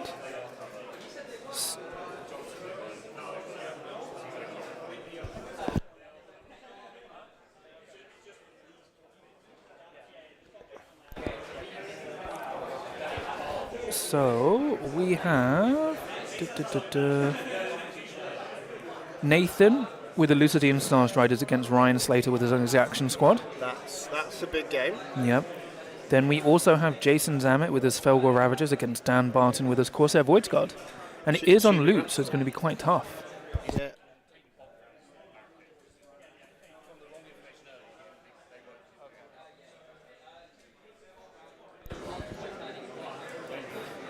Cool. I think those are the only other undefeateds. We've also got Blades of Cain, Joe Mullen, against, where is it? Void Dancer Troop, Gary Jackson. Yep, and that is the Blades of Cain player we had on round 1. Yeah, so the reason I didn't show some of these is because we've already had these players on. So unless it's final round, generally, especially in a 4-round tournament, I want to give people a break. And there's nothing worse than playing all your games on stream. Yeah. Like, a lot of the time people say they just kind of forget that they're on stream, but at the same time, it's nice to not have that expectation of the pressure. Yeah, exactly. Alright, so they're still just talking out, like, It looks like Matt has deployed most of his forces. He's just got his Jump Pack Warrior and Gunners last, which makes sense. So David is just finishing off his deployment.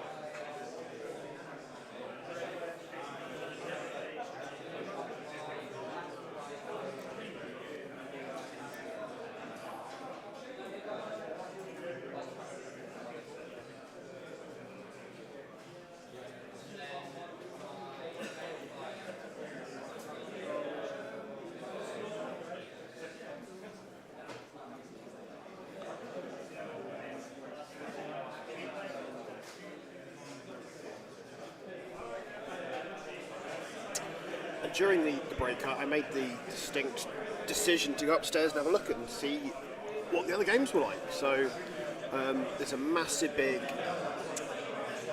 Horus Heresy event happening. They've got Yes. some really thematic boards, really Yes, some very, really. very specific looking armies where people have clearly gone, this is my legion, this is what their theme is, I'm going to go down the rabbit hole and bring just that. Yeah, really It's nice not, and It's thematic. not just bringing all the Contemptor Dreadnoughts, because apparently that is the hot stuff for them at the moment. Conversely, 40k, they're using all the beautiful MDF terrain that they've got there. From Bandu as well.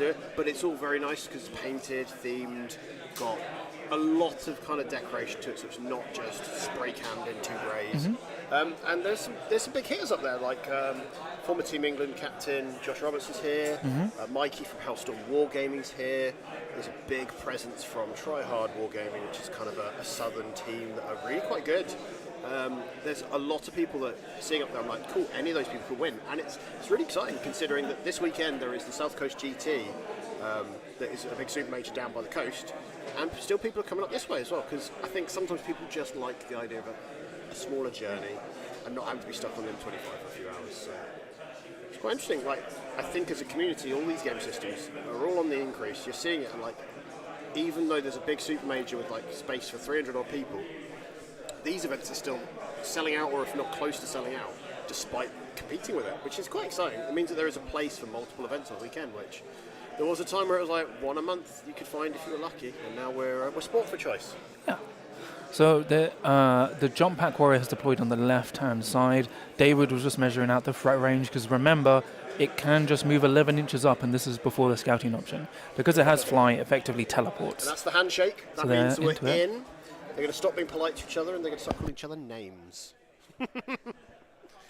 And John is eating his egg with his microphone muted, because it's great, because the noise it makes is basically like Slimer from Ghostbusters sliming on someone. It's gross.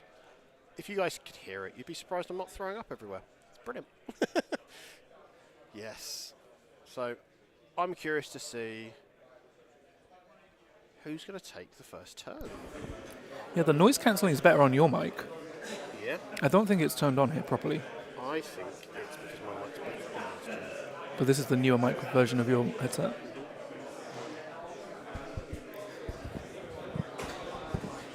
Yep. Anyway, so it's going to be interesting to check what their scouting option is. So 2 options the scouting options are for Halfkin. They generally either scouting reposition the jump pack warrior, or do ploy to get proximate firepower free. So he's done the scouting reposition, and it's very likely he'll do the jump pack warrior. Oh no. Oh, they both did scouting reposition. Oh, yes, because remember, it's a 6-inch move. You just can't be more than 3 inches from your drop zone. So he is going up there. So he's done that to threaten the whole center. Yeah. Because then the biggest challenge I found with both dwarf Votan kill teams is their movement. Yes. It's just that a little bit slower. And then also they've got to be careful with their positioning, because I don't think it matters as much on this terrain, but their height of their models So you for do- line of sight is challenging. Well, so the problem is you do have to respect the jump back warrior, because it's got an 8-inch charge Yep. if it's flying, 10 if it's Is not. that the guy in the middle now? Yeah. So he's got a threat range there where he can basically get almost in his opponent's deployment zone. So it's like, it's very annoying to play against, because they shouldn't have that much speed. Yeah, but it's one model, and that's why I don't mind it. No, I think Games Workshop are aware it's a problem. Yeah, So I don't think it will but last. it could be worse, right? It could be a lot worse. That could be a team of just... Well, because the key thing about the grudge mechanic, he can give a grudge in every strategy phase. Yeah. So now he can force crit through more than he used to be able to against this team.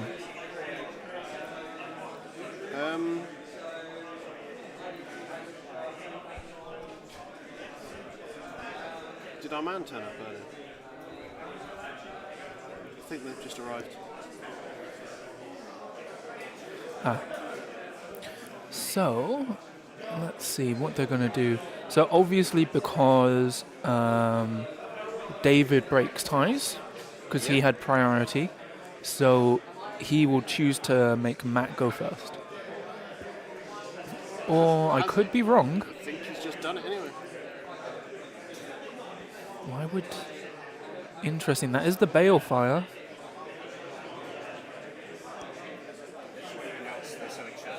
Okay. Oh, I'll do it.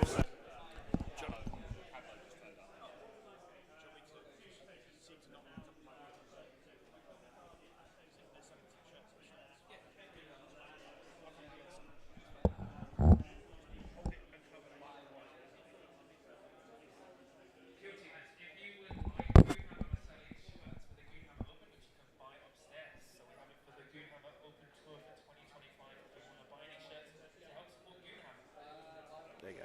That worked much better. So John's doing his promotional shout-outs, but he's finally learned how to use a microphone. It's brilliant. There we go. We've got an hour and a half left on the round, which tells me people should be at least deployed. Gone through their units. they should be halfway through turning point 1. Yeah. I was about to get to that, John. You got me when I was halfway through my turning point 1 explanation. No. Never mind. Yeah.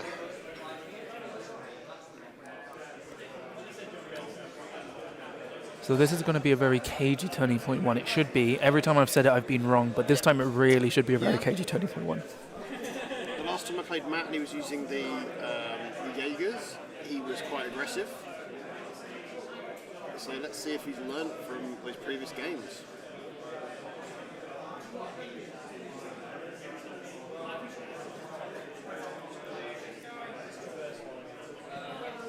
So first up is moving. That is the Thane. The Thane is moving up quite aggressively. So I think he'd be moving them up. I see. Basically, because he was behind light barricades, Matt was basically trying to bait out David's Warp Coven. I'm not Warp Coven, Sorcerer, to take the shot on the Thane, who would live, and then all of his gunners would just delete the Warp Coven, the Balefire. Yeah. So smart decision not taking the shot. It was just pure bait. Yeah. Balefire, come on.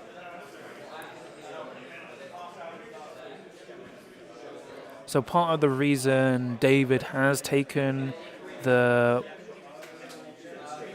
Shrive Talent is to Grizzly Mark the central objective, but I wouldn't do it because the jump back row will just kill you. It'll just kill you.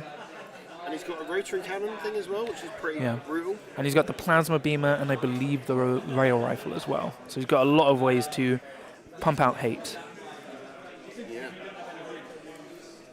Yeah, this doesn't look like a straightforward matchup where I don't think it favours one or the other massively. No. I would say now it's advantage to Hofkin. Yeah. What I mean is like from the setup, like before they start doing things. Now it's in a good position for him. Yeah. Again, still anything can happen though. Oh, of course, because even though without the ploys up, Hofkin aren't that crazy. Yeah. They've got to get their stuff in place. And some of this, they can't afford the CP every turn, so Yes. you've got to be very careful how they utilise it. And just shooting it, like putting it all down first turn, turning point 1, half it you don't utilise. If you're not being shot, if you're being cagey and careful, it shouldn't matter. Well, yeah, because the dilemma you have is you want to bait out the ploys to make them spend CP, but if you're playing defensively, they can just play defensively, and they have better tac ops in terms of the Hofkin salvages. Agreed.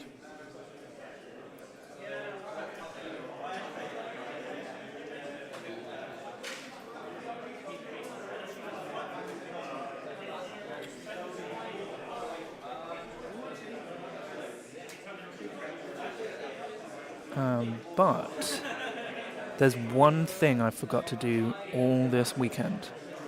What's that, John? It's something I've said I would do. You know what it is, Scrivo. I'm ready for the world of Gundam. I'm so hyped for Gundam. You can't see how excited Scrivo is right now. He's so happy. So unfortunately, guys, yesterday when we were doing the setup, every time we had a conversation, mid-conversation, mid-flow, John would just suddenly turn to us and go, do you know what I'm really excited for? It's the new Gundam game. And we're like, John, we were just talking about the complexities of international politics, and you just pipe up with that. And it's like, apparently, John is single-mindedly obsessed with it. Speaking of the revolution between the space people and the Earth people, the Shrive Talon has been moved up on the right-hand side behind the heavy barricade, so it can, the heavy part of that building, so it can stage up. So next turning point, David could charge onto Objective 2, well, the objective on the right-hand side, kill someone and then not plant beacon, Grizzly Mark. Yeah, well, I mean, he could move on Grizzly Mark, but this is the issue. If his Shrive Talon is Zinch, then he can spend a 4 APL to charge, fight, plant, because planting Grizzly Mark is 2 APL, and then when you plant it, every enemy operative within 3 inches of an objective is -1 to control it and +1 to do mission actions. So it's a very good control piece if you can get it up. Did you watch the movie? No, I don't know anything about the. All I know are the memes, and that it looks like it's going to be a good competitive game. Yep. Apparently, from speaking to a couple of people who went to the premiere in London, it was a really good, solid film. It's apparently the first couple of episodes of the next season, so it's a good entry point apparently. So I may tune in. I may give it a watch. But I'm very curious. I was more of a Bubblegum Crisis Tokyo 2040 kind of guy when I was interested in robot suit things, but that was more like small scale stuff. Maybe Appleseed. Appleseed was cool, but not necessarily my jam.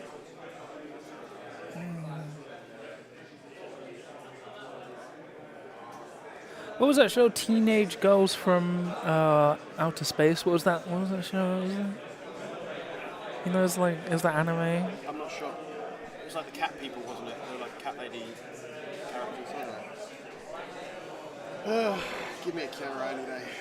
Although that we seem to be living through that world now. Oh, I can't find it. It's fine. So important staging, because the thing is, as I said, David has to really respect the Jump Pack Warrior. I really hope Matt doesn't do the end of Turning Point 1, just reposition and throw a crack. Because also he has the writ. So for every objective he's controlling, he gets +1 to the initiative, and every objective he's contesting, he gets +1 to the initiative. So he's very likely to win initiative and then be able to charge and then throw a crack again. So what he might do last activation, reposition dash, crack, win initiative, charge crack. Sounds spicy.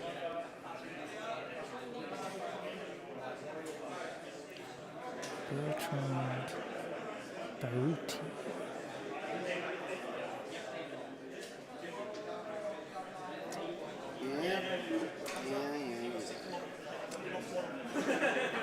Shout outs to some of the names of these people. Like, they're really cool names. It's not to mock them. We have one of our players called Bertrand Baruti. That's such a cool name. I'd just be like Bertie Bertie. Okay, whatever. Sup, Bertie Bertie? So David is continuing to stage his Legionary, and now Matt is putting up some of his gunners on the top left vantage. That's the Plasma Beamer. Oddly, the Plasma Beamer is not that good in this board because of so much heavy. So remember, you draw a beam, and then it shoots through people, and for every crit you do, everyone before and after the target takes D3 damage for each crit. But if it hits any heavy, it stops. Yeah.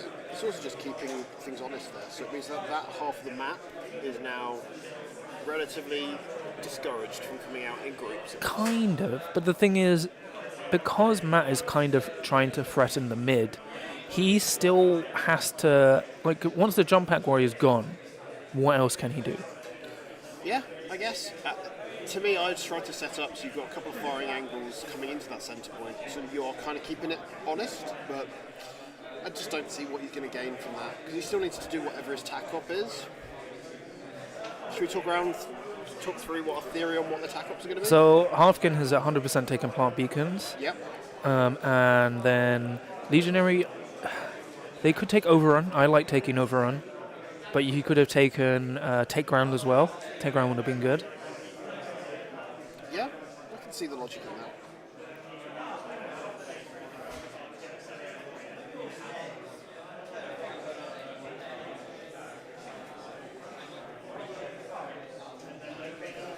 Would you say that some of the TACOP categories could do with a bit of a glow up in the next mission pack? Because there's some winners and some absolute stonkers, isn't there? Well, it's like, what do you call it? Recon definitely needs a rebalance. I think security is actually okay. Seek and Destroy is a bit too risky and favors elites. So the thing is, they're not going to rebalance TAC-Ops. We're just going to have to wait for the next season, which That's should... what I mean, like the next season's worth. Yeah, so it's interesting if they will change TAC-Ops. They probably will tweak them, but I wouldn't be surprised if they don't do anything at all. That's a shame. I like the idea of just keeping them very much the same, and then just things that need lifting up, lift them up a bit. Things that are a bit too easy, bring them down a bit. Like they did like the last 2 packs of the last edition. They were kind of like, they were alright. There was like a subtle change between the two, and it was at least positive. Yeah, I would be down for that, but I just don't think they will. Yeah, fair enough. it's this weird option of like, we don't know how much Games Workshop will change TAC Ops, but I would like it if they did. Because I get why they may not change them whilst the cards are active, because obviously they produce a card, people rely on using those cards and the accuracy of the card, so you don't really want to reword them unless there's an actual error. Yeah. But we'll see. I mean, 40k gets around it by new cards every season, and I'm pretty sure Kill Team will follow the same route. That's the logic I'm going with, at least for it. So I'm not against it. Like, after a year, they probably need replacing anyway because they've had a lot of use and love and disheveling. All right. So he's now. So the thing is, David does need to stage up, but he can't move too far forward because the problem is if he moves anywhere towards the middle, the jump pack warrior can just get him. And the problem is because the jump pack warrior can dash when it flies when it dashes, it can still teleport through buildings with the dash, which is really problematic. Yeah. So what that means to me is if David's being clever, he stages in and around the two big ruins, so he's far enough back, but close enough that for turning point 2, he can kind of do his next step of staging, because Yes. if he gets the jump, he might be able to get an angle and try to deal with the jump pack guy. If not, you've got to try to bait him out. End of round 1, start round 2. They should be on turning point 2 now, yeah. Kill Teamers, you have an hour and 20 minutes left. You should be moving on to turning point 2. You should be on turning point 2. There you go. John has not muted his microphone, so you can hear everything. I'm so sorry, everyone. I thought I muted my mic. I'm so sorry. Just calling out players to giving them regular timestamps in case they're not keeping track of the game. So once again, this is going to be a very, what do you call it? Not sluggish, when you're being slow and steady.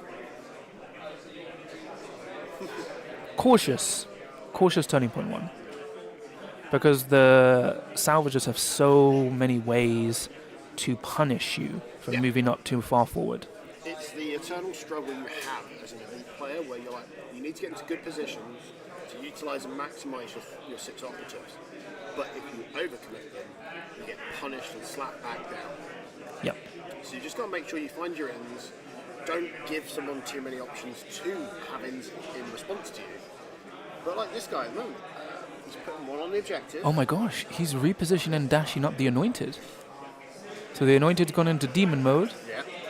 Yeah. Because he will get a count. So this is what I do when I play.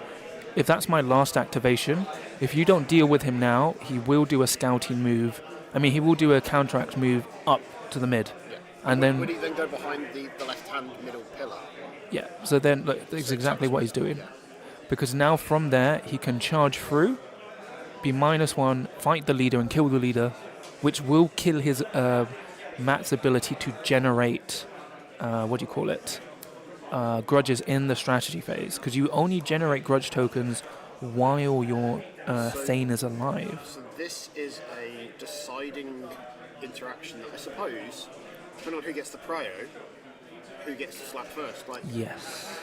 I feel like it's in the Legionaries' court to make the most of it, but I think the Hearthkin still can do something there. Yeah, because I think he's probably gone where they're Slanesh Anointed, so it's got +1 move, because there's no point going Nurgle anymore. And because he's gone Anointed mode, he's always -1 damage taken from 4 more damage, which basically means even because I don't think Matt Spade only CP, so if he throws the crack, it's hitting on 4s.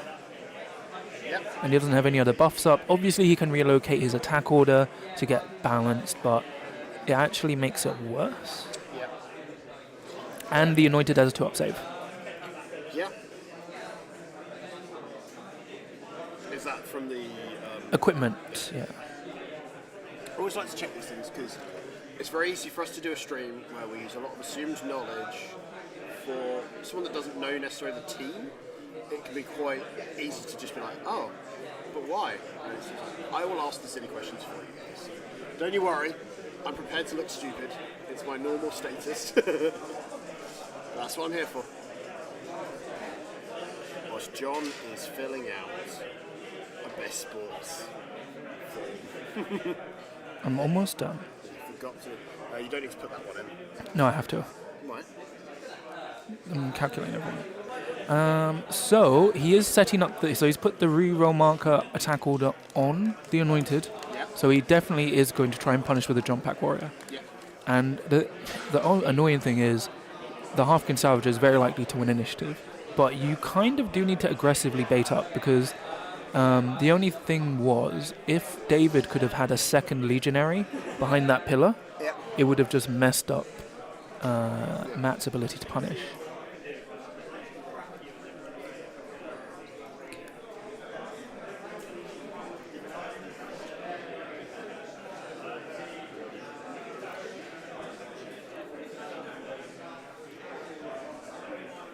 Because the jump pack has the fly ability, right? Yes. But it can't go through doors?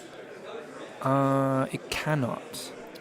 But it can just fly around the other side. Yeah. So Just trying to figure out if there's any inconsistencies in the rule, because we do sometimes get it where there's an assumed way that a rule ends up working, Yep. and we get a team that's going, oh, by the way, we do it, but it's like the whole Just a Scratch thing. yeah. Where suddenly it's like, oh, we get it against crits too. You're like, why? The rest of us don't.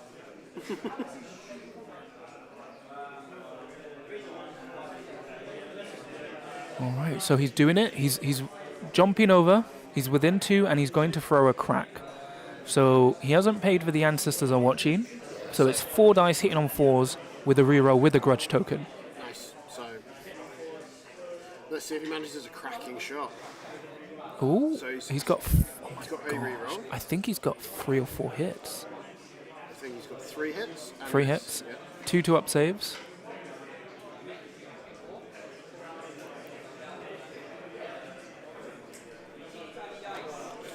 So how many wounds went through? If it was only 3 hits, only one of them should have gone through. Like the crit, which have done 4 damage. So he did do the Ancestors Are Watching. So he jumped over, through, and then dashed. Yep.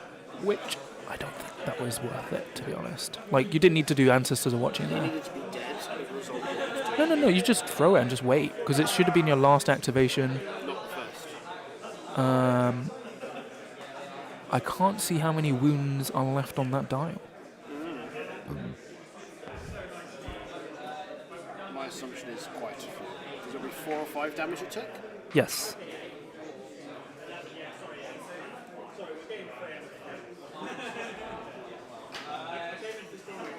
So, just trying to... I don't think... It looks like the Anointed took no damage. Because without proximate firepower, that crack isn't too scary. I would have probably just fired the pistol. Is that accurate one? Do you want to... I guess you're going to go check? Do you want me to go check? Yeah.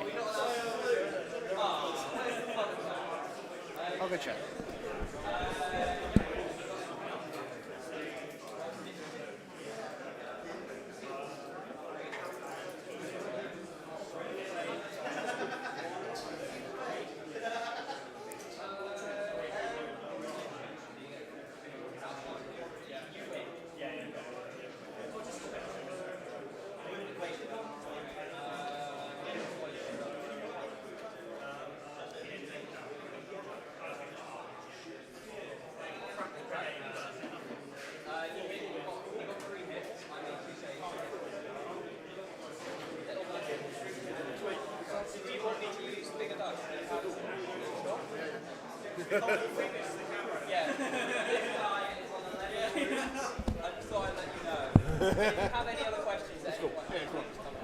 Right, so it was a crack grenade. Yep.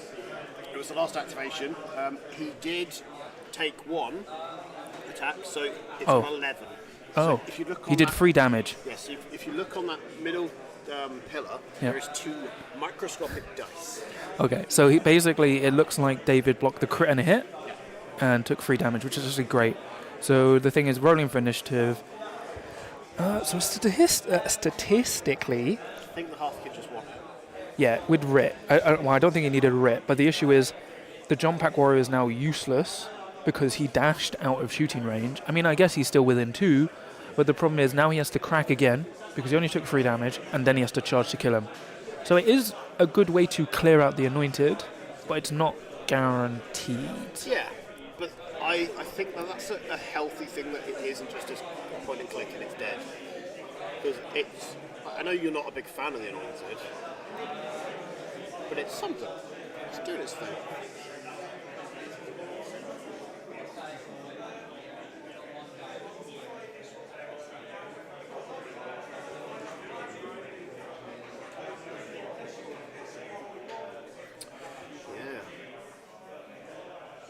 The vibe I was getting at the table is the two of them they seem to be having a laugh. It's like watching two friends play a nice pickup game. That's the thing I've noticed a lot with a lot of Kill Team events is generally you find this where you go to the opposite side of the table with someone very like-minded. It's just a good laugh. Yeah, so it'll be interested to see how that plays out. Because he also spent a CP for the Ancestors are watching, which I don't think was really necessary. So he's readying everyone. He has taken initiative in terms of Matt. Matt has taken initiative. So what I think he's done is he's done the Ancestors are watching because he can, not because he should. Does that make sense? Like, no, exactly. It's often a thing where people go, well, I can do that thing, and if it really pans out and it's helpful, like if it failed all of his saves, great. So the Jump Pack Warrior has materialized back to where it used to be, so I guess he didn't do the dash. Regardless, oh no, the Jump Pack Warrior is dashing and throwing his crack, which now hits some freeze with a grudge token. Yeah, he's doing the same thing again. Oh yes, because he could also door fight.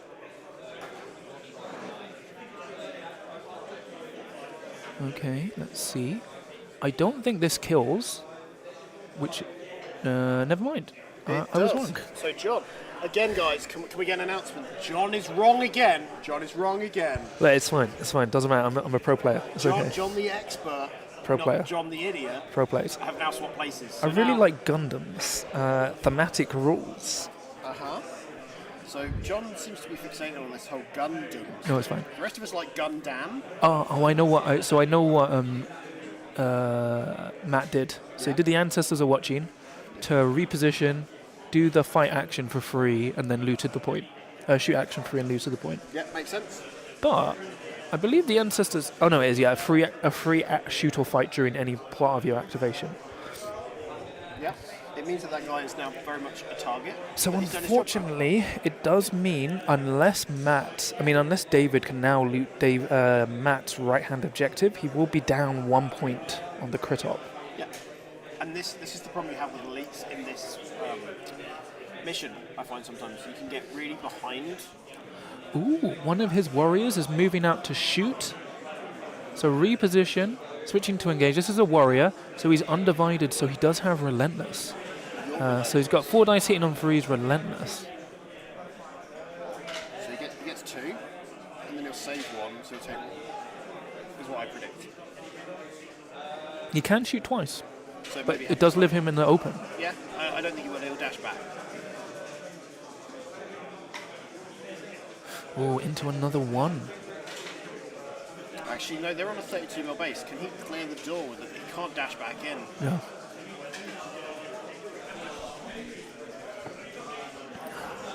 But I think that's the Grenadier, so he does need to kill the Grenadier.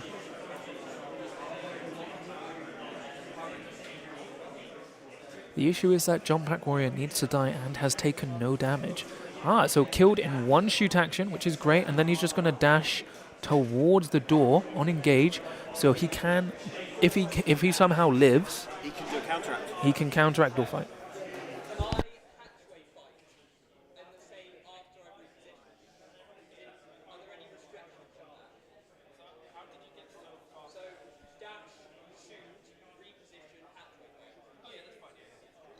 Sorry, he went to Zinch, so he didn't go undivided. So he went to 4 APL, he dashed, shot, killed, repositioned, and hatchway fight.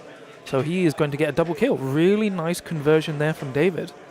He should be able to kill 2 threats. Maybe. It doesn't sound like he rolled too well. Wow. Things are about to change up, as Zinch would expect. Boom, boom. Yes, because Zinch operatives can spend 1 CP to go to 4 APL. That's tricksy. I like it when there is thematic rules that translate very well to the tabletop. Nice movement there from David. I love the double kill ability. The only issue is if he doesn't, I don't think Matt used his writ. So it does mean if he won initiative normally, he's very likely to win initiative again. Yes, that's a very good point, actually, John. I can see the ebb and flow of the game going that way for prios, but does it matter? I don't think the CSM's that bothered about going fast. It does look like he did no damage. I think he only got like 1 or 2 hits. Well, they're just calculating. Oh no, they're just calculating. Matt is just rolling his dice now. Eventually. I do not think the accurate stacks with attack order for melee. I think it's only shooting.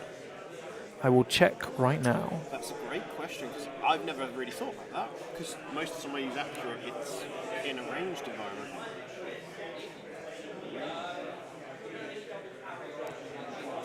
Nope, yep, you can. It's fighting or shooting or retaliating. That's cool. It just doesn't come up that often. That's cool.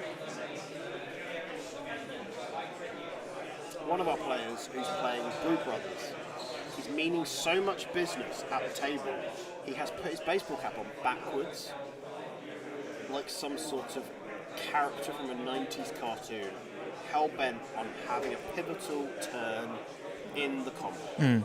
I could just see it now. Got to crit them all. Ah, nice. So he did kill the jump pack warrior. Excellent. I think the jump pack warrior somehow only got 1 hit, which was parried out, blocked out. So nice double kill from David. He's killed the grenadier and the jump pack warrior. Really nice. That's 2 for 1. The only downside is Matt can now use the locator to make that bubble ignore obscuring, and then they can just delete him because he now has 2 grudge tokens. Yep. So then it'll become 2 for 2. Yep.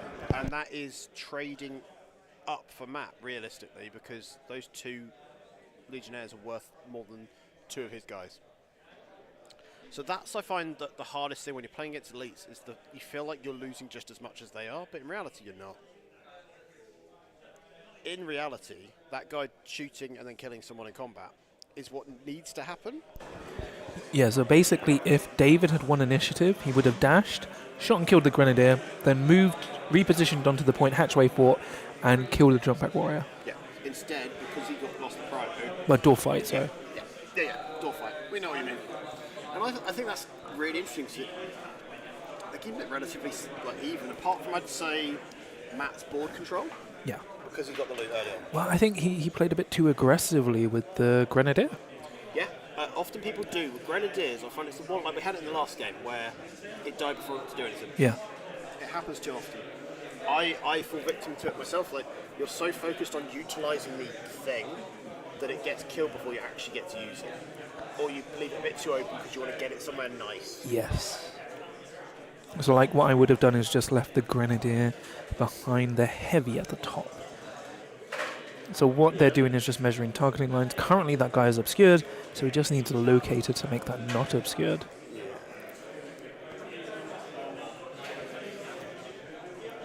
I'm assuming Matt took the locator. If he didn't, that makes it massively more favourable. Did they put their cards up for their equipment?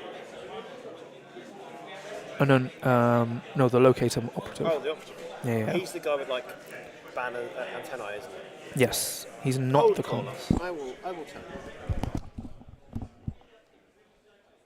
you. Still, they're just measuring out.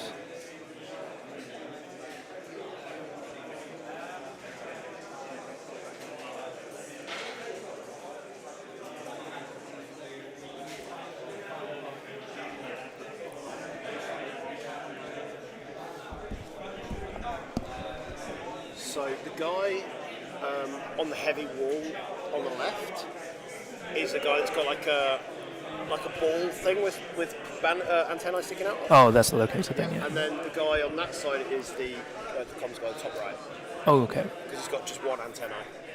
Yeah, so the thing is, once again, Matt is down 1 activation, but so is David, but Matt has the ability to just wait. Yeah.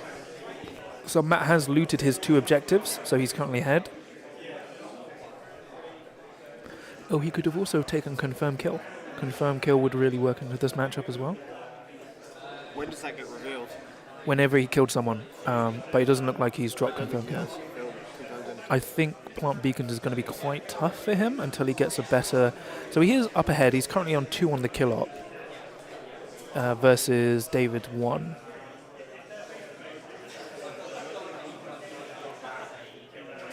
Oh, thank you, Nick. Mike Brandt said the very same thing. It's the husky sound of a man that clearly needs some more honey in his tea. I've lost my strepsils, so... I love that John says these things when he knows I've got a packet of them in my bag. I don't know where... It was in my pocket. I could just get you some. No, it's fine. Don't worry. It's okay. I'm like a married couple. Like, no, you just should have said you needed one. I will say shout out to the sportsmanship. People have been great on stream, and even now the players are joking around and having a laugh. It's great, what we love to see. Yeah, and I'm going to keep saying this, but I have found that Kill Team as a community is generally really sporting. Yes. A lot more than a lot of other systems. And I'm not saying that other game systems aren't, but I feel like the pressure on the game isn't there in the same sort of way where you're not just moving and managing so much resource. You don't have time normally to stop and have a giggle. Yes. Yeah, David's a very, very funny chap. He offered to not use his microscopic dice, and I went, no dude, you do you. Why are the tiny... Why do people have all these tiny I've got dice? some dice that size from when I used to buy... There was Weird. a WizKids game called Pirates of the Spanish Main, and all the ships came with dice that were so flippin' small, but they were really useful as wound markers until you start dropping them on the floor and then like, I can't see them. Oh gosh. Okay, let me do an hour timeout. The table are 10 minutes behind everyone else, so currently everyone else has an hour. The table has an hour and 10 because they had more time. Well, they had to set up, so. And he has muted his mic, guys. Will he use this mic correctly, though? And there we go, guys. He's actually finally learned, like third game in the day, he's actually remembered how to use a microphone. My goodness, everyone, maybe even people upstairs heard John then. It's great. Finally, he's learned how to use microphones. It's funny, like they made the mistake of giving me access to basically the boombox last time.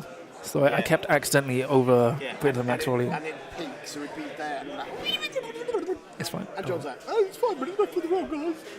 Okay, so we've got the plasma beam on the left-hand side, and that looks like the high-las rifle on the right-hand side, which is interesting. I wouldn't have taken the high-las into this matchup. Remember, there is the situation, well, John, that sometimes a player like this, he may have just one box of them and not got the so choice of other than the Thane has moved into, well, charged into the middle and did kill the warrior on the point. Yeah. So now David is looking to punish with his own warrior, which would make sense. Yeah. The issue is that if you do kill the Thane, that is basically all of Matt's ability to reach the middle point, and he loses his generation of grudges outside of just dying. That's a grudging. That's a grudging. Everyone constantly nudging my terrain. It's fine. You gotta make the most of it, John. Like, if you need to move your models, you just have to nudge that terrain just a It's little okay, bit don't more worry, it's fine, anyway. it's fine, it's fine. It's fine. It's fine, it's fine, it's fine. I blame Charles for this whole situation. Yeah. Yeah, so we're currently just waiting for them to We're finish. just vibing. You know it is, we're just vibing. The only thing is, Matt hasn't really revealed his tac op, which is very likely plant beacons at this point. It's probably an action, like you're saying. Unless he's gone for take ground, which would just be weird. But maybe he has. Maybe he is doing what you don't expect, because Matt is the real Votan player and you're just the pretender. I do like where David put his razor wire. So he put on the right-hand side between the midpoint and the vantage point, which basically stops the Votan coming in. Interesting choice to block off that avenue. Because for them, because they only move 5. five, Yep. they cannot clear it No. successfully without being base to base with it, essentially, right? Exactly, yeah. Yeah. I remember that piece of tech. Someone told me that and then I forgot to take it. I was Short like, cool, I'm kings. so good at this game. To be fair, equipment is actually in a pretty good point. The I like pace. how interactive it is, and it all matters. Yeah, there's only Maybe some minor the things. portable barricade. I No, the really main like. problem at the moment is mines overlapping with terrain. So you can like basically extend the threat range of a razor wire by having it overlap with a mine. Yeah. They So shouldn't be able to be near each other. yeah, so that's probably going to be fixed eventually. But mines in general are this weird loophole. If they aren't toxic, they're not good. So Yeah. because like at the end of the last edition, I didn't like the ones that the Jaegers had. Really didn't enjoy that. Yeah, so at the moment, David is on 1 on the crit up, Matt is on 2. He's also ahead on the kill up because now he's killed. Yeah, he's killed 2 Marines, so he's on kill up 2. So the Thane is down to 4 or 5 wounds, and David still has a counteract. So the Thane is likely to die. Because the thing is, even though the salvagers can ignore obscuring, they have to be able to see the salvagers. So I'm going to target the head. Yeah, and currently they cannot see the salvagers at all. I mean, they cannot see the legionary. What's the other options he's got then? So say the Thane doesn't die. If the Thane doesn't die, then that's great because Matt will be very likely to win initiative with Rit and then just like shoot and run away. Well, he would actually probably just shoot loot. He's probably got the CP for a reroll if he needs it defensively as well. No, so salvagers are too CP intensive. They have to rely on their attack order. Because the thing is, they're not like Legionary who can afford. I think he just spent the CP. Never mind. Okay. Are you sure? What is Just sort shooting? of playing with the dice, that was it. So I think that's just one of his. That's just his Kinlink. So the Kinlink is just moving up. Oh yeah, that makes sense. Yep. Because as I said, he's running out of operatives to threaten the middle objective. So while he's looted this objective, turning point 1, he hasn't really done much else. And for some reason, there's a legionary operative on the right-hand side objective, and it's not the Shrive Talon. So I don't know how that got there. Oh, I guess he just repositioned and dashed up. Okay. Oh, yeah, underneath there, he's got a light barricade. Okay, I see. Nice, nice. So David isn't in a position turning point 2 to go ahead on the crit up, but going ahead turning point 3, assuming because Matt's still got the Shrive Talon, so the Shrive Talon could just reposition and dash onto the point, and then going into turning point 3, even if Matt wins initiative, he now has to deal with a Legionary in the mid, 2 Legionaries on his own point, and especially if David has taken overrun. It's a really good position for David, which is what I like. I like the play he's doing with his Legionary. And today's safe word is thematic, which is how David is playing, very thematically. That's the new direction for Kill Team, thematic. Weirdly, the name that you just said sounded more like you said Fanatic, which was the old Specialist Game Studio name. Oh.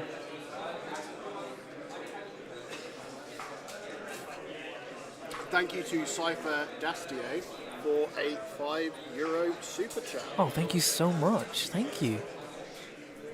That pays for Scrivo's dinner. You heard that live on stream. John is buying me dinner now. Thank you, guys. No, thank you so much. We really appreciate it. Hopefully you're all enjoying the stream. So we have one more round. We have one more game after this, but currently, oh wow, that guy's just disappeared. So I think he repositioned onto the point and is now dashing through the door. Scrivo, could you just check the board state? Yeah. Thanks. Just having a look because there's no way that Legionary operative could have died.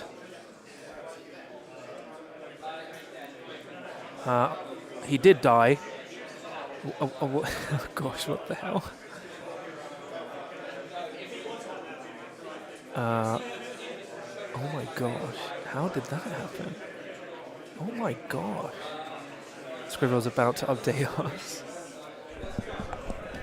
It was his butcher model. He was using it as a proxy to see where the Balefire could move. Okay. And if it went there, the mag rail would light him up. Yeah. They were discussing, and they've been very open with their information. Yeah. It's what you need to do. Is there's no need to conceal information like that. It's very good he's done that, because as I said, the rail rifle will just delete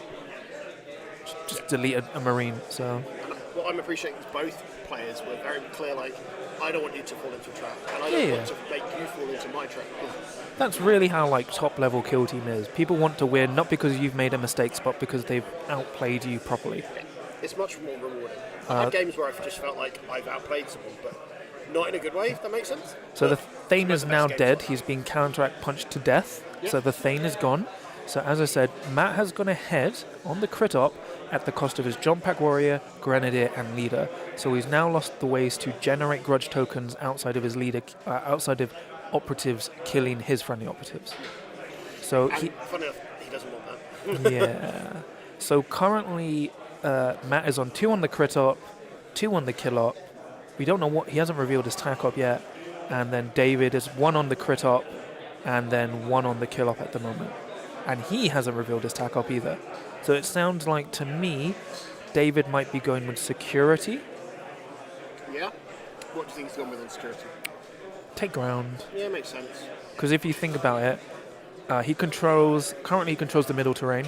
And then he's got another legionary operative who could move up. Yeah, because the Balefight's just sat there, able to go and threaten. Yeah. He just can't this turn get close enough without getting Because punished. take grounds are solid, reliable, because he can easily get 1 point from it, and then as long as he's aggressive and safe, he'll get a 2nd point. It's a passive scoring. Yeah. So anything that doesn't involve your opponent rolling dice or having interactions with what you're trying to achieve, Yeah. outside of them physically starting the terrain, you're fine. Like to me, if you try to do things like a killing thing, there's too many variables that can go wrong for you unless you're front loading it with your own benefits. Yeah, so the issue is Matt has kind of put too many people near the door, so he's trying to move off his point, because the issue is David can reposition and dash to the door, hatchway fight, and kill a Because half there is a guy just at that door. Yeah, and which is exactly what he's doing with the Balefire, and he's going to fight. Yeah. And he can do that on conceal. That's cheeky. Yes. Hatchway fights are doable. Well, door fights are doable on conceal as well, because he's touching the door. Because you're not charging. Yes.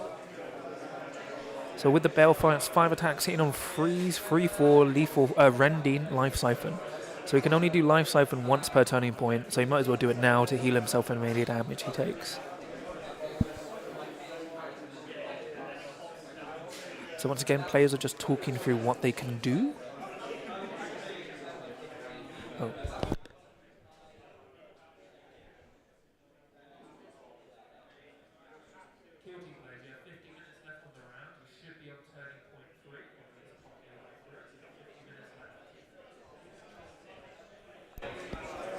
There we go.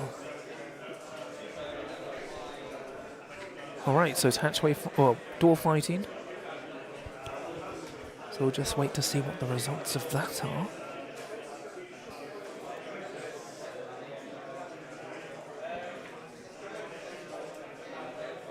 By the way, the interesting music here made by, I believe, the students at the Montfort University. There was a lovely rap song called Gucci, where he rhymed the word Gucci with Gucci in 50 verses in a row. Amazing. Amazing. Clearly up-and-coming British talent. So, going back to the game, he has killed the Halfkin salvage on the point, and he's currently more than 2 inches from the window. So, even if Matt gets to the wall with the window, To the wall. he's not within range. He can't actually see the Balefire to shoot him, so he actually has to come around. Can he look down at him from above? Huh? Can he look? Because there's a guy above. He would have to move out because he's on conceal. So to break the conceal, he'd have to drop down from his vantage point to shoot him. Yes, Dom Thinosaur. Is the Goonhammer Open UK? Is that a special kind of jackhammer? Maybe. So we have the Goonhammer Open UK in Leicester. So we have 3 a year, and then there's one in America in June. No, July in Baltimore, near DC, Washington DC.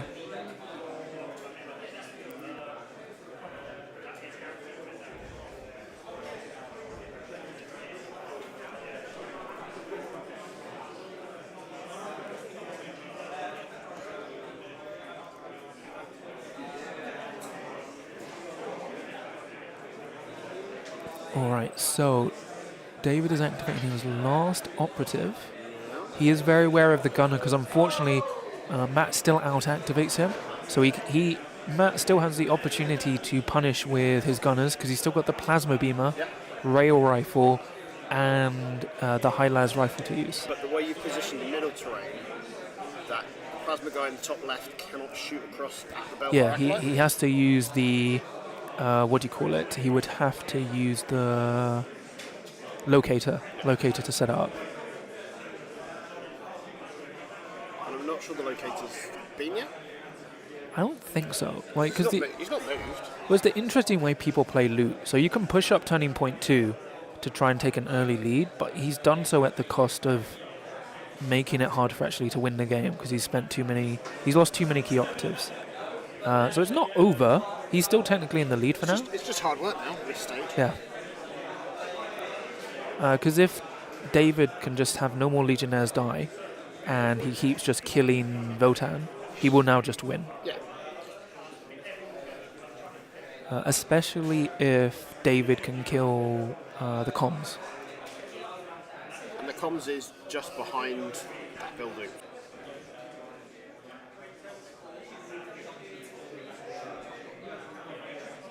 Oh. Hopefully everything's okay. OBS disconnected and reconnected, so it should be fine. Let us know in chat if we're still okay. It's still showing us in streaming. Cool. All right. OBS is After speaking. 6 hours of streaming, we're still here. Yeah, we've been doing. I'm still standing. So how long do players have left? 45 minutes. Table has 55. Perfect. Oh, he has moved out one of his gunners. So he's trying to get a shot on the operative on the middle, which is, I believe, David's leader. Yeah, he's going to reposition and dash. Oh, sorry, the rail rifle is up top. That is the high-las rifle. So it's 4 attacks, hitting on 4s, 4-5, ceaseless rending, and it will have 2 grudges. Now hitting on 3s because it's within 6 inches. Nice. So he might just hit. He'll already be 1 crit, which will turn into 2. Well, it would be 2 crits? No, 1 crit going into 2, and then if he rolls more crits, he'll just murder him. So here we go. I think that's 4. Ooh. Oh, he gets balanced as well. Balanced ceaseless, effectively relentless. So I think You're that. relentless, Yeah. John. So I think that's 2 hits, 2 crits. Any Oh, piercing? thank you, LTT Bugs, for letting us know the stream's going okay. I think that's a dead operative. It looks like he's only made 1 save. Uh-oh. SpaghettiOs. Oh, he's spending the CP to reroll. He needs to live.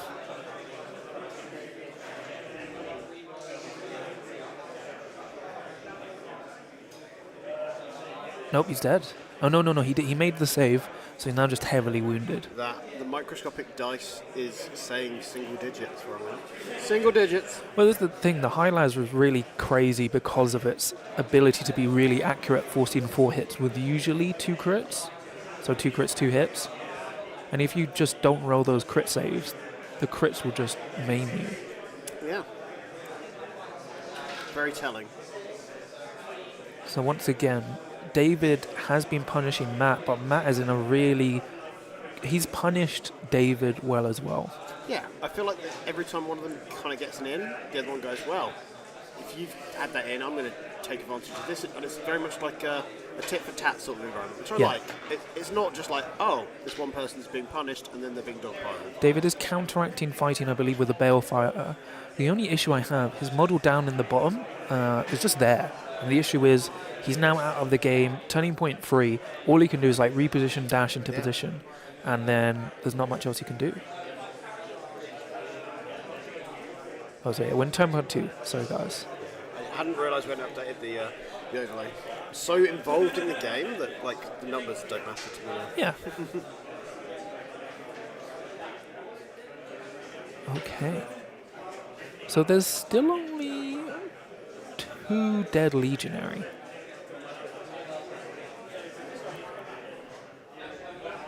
So David is Matt is just checking what other operatives David has left. David has got an operative behind the door on the objective on the left-hand side. That's the one with the grizzly mark. Yeah. So basically, David has kept his own objective safe. Yes. Yeah, So he he made the right choice there, because originally you were thinking that you put that in the middle, but Yeah, then he when put- the middle was lost. well, the thing is, your own home objective should be really safe. I don't think he's taken the icon bearer. I think he went with more warriors. Yeah. Do you think that was a good decision? Maybe I like the extra CP. When you can gain CP that you normally wouldn't get access to, I really prefer having that element. Yep. They are flipping to ready, so they're going into turning point 3. I believe Matt didn't use his writ. Oh, he is. He's Legionnaires doing. revealing. I think that's take ground. Right, let me just go and double check both for you.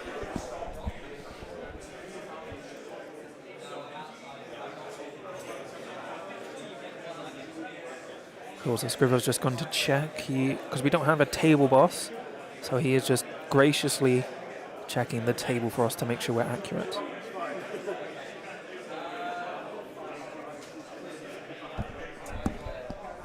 Right, so we've got a double tack up. Oh, they both have the same take ground. No. What Let's is see it? if John can work it out. I'm very curious to see if you ever saw this coming, because it's not one you've mentioned at all. Secure center. Secure center line. No, hold on. Secure center take ground.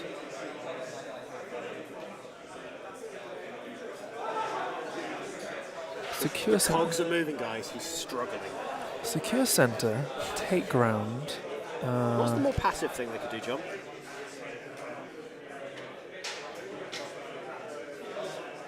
Oh, my mind's gone blank. I know the last one is controlling points. Contain. Oh, they've both taken contain. Yeah, I didn't see it. I literally looked at it and went, I get it. And it So that influences how means they've been going, David has 2 points on contain. Because he's just revealed it now. Yeah. So David has 2 points on contain.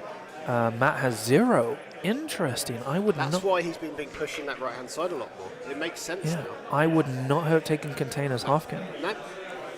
But that's And- interesting, right? Like, I now look at it in hindsight and go, okay, that's why they've been playing the way they've been playing. So Matt has used his writ to take initiative, and he has looted his point on the right-hand side. Yeah, makes sense.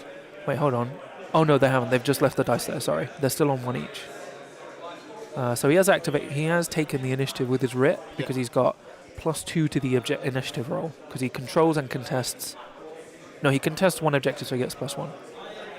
Yeah, makes sense.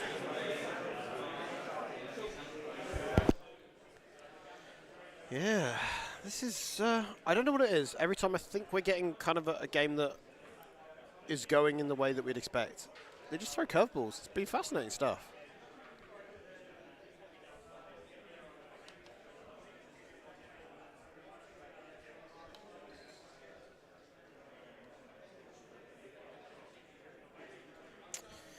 Yeah. You have 40 minutes left on the round, so you can be coming close to the end of turning point 3, getting ready to move up to turning point 4. So you have 40 minutes left in the round. Just doing another TO call for time. Oh.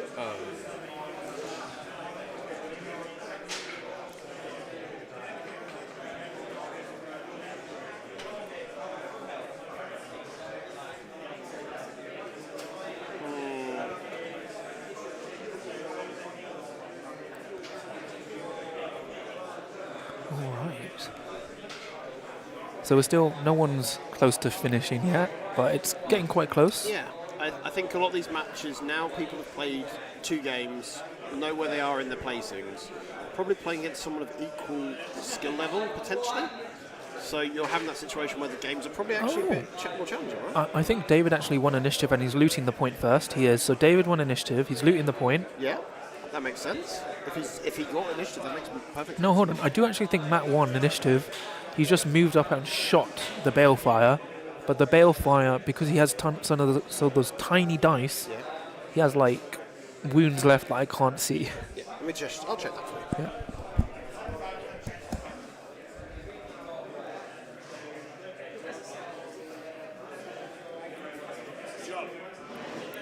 Wow, 1 wound left on the balefire. That's terrible because the balefire will now just loot that point.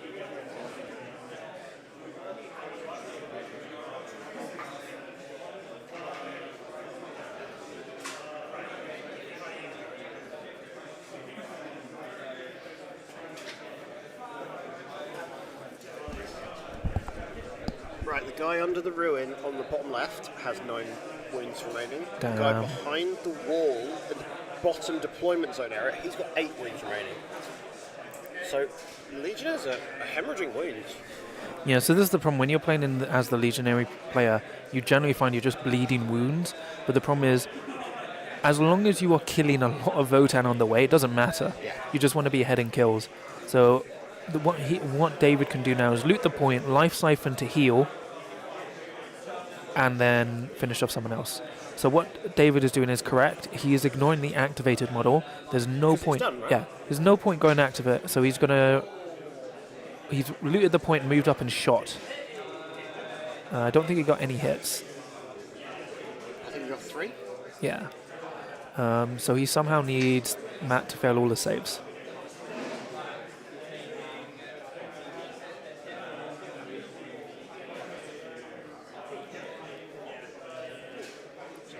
Maybe 1 going through. We shall see. So he heals 1 wound, so he goes up to 2.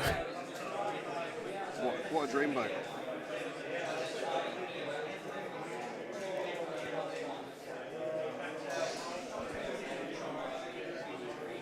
By the way, it's very interesting when people post huge paragraphs as comments, like one huge wall of text as a response, and I'm just like, Cool.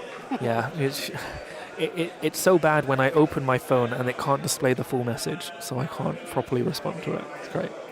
Love that. And remember, this is a nice thematic day for Kill Team. So good. Classic John and his shenanigans. So the good thing is now David just has to pop the mid, which he should be able to do safely. There's nothing at the moment that Matt can threaten his operative on the middle point, because he would literally just have to, like, I mean, it would be a charge, and he's just praying he rolls hot on his plasma knives. Yes. How many wounds did you say the guy on the middle had? 8. 8, yes. So if Matt rolls 2 or 3 crits... And the guy in the dead centre has nothing next to him. Guy in dead center. Yeah, so this guy in the middle objective, he has no dice next to him. That guy's got 8 left Oh, on the very bottom. what is this? Oh no, he did just kill him Yeah. on the mid. So he must have had something on him. I didn't see a dice for it. He had a mini dice.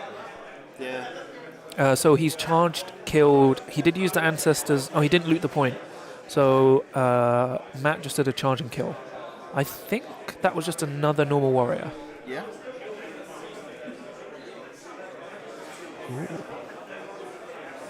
So if Matt kills another operative, he goes up to kill grade 3.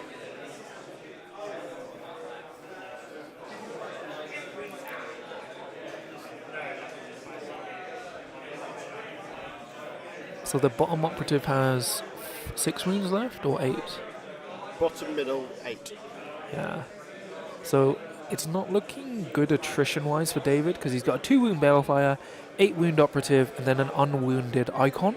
So the icon will like hold his point, Yeah.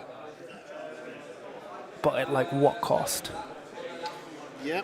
I'm feeling like the Legionary is running out of steam here now. Like they may have got a slight advantage on that, but Unfortunately, at what cost? like Matt has been able to match the kills for losses, which isn't what you want to do as Legionary. And as I said, because David repositioned that guy so far back, he's effectively out of the game for turning point 3. So all he can do is reposition dash to that middle pillar and then try and stage up next turning point. Yep. It's weird. Like So- often I find an elite team's player makes better decisions, So but David is charging. He's looted his point charging and is now... Oh no, he's charging on the midpoint. yep. So he needs to kill the comms.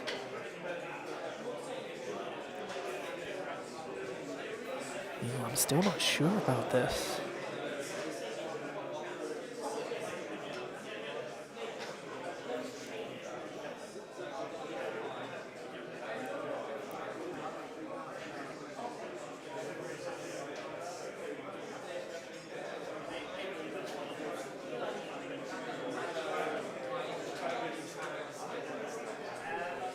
Yeah.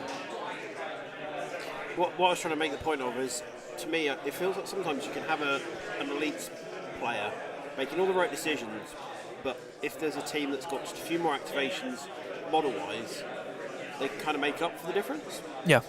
And that's what I find often with these sorts of the all-rounder teams. Like the Salvagers are kind of like, they're okay at everything, but they're not amazing at one style of thing. Well, Salvagers are very good at being like alpha striking at the moment, and the thing in is, this matchup, it's not really happened, has it? so this match used to be very close. Now it's very much in the Hearthstone favour because of grudge tokens getting past like all the ignore piercing and stuff, and they can pump out quite a lot of crits. So David's playing it right. He's just not getting enough kills for how many models he's losing. Right? Yeah. Yes. So he's trading equally. Yes, when he needs to be trading more. Because it should be, if he kills 2 models for one of his models, he's equal. Yes. On activations, because that's the way I see it. I don't see it as models. Activations is more important, right? Like, yes. And at the moment, it's just not happening. Which is a shame because he's playing out of his mind. Oh yeah, he's really playing clever, amazingly smart well. plays that I'm just like, okay, cool. I didn't see that coming. But we just got to see. Oh, well, this is TP3, right? Yes, this is have not TP3. I'm updated sorry about the that, guys. It is tournament. TP3. I was so involved in the game. I just looked and went, oh, we're in TP3. Toilet paper 3. Yes. And guys, if you're really enjoying this stream, do not forget to hit the like button below us. That really helps with the algorithm. And of course, if you're not already subscribing to the channel, just make sure you do, because it really helps. Yeah. And it doesn't cost you anything. It's a nice way to say thank you. John's got an active Discord. Where You can join for free. It will be on any of my videos in the episode description. It's in the description normally. Great little place if you want to learn and understand bits about Kill Team. Chat with like-minded people about the hobby. Great place to be. I think so. David is moving out his plasma gun to shoot at the guy in the open because the razor wire doesn't provide any sort of protective cover, so he does have to overcharge for this. Yeah, he's rolling some dice. There's a couple of dice. Got 2 or 3 dice. Ooh. So the Kinlink has also moved up behind the middle objective. Something's happened to the guy there. Is that dice going down? It looks like he took damage for going hot. Yeah, because he rolled a dice after he'd done stuff. So he's down to a single dice, so he's probably less than 6 wounds now then. Ooh, let's see. He is dead, nice. So he had to go hot to go to 4, 5, 6. And he, I believe, just failed his gets hot roll, so took, I think he rolled a 2, so he takes 4 damage, so he's down to 4. So he repositioned, shot, dashed. And then he's safe from being shot by the guy top left. Yeah, because they can't be seen. He's behind that big building. Yeah, this is looking cagey. Like every time I think it's swinging one way, it swings back into the middle. Yeah, so currently, Matt is on kill grade 2, and David, I think, is on kill grade 2 or 3. Yeah. Adam Richardson, you've missed most of the game buying socks and going to Tim Hortons without me. I am very angry. What kind of socks did he buy? I'm guessing they're probably some man-made material that's really itchy but really comfortable because he's a middle-aged man. Maybe he just bought one sock. Yeah, just that one sock. Yeah. It does plenty. Yeah. So what you've missed is a game where every time we thought one team was getting a slight advantage, the other person then balanced it back out again. So it's looking pretty close. It was interesting that he chose things like having warriors instead of things like the icon. Well, you like warriors because they're of their offensive output. Yeah, and that's the thing. He just wants stuff that can just do stuff. Yeah. I'm just checking some results for everyone. Yeah. So we must have got a couple of games finished. You would think so. I can't see. I think maybe one game's finished. So Dan beat Jason. So Dan with his Corsairs beat Jason's Felgor 20-8. Then Christopher with his Nemesis Claw won 19-13 into Daniel's Hierotek Circle. Nice. Then Bertrand Baruti with Mandrakes won 14-7 into Fastalkers. Nice. That looked like an interesting matchup there. Yeah. Jack M thinks David's going to win. I think he's going to edge it in, but I think it's going to be razor close. He is ahead by 2 points on the tack up, and he's likely to go to ahead another 2, and his primary is likely the tack up. So they're going. It looks like they're going into turning point 4. Yeah. Yes. So Matt is now on kill grade 3. Let me just change the TP for you, John. TP4. And then Dan. So Matt is on kill grade 3.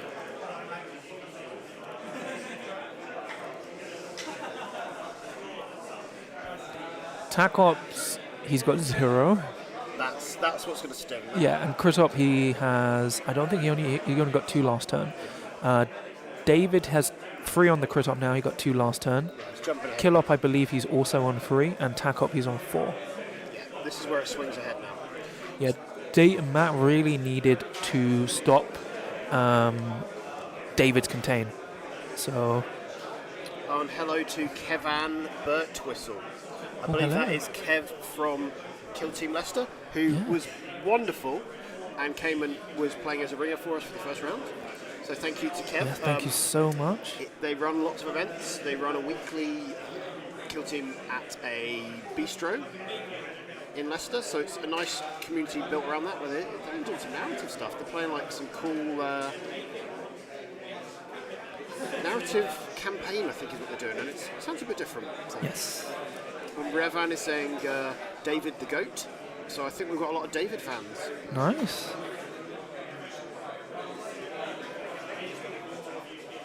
And Jake Yao is saying David Pog. David Pog, indeed. He's trying to be a slammer. He's trying to be that Keeny.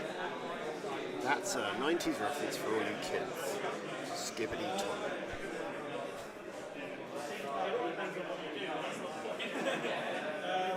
Oh my god.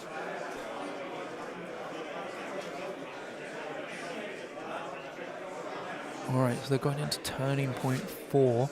Unless Matt can get really aggressive. Because the only issue is they've picked up all the dice for their loot, so I don't know what they've looted. Sam is saying that Dave is cooking. Can you smell what Dave is cooking? Choo choo, they're on the pain train.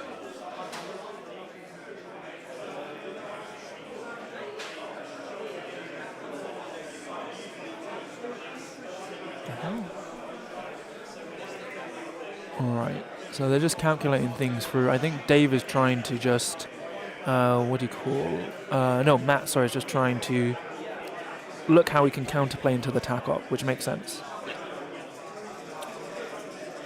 And that in itself is challenging, right? Like when you realise your opponent's got such a lead on you, you're like, Yeah. how do I claw this back? Yes. Or even just prevent them scoring more. Exactly, yeah.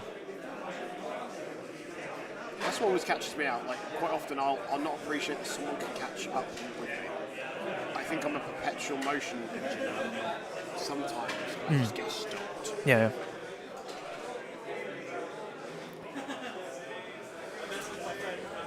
Alright, let's see. Well, we're getting tape measures out. That means they're trying for accuracy. So the issue is, David does only have 2 operatives left. Yeah, but is that enough?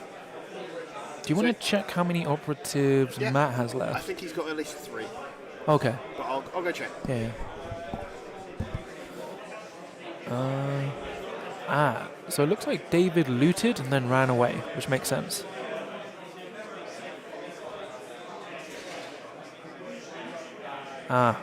So Matt has 4 operatives. They both have 2 operatives each. Oh, they both have 2. Oh dear. Yeah.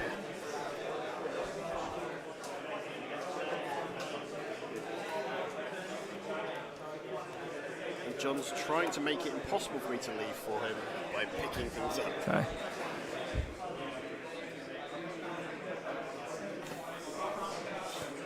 Okay, interesting. So there is the Votan that was on the top, and then that one that was central, Yep. and that is it.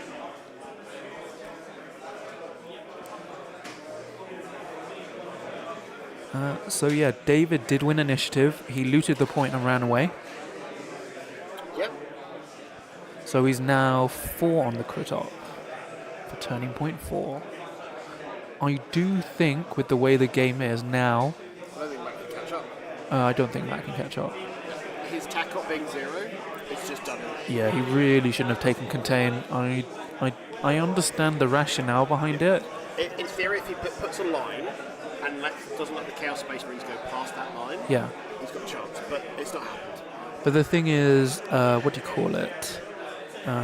When you saw David's kill team composition, when he had like a lot of close range operatives, he should have been aware that He's just going to throw them projectile power. yeah, basically it's going to run out. So I think they're just calculating out now. Yeah. Tallying up. Yeah, I think David might be being added to a book of grudges now. Yeah. Yeah, they're just scoring it out. So we'll stay with them until this is resolved, but essentially it looks like it's comfortably now slipped into David's win packet. So he's now on his way to potentially be winning the event and winning a golden ticket, right? Well, I don't yeah. think we've touched on that yet, have we? So this is actually a golden ticket event. So Goonhammer has got tickets for the World Championships of Warhammer, where essentially everyone that will win one of these events, whether it's the Kill Team, 40k or Heresy, will get a ticket that gets them access to go to the World Championships in November. Mm-hmm. And Jake out, it's Bandura terrain, so this is a beautiful Spanish set. It's all the stuff that was used for WTC last year. Yes. They have got a new version of it coming out, which is... Oh, they're just submitting the next edition, scores. right? There you go, they're just submitting scores. So. Cool. So it looks like David did win against Matt's It was Salvagers. a nice, close game. No worries. Thanks for being on stream, They both guys. look so happy. There we go. Look. There we go. back. We're on now. I can We're stop. on. Now I need to actually look. It's actually convenient. I thought I low-key picked them just in case they finished way earlier, so I'd have more time. But they finished even, like, it's still early, but in a good position. Well, so by the looks of it, David plays them quite a lot. Yeah. And I know Matt is a Votan guy, so to them, they've got them down to knowing what they can do with their teams and get quite quickly. yeah. So most people are tallying up now. We've got about 20 minutes left in the round. So Buzzer Brown, if you're personally a bit sick of the current Volcus terrain, one thing we can suggest is John has done some maps for using the old open terrain, so things like Octarius. You can get access to using those, and it mixes it up a bit. So playing on Octarius, playing on Nakmund, all these things keeps it a bit fresher. yeah, and we should be getting a new terrain set in about 6 months. But Yeah, if it cycles around, it feels like that's what we'll get with essentially the next season's worth. Yeah. We should get a core set, and if they follow what they're doing as a current system, we'll get a box of two units and an extra piece of terrain to just shove onto it. So if it's like Volcus, I'll be pleased, as much as like how playable it is. Granted, I'd like some variety, so I'd like it for it to be not necessarily beta decimal variation different, but something a bit different would be kind of cool, right? Especially if it then rotates, say, Gamagok out of our well, selection. I mean, I hope they rotate out Beta Decima. But it'll be on a new planet, most likely, new system. So it depends what we get. But that's still a while away. We've probably got one more box left. You know, we have to endure Blood and Zeal for another. I can't wait. I'm well up for some narrative gaming. I'm Yeah. going to deface all the statues. I love thematicness. Thematicness is the new safe word of Kill Team, everybody. But that was a really fun game. We will schedule for the next round. We'll try and get basically one of the two. Well, there's going to be like 6 undefeated now, so we'll get one of them to play on. Hopefully, new players that we haven't been on stream. Maybe the world champion who's at this event. So we'll see. But we're going to take about a 40-minute break because the next round is. Let me bring up my timetable and the TO. So the next round starts at 4:45. So half an hour. Yeah, so we'll be back in about half an hour. Yeah, and Adam Richardson's quite right. Beta Decimal Hatred, it just sounds like a skill issue. It is Yeah, a skill yeah, issue. of course, yeah. And I've only ever lost one game on it, and it's to him. So. Yeah, people with taste just hate Beta Decimal. Yeah, sorry, I like flavour. Yeah. I don't just like shooting gambles. Yeah. So we'll be back in about half an hour. We'll leave the stream on holding, but get some drinks, maybe watch some Blood and Zeal stuff. Maybe we'll and buy some more socks. Yes, you can definitely buy socks. And we'll see you guys in about half an hour.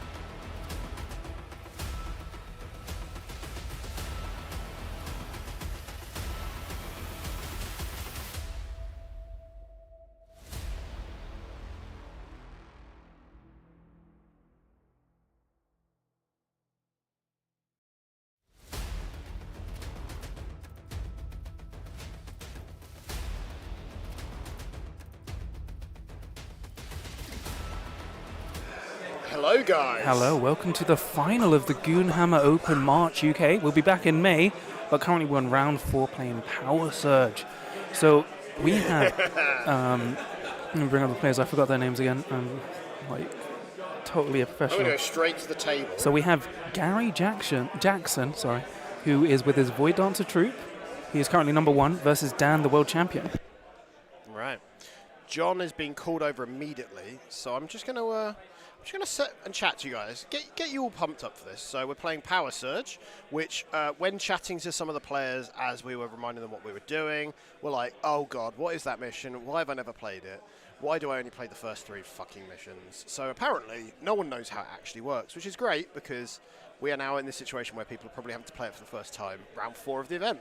Yeah, so I just said to everyone, like, no one seems to know how to play Power Surge because no one ever seems to actually remember to play other things than loot and loot. Power Surge is an interesting mission. So you get one victory point when you surge the Power Surged objective. Then you get 1 objective for control. You get 1 victory point for controlling it, and 1 for controlling the most objectives. So this is a mission where you can commonly get 1 victory point when your opponent gets 2. You can still get 2 victory points where your opponent gets 0, but it's more difficult. So for Corsairs, we've got Dan, the world champion. Dan, Dapper Dan, as I'm going to Dapper call Dan. him. He's wearing wearing- a hat and sunglasses. And then we have Gary with his Void Scar Corsair. Void Dancer Troop. So both are currently 1st and 2nd in position. So potentially, whoever wins this match could win the entire tournament. And up for prize, not only do we have a golden ticket with some partial funding thanks to Goonhammer, we also have the Goonhammer Championship belt, which is very nice. It's made from faux leather, but it's still really nice. So it's and vegan, metal. and Yeah. it, more importantly, is in orange. It's in Kill Team orange, which basically tells me we're going to be on branding for everything. And then we got Trophies, 5 best in faction trophies, vouchers. which is kind of split into categories of Space Marines, Yep. Eldari, Xenos, and Imperium. And then I've got prizes for top 8, top 4, and there's vouchers for everyone who wins as well. Everyone got a tape measure from Bandua Terrain, who the guys provided all this terrain that we bought them from. So it's great for you to use. So yeah, it's all Nice to to play mix for. things up. If you don't want to just be playing on the same couple of boards you bought from buying a GW box, it's a nice way to mix it up a bit. Yeah, so currently both players are talking through their teams, making sure everything's clear. I once again have no idea how Dan is staying cool with his very dapper jacket. It looks like a winter coat. Yeah, with And then he's wearing a woolly winter hat. and then he's got my studio lights shining down on Basically him. looks like the 1990s called, and they want their ravers back. I appreciate it. I was just even in Wales, I was like, how are you doing this? So he's already ahead in the mind game department. So, I'm just confused. I look at him and go, how? but Power Surge is a very interesting objective because the person who gets to surge the objectives is the person who goes second in turning point 2, then it alternates. Yeah. So you ideally actually kind of want to go second turning point 2, especially in this matchup. Odds are they're going to stage themselves correctly, make it not risky, so that on the pro they win it, and then give it away. Yeah, so we are playing with the new Void Dancer troop changes. They don't have fly, but every time they climb, it's just 2 inches instead of 1. Which I think is a better solution, right? Yeah. So it does mean they're not as fast, but they move through enemy opters as if not there until they end their move, Also makes reposition sense. or charge. So it's going to be interesting to see where this all finishes. Because the thing about Corsairs, I was talking this to Dan, most people play them like hyper offensive, and they do have very offensive tools, but they also have a lot of defensive tools. So you can actually make this very defensive web of punishing your opponent moving up. So you can actually play this team hyper defensively instead of always hyper offensively. Makes sense. So I believe... So technically the top side is better for staging for Corsairs, Yeah. but you do have to remember Void Dancer Troop now can just... Well, I mean, it's all those... they're just over 2 inches, so they're 3 inches to climb for everyone else. For Void Dancer Troop, they're just 2 inches. With that, because they're all 7 move, both factions. 7 move, yes. So But it's 3 inches to climb for Dan, 2 inches to climb for Void Dancer Troop. that's fine. So we have a knife ears fight. You're quite right. Yeah. But so Captain Panda says, I've got a free-player, free-for-all fun game tomorrow after not playing for like 2 months. This stream should help me actually remember how to even play. Yes, this is going to be a very high-level game as well, but it should be nice and fun, like all our other previous games. Yeah. And what I would recommend, if you're coming back to it, John has got a video that came out this week about how to get better at get QT. better. Yeah. It's got some very core principles that would be good as just a reminder, kind of that combined with one of his just basic how-to videos. So it's a quick refresh would be kind of ideal, I think. So. Yeah, it's like there's nothing kill team specific in terms of like, oh, you need to always make sure you space out your dashes and repositions. It's more general tips I use to get better at games. Yeah, it's core stuff that almost transcends the game. So a lot of what you said in the video, I listened to it and I was like, okay, that's stuff I already do but for 40k. Why am I not bringing that into kill team? Exactly. It's that stupid thing where you're, oh, of course. It sounds really obvious, but yeah. So like people really like that, which I didn't expect, so that's nice, but that's a nice helpful tool. But yeah, they're just talking through their team. Speaking of nice helpful tools, John. Yes. Thank you for having us on this stream. It's been great fun. Thank you for being on. Remember, Scrivo will eventually send his Ko-fi if you want him to design you stuff or do artwork. Are you going to the Knots Easter event in April? Unfortunately not at the moment because I'm working. I'm trying to swap it off because I really want to go to Knots Kill Team again. They're doing another event in, I believe, Sanctuary Gaming. Oh, nice. Yeah. Is that 19th Easter of weekend? April. That's the Saturday of Easter, and I'm off that weekend. Oh, yeah. no. Unfortunately, Oh, no. I'm working the Friday and Saturday, so I'm trying to swap the Saturday, but no one wants to swap. So unfortunately, I can't go. Friday, the 25th, is Warhammer World's event. Yeah, I'm going because the issue is I'm going that and then the Norwich Kill Team the week after. God, you're all kill team all the time. For a Gundam main, you should play a lot of kill team. I'm just a thematic Gundam player, but it's like no, it's just because I've taken a lot of time off. So I'm scheduling some tournaments before I spend May and June, and August and September, and October and November and December in America. So not consecutively. All I'm hearing is John's getting himself deported. Maybe. Bro, they access the Discord messages. Oh, no, no. It's fine. So currently, so it looks like Gary has taken a heavy barricade. So if we're guessing, what do you think tack-up-wise they're each going to pick? Both plant beacons. It is the best thing for both teams. Okay. Cool. Be like 5 minutes.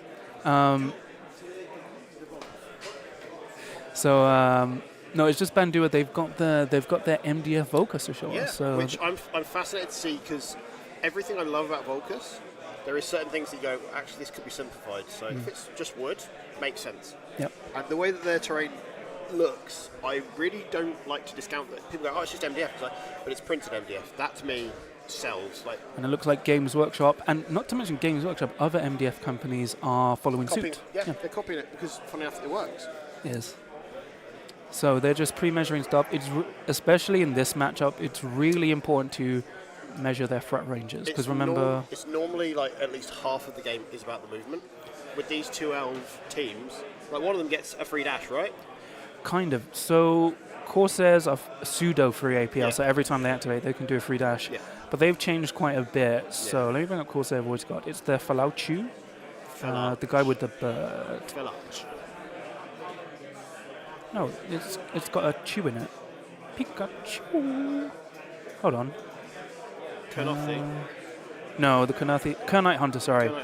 So he's got Erudite Hunter. As a strategic gambit, select one enemy operative within 9 inches of this operative. Once during this turning point, after the enemy operative performs an action in which it moves during its activation, you can interrupt that activation to use this rule. If you do, you can immediately perform a free reposition or charge action, but you have to end within control range if it's a charge of that enemy operative or closer to that enemy operative.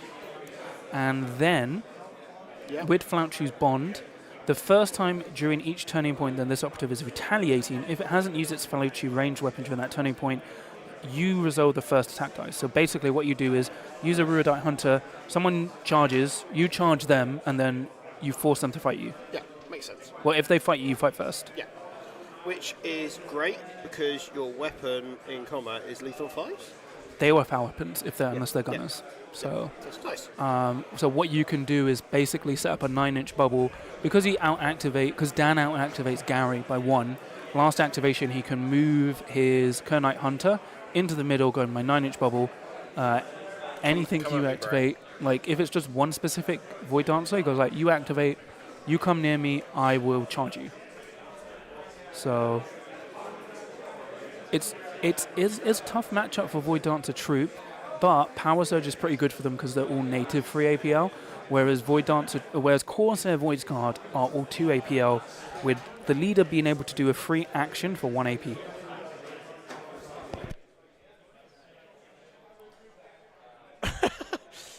John just paused his mic There we because go. he looked like he was going to sneeze, but instead just pulled a very disgusting face.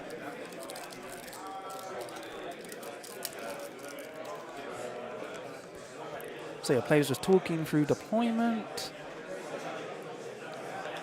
Once again, we have another razor wire, this time by Gary to try and block off the Corsairs trying to move down that central right-hand corridor.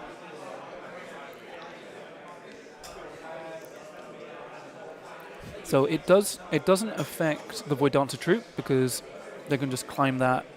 No, they still pay 1 inch for crossing it. But they have 25 mil bases, so they can move around it, whereas the Corsairs are 28 mil bases, so they have to climb it.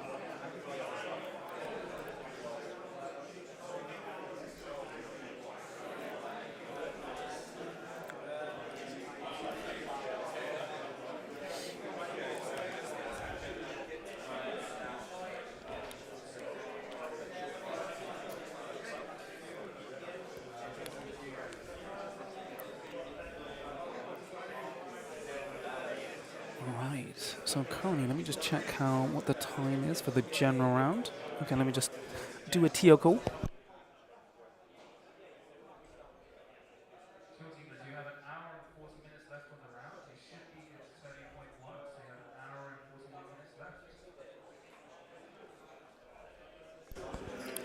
Alright, and remember the stream table is 10 minutes behind everyone else. Yeah, because it's in its own time zone. Oh, sorry, John, I just knocked his water Oh, you over. made me so wet, oh my gosh. Oh, Jesus Christ, John. Splashing all my water over me? Oh His my water god. almost broke. Oh, what the Why does it have to get... in our defence, this is game 4. This is hour 7. Yeah, to be Of fair, game we've time, right? we've We've been just- streaming for a long time. It's been a long day. I'm not going to lie. I think I would have enjoyed 3 games today and 3 games tomorrow. Yeah, this is the first time we're Future trialing out one-day format. And I don't mind. 4 games as a player is great. But I think as a person helping run the event and streaming, it's a long day. But I've done this sort of length when you do 3 rounds of 40k, it is this sort of length of time. So Yeah. this ain't no big thing. And shout out to a special person who hopefully is watching.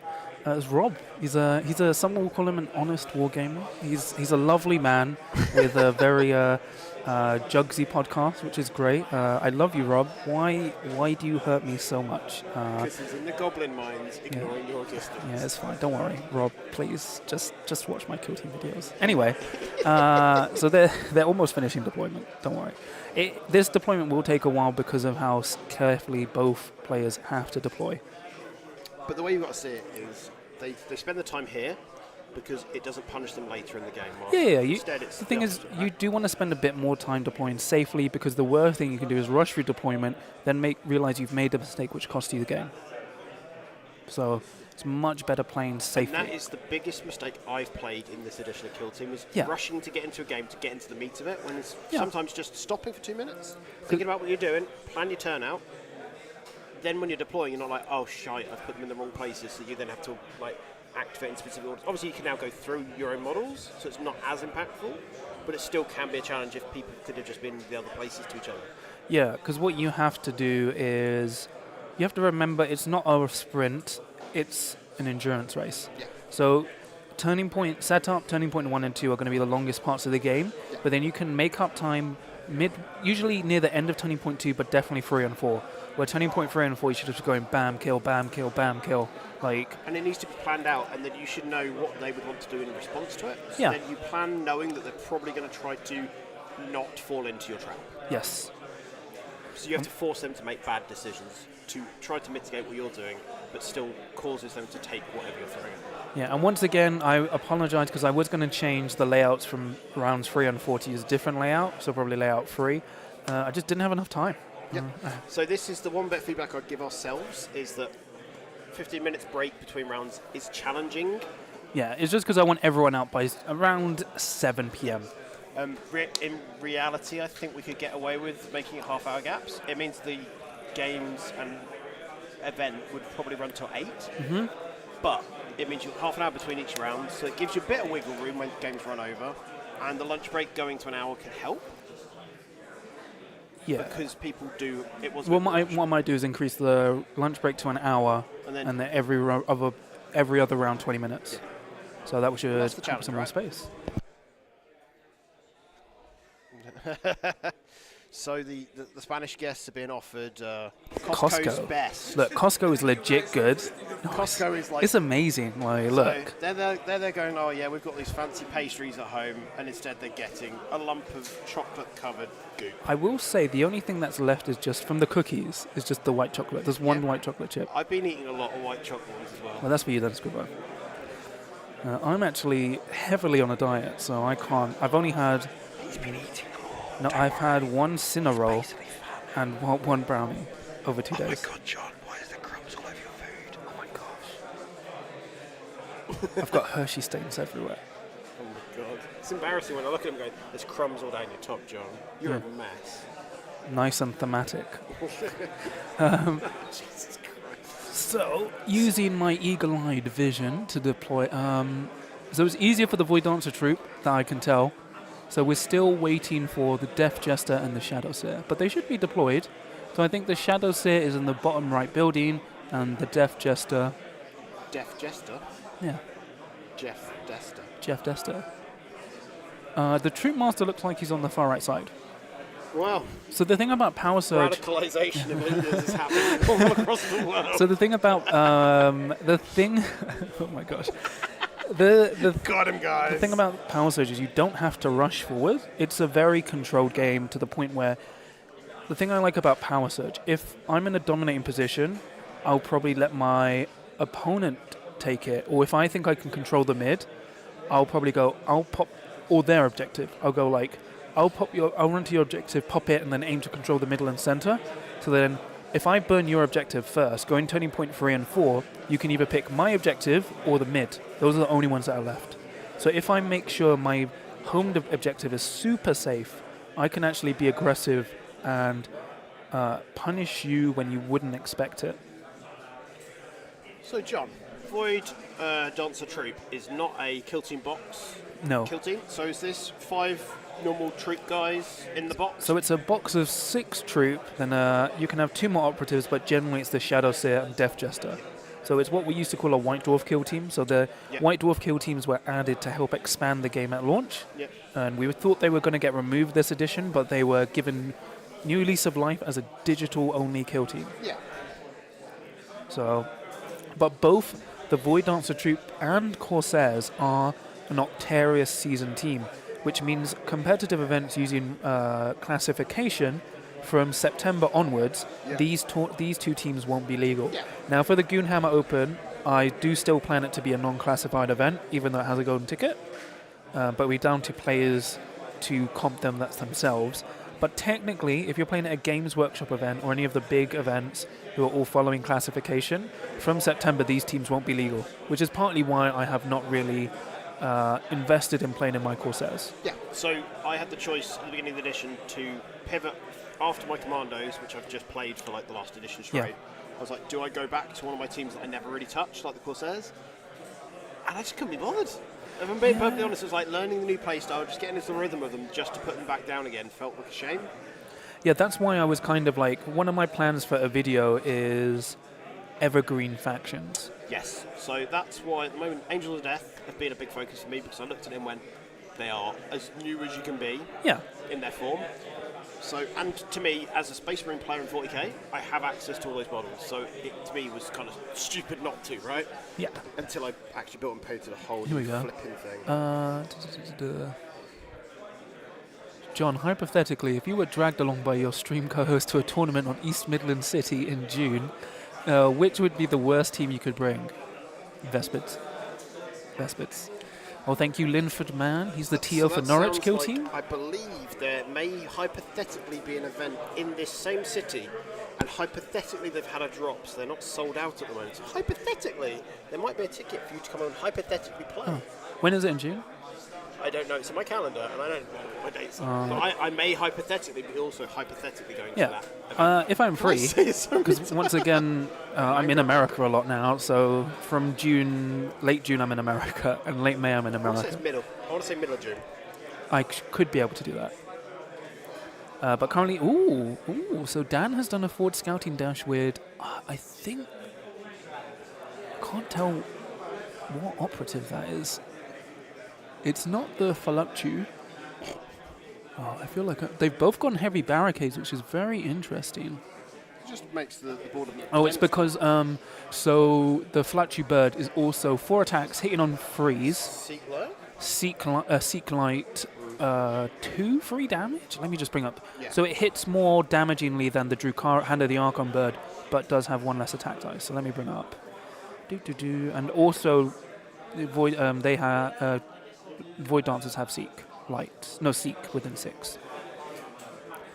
Let me bring up Birdman. So the float is 4 attacks, hitting on freeze, 1/2, rending, saturate, seek light, silent. So the My DMs are getting filled by 7th of June. John. okay. So Hand of the Archon are 5 attacks, hitting on 4s, seek, saturate, silent. Whereas this says rending, seek light, saturate, and hits on freeze. So it's a lot more reliable, but not as easy to harass. Yeah. Oh, 7th of June. Let me check. I don't think my rota's out for that yet.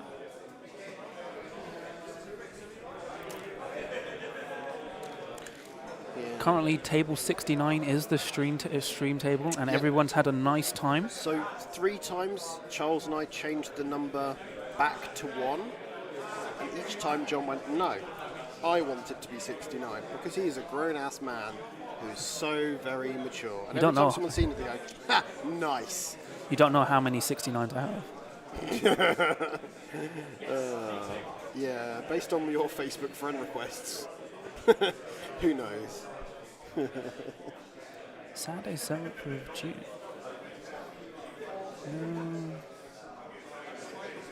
Ooh, aggressive moving up. Are we in a meta now of them being aggressive with their positionings? Like, So we're just getting Charles to be our table boss for now. that pillar seems to be every time someone moves someone forward initially, that is the place that they park them. So I am free the 7th of June, but I think I might have double booked for Bristol. Huh? Oh, he's taken the Shredder, of course. Oh, interesting. I would have taken the Blaster in this matchup. Oh, no, sorry. No. He's right. The Shredder because they have the Envon. Sorry. Urokusaki, the Shredder. Yes, I love that John doesn't get the reference. I guys. do. He clearly doesn't have a half shell. Pain. He's a So Gundam main, that's his problem. So the Shredder is 4 attacks, hitting on freeze, 4/5, torrent 2, lethal 5 up, because the Blaster has piercing 2, which is ignored by the Void Dancer troop. So Dan is standing his ground. He's like, look, you come up, I'm going to reposition and dash and shred you.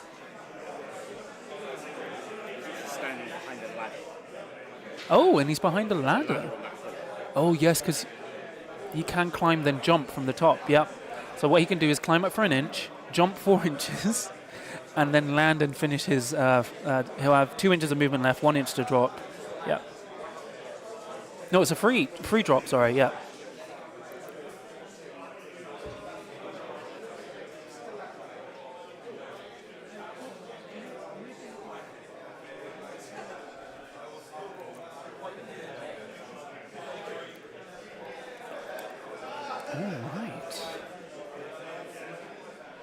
He's also moved up his, I think that's the sniper, on the top right-hand side. Dan has. That's what you want, right? He can stay in conceal and shoot silent, right? Yeah. And Igor is correct. At least an Eldari team will lose. All this Eldari, hey, what is this, the Games Workshop Design Studio? Yes.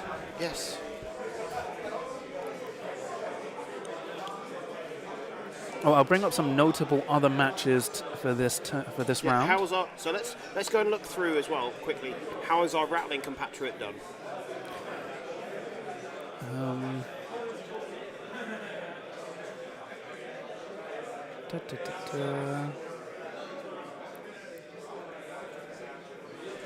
Oh, let me search.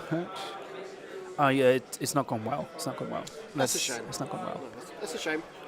So currently, let me bring up some notable matches. So,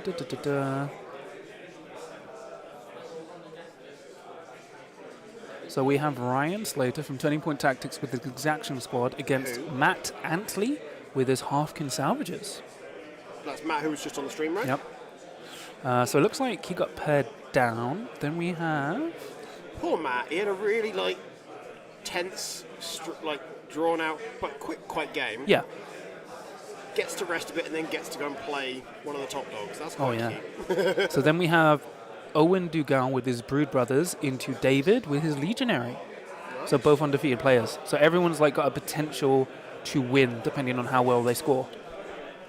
But in my opinion, John, they're all winners. Yeah. By coming to this event, they've really brightened up the day.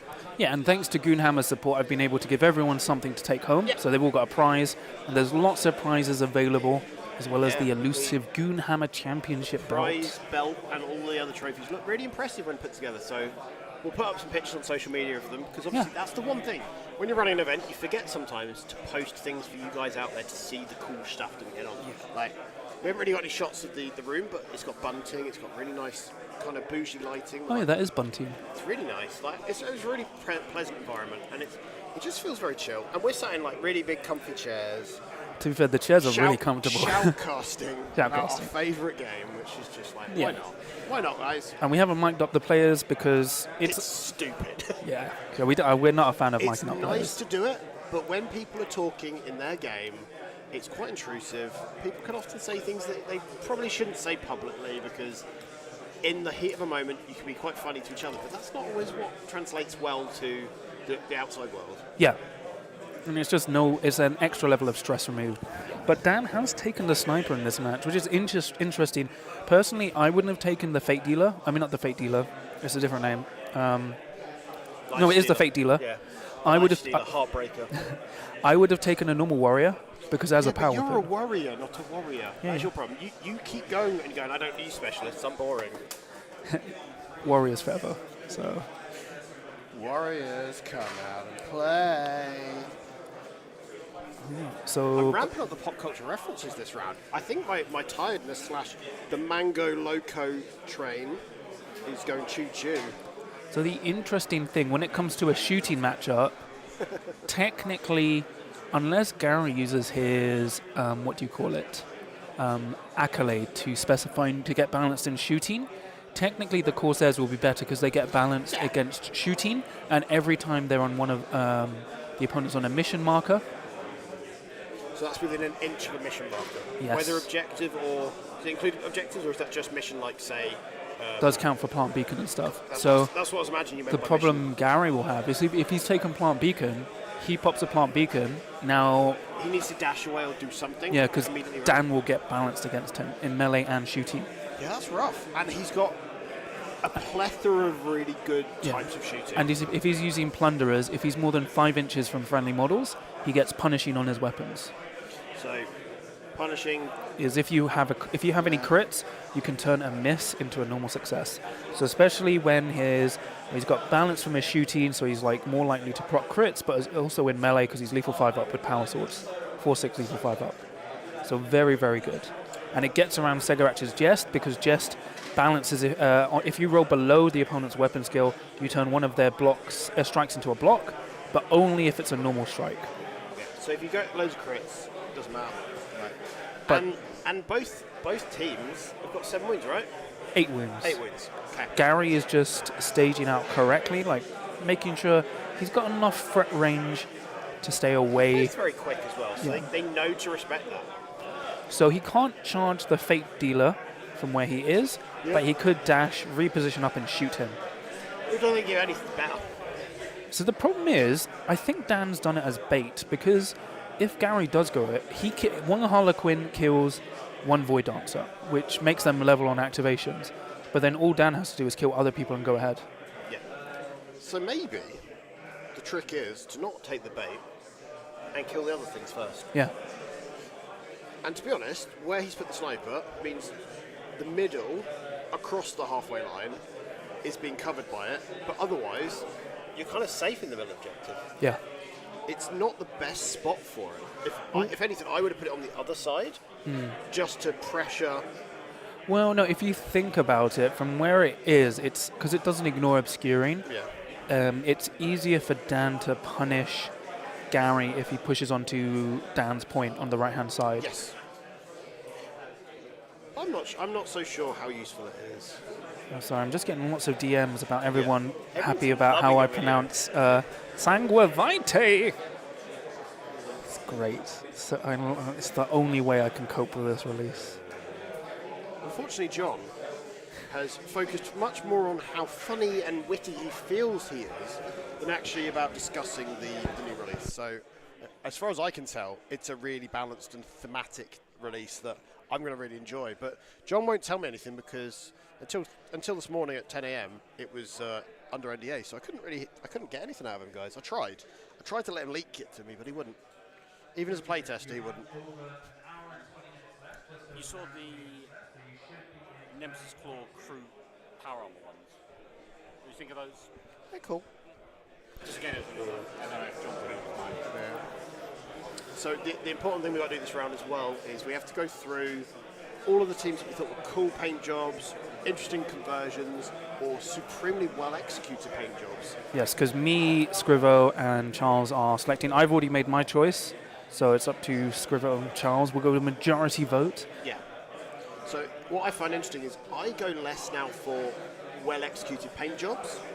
I tend to have a slight skew into the amount of effort has been taken, because sometimes if you're not skilled at painting, you're not going to do well at it. But if you've really tried and done a really cool conversion, made it very clear what the team's meant to be, sometimes that's a little bit cooler. Like, I quite often see the same people winning best painted at 40k events. I'm like, well done, cool. Everyone's just voting for the same people. So it looks like Gary's going to reposition and dash. Yeah, so he's repositioning and dashing one of his troop behind the lower heavy objective, because the issue is if you move too far closer, because of the Kernite Hunter's ability, it doesn't need visibility, you just need to be within 9. Yeah. And especially when you're out activated, it means you're just kind of shut down. Yeah, so they've both done the same thing where they've pinned themselves to that heavy pillar, which is basically the staging points to get to the centre. What I found interesting is he's angled it so that from potentially the far left corner, the Void Guard could maybe cut an angle at him. Kind of. I think it would. I If they came from the believe. side of the building, I think there's a slight angle there. I'm pretty Do you sure think his base is tucked in a bit into Dan the pillar? can still hit him with the shredder, or he might just be out. Because I think he's tucked in from the shredder from this side if he comes out. Yeah. But I think from here, so I'm pointing, guys, next to the side of the top building, there is an He angle that cuts across the might. whole side of the map. I'm just There going to is see a whether. firing lane. As a 40k player, I'd have a tank just sticking out there. Yeah. So now, Alright, so, so we another have- one's moved up onto that top ruin on the right hand side. Is that the guy with the bird? Is it? It looks like he's holding a bird. Yeah, he's moved the Fallouchi up there. Interesting. I mean, the Kernite Hunter, sorry. I was going to say, Oh, I know why he's done that. So, because of the 9-inch bubble, he's shut down that other. Because this is what you do. You move the operative within 9 inches of an expended operative to shut them down for the next turning point. So the problem now. because there's a guy in that ruin Yeah. just on the corner. Yeah. So the interesting thing, it only really benefits if he's on guard. Let me just. Fascinating stuff. Oh yeah, you can either do a reposition or charge. So what happens is if Gary dashes and repositions up onto that point to shoot the Fate Dealer, Yeah. because Dan can mark him, Dan can then change his order to engage, charge him, and then if Gary decides to fight, Dan can resolve the first strike first. Yeah. No, that is key. And Gary's given everyone blades, so they are 5 attacks, hitting on freeze, 4/5 severe, so they're always getting a crit. Yeah. So it'll be 5 damage straight off the bat. If they're not at full health, that potentially is a one shot. If they've taken 3 already, so just a bit of peppering. as we saw in some of the the way that they were doing it with, say, Striking Scorpions, Yeah. Blades of Cain, being able to just get someone a couple of wins down may not seem impactful. Well, it would keep the Fate Dealer alive, and it's very likely that the Corsair Kernite Hunter would maim, injure, or kill the Void Dancer troop. Yeah, the Troop Warrior. Yeah. So Dan showing his skills as the world champion for Kill Team for 2024. That's why he's got a nice big golden measuring stick. Yeah, he's I styling think, on I everybody. think that's made out of a golden ticket. Oh no, so he got that from Dakota from Squad Games. No, I'm teasing. No, but Dakota designed him a really nice world championship golden dice tray and gave him a golden measure. So really nice. You should check out Dakota from Squad Games. He's a great guy and his team do great output for Kill Team. I promote him a lot because he's a great dude. He runs LVO. LVO is now in October this year, which I will be at. It's towards the end of the season for the Warhammer World Championships now. Yes, it's is a clever move. it's the biggest major before the World Championships. It is. No, it's the week after LGT. Oh, okay. Yeah. They've been cheeky there. Well, they apparently organise it to be that way, so UK players might struggle to go LGT and LVO. Yeah. Yeah, well, good thing I'm doing no. No, I'm probably gonna. I've not done a big Kill Team event yet. I have very much stuck to going to my 24 or 36 player events. So this might be my exploration. So I might do some videos about it. Going in as the everyman. So we've got the Shadow Seer on the back central heavy terrain piece and the Death Jester on the bottom right. So it looks like Gary is trying to just zone out. The issue is he doesn't have any safe places to properly stage, because if he can threaten Dan can threaten him. Yeah. And if you look at where Dan's done it, if you can threaten one of Dan's models, he's got 2 models. So even if you win initiative and kill his, he'll kill you back. So Dan is doing a really good job at setting up a defensive web. I wouldn't be surprised if he gives his gunner the warp ship field, so it gets just a scratch. Which, in a pressured place like that, makes sense. Yeah. So it's really, really good. You don't want to just throw your shredder away. Exactly. So currently, we have an hour and 15 minutes left. Table has an hour and 25.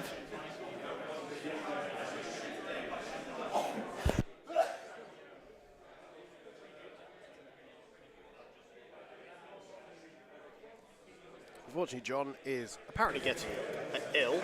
No, it's fine. Don't worry about it. I've got strepsils. They'll make me better. Yeah. And as you can see, that is Gary. He is so immersed into the game, he is now in the table. Also in October will be an event in the New York Open, which is in New York City. I'd love to go. It's great fun. Run by Travis. From Just Another Kill Team podcast. Travis Chen. The drummer of Blink-182. Yeah, of course, yes, exactly. One more time. Ooh, who's in the Open? Well, this is the Goonhammer Oh, Open. he's just doing a test model.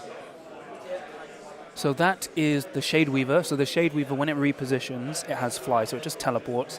7-inch reposition, and if it moves through you, it can do a slicing attack. So when it repositions through you, take D3 plus 2 damage. So it can switch to engage, move through you, then shoot you with either its throwing knives or even like a grenade or something. So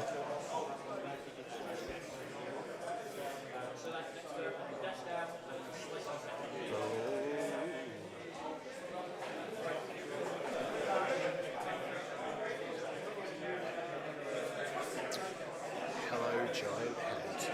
Yes, Igor, you're quite correct.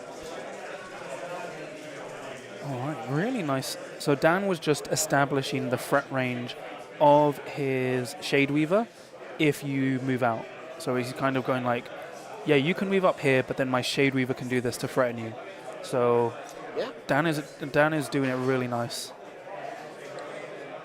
Yeah, what we all don't appreciate, Igor, is Cyrac knows all these abilities by heart. It's because there was a time, a dark part of our timeline, where John was only playing these kill teams. No, I used to. I never actually played Corsairs a lot, but I thought about maining them for this edition. I saw you playing them at an event. I can remember seeing you take Void Dancers last edition. Oh no, Void Dancers for sure. I played Void Dancers a saw you lot. taking them to Warhammer World. You're like, I'm putting them in the cabinet for best painted, and then you got nothing. It's okay, it's my curse. Well, it's because like Void Dancer troop players think I hate the kill team, but I hate it because I know how it works. So it's just unfair for new players. It's a little bit better now. Yeah. It's one that I like the idea of, but because it's not an established and long-lived kill team that is going to essentially just eventually disappear, I've not bothered to try it. So if you look at the moment, Gary still has 2 operatives left, his Death Jester and his Leader, while as Dan still has 3 other operatives to go. So what's the Death Jester like in kill team? Because he's normally quite a nasty shooty guy. So he's 5 attacks hitting on freeze, 4/5 rending, and then he's got handling cruelty, so if you lose any wounds, he counters being super injured. Doesn't stack with being injured, and then he's got a torrent shot, which is torrent 1 or 2, which is 4 attacks to the 5. Nice. And none of that's silent, right? No, none of it's silent.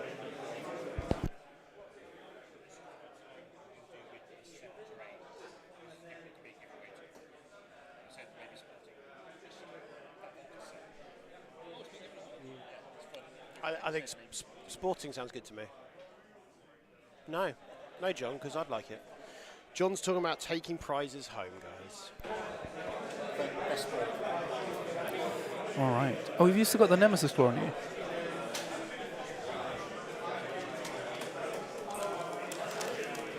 Perfection. We'll keep it in the Lego bag. We got prizes for best new player as well. So it's like, I think we have 1 new player. So just give an award for... Someone else just turned up for the first time. Yeah. And a few of these guys I don't recognise from the last time we were here, Yeah. but I recognise them from recent events. So it's really exciting to see that people are coming to events Yeah. and not just going to one event and then trying it, they keep going to new events, which is really exciting. Seth asks, does the barbed wire affect Void Dancers? Do they use 2 inches to move over as usual?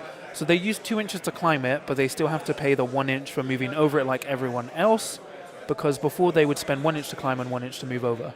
Yeah. So... Ooh, so Gary's being quite aggressive with his Shadow Seer. Oh, that's right, because it does have Seek, or he's trying to use Psychic Powers. So, Seek is big. well, because the thing is, the what do you call it? The Shadow Seer is very tall, so he might actually be able to see over that wall, because also it has a Seek grenade, which is, I think, 1/1 damage. Let me bring up the profile. It's weird, but it has stun. But the key thing is it has Seek, and it's very tall, and also the Eldari models for the Corsairs are quite tall, so it means it just needs visibility to see you. So let me bring up the Void Dancer Troop rules. And was it Shadow Seer, you say? Yes, It's a very tall model. Hallucinogen grenades, 4 attacks, hitting on freeze, 1/1 damage, range 6, blast 2, lethal 5 up, Seek, silent, stun. Nice. Yeah. So, that's So more it's about very stunning likely- the guy, 'cause yeah, then they go down to 1 APL. 1 APL, so they can just... Shoot and be in the open. He will... I believe this is silent as well. It's once per game. Let me just measure it. It's not once per game. It's just Seek silent. So... Very nice. But he's decided not to do that. He's just moved up the Shadow Seer a bit. Interesting. Because the thing is, Dan still has 3 operatives who can just go punish. Oh, he's done 5 wounds with, I think, Mirror of Minds. He's done 5 damage to... he's done 3 damage to one of Dan's operatives. See, that's enough. Yeah. That's. Is he now injured? No. Has to be 3 wounds or less to be injured. Less than half. Less than half. Yeah. Yeah, because they're on 8, aren't they? Yep. Yeah, in my head, I thought you said 5. I was like, in my head, I was like, It's very aggressive. I feel like in this matchup, you have to try to pressure early. Otherwise, even as the Void Dancers, if you don't try to push a little bit and get some ins, you're going to get surrounded. Yeah. So Dan is just checking. Oddly, he was kind of prepping for this matchup. Even today he was asking me rulings about it. So he's been...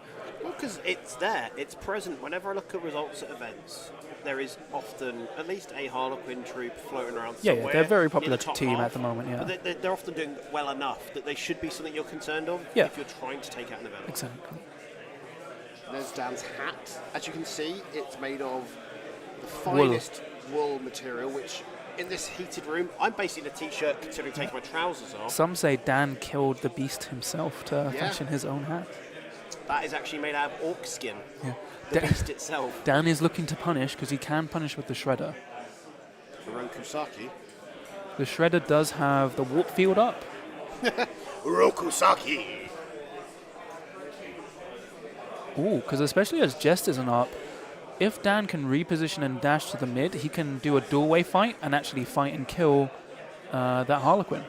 Yeah, because it's within 2 of the door, as long as he's touching the door, right? Yeah, he has to be touching the doorway. The Starstorm Duelist is just moving up.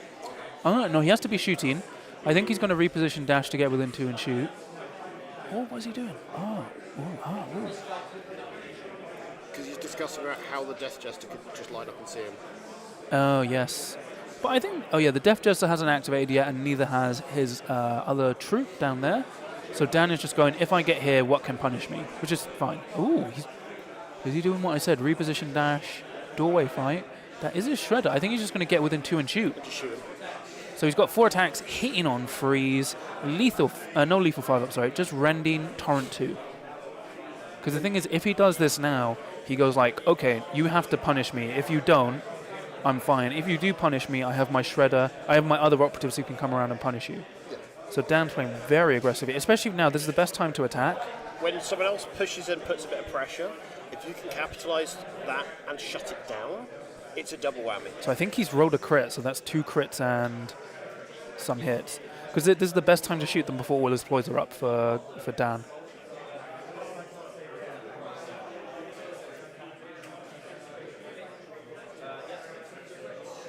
Oh, he's only got one crit, I think. He's rolling his Oh no, he's got defense. 1 hit. I think 1 hit.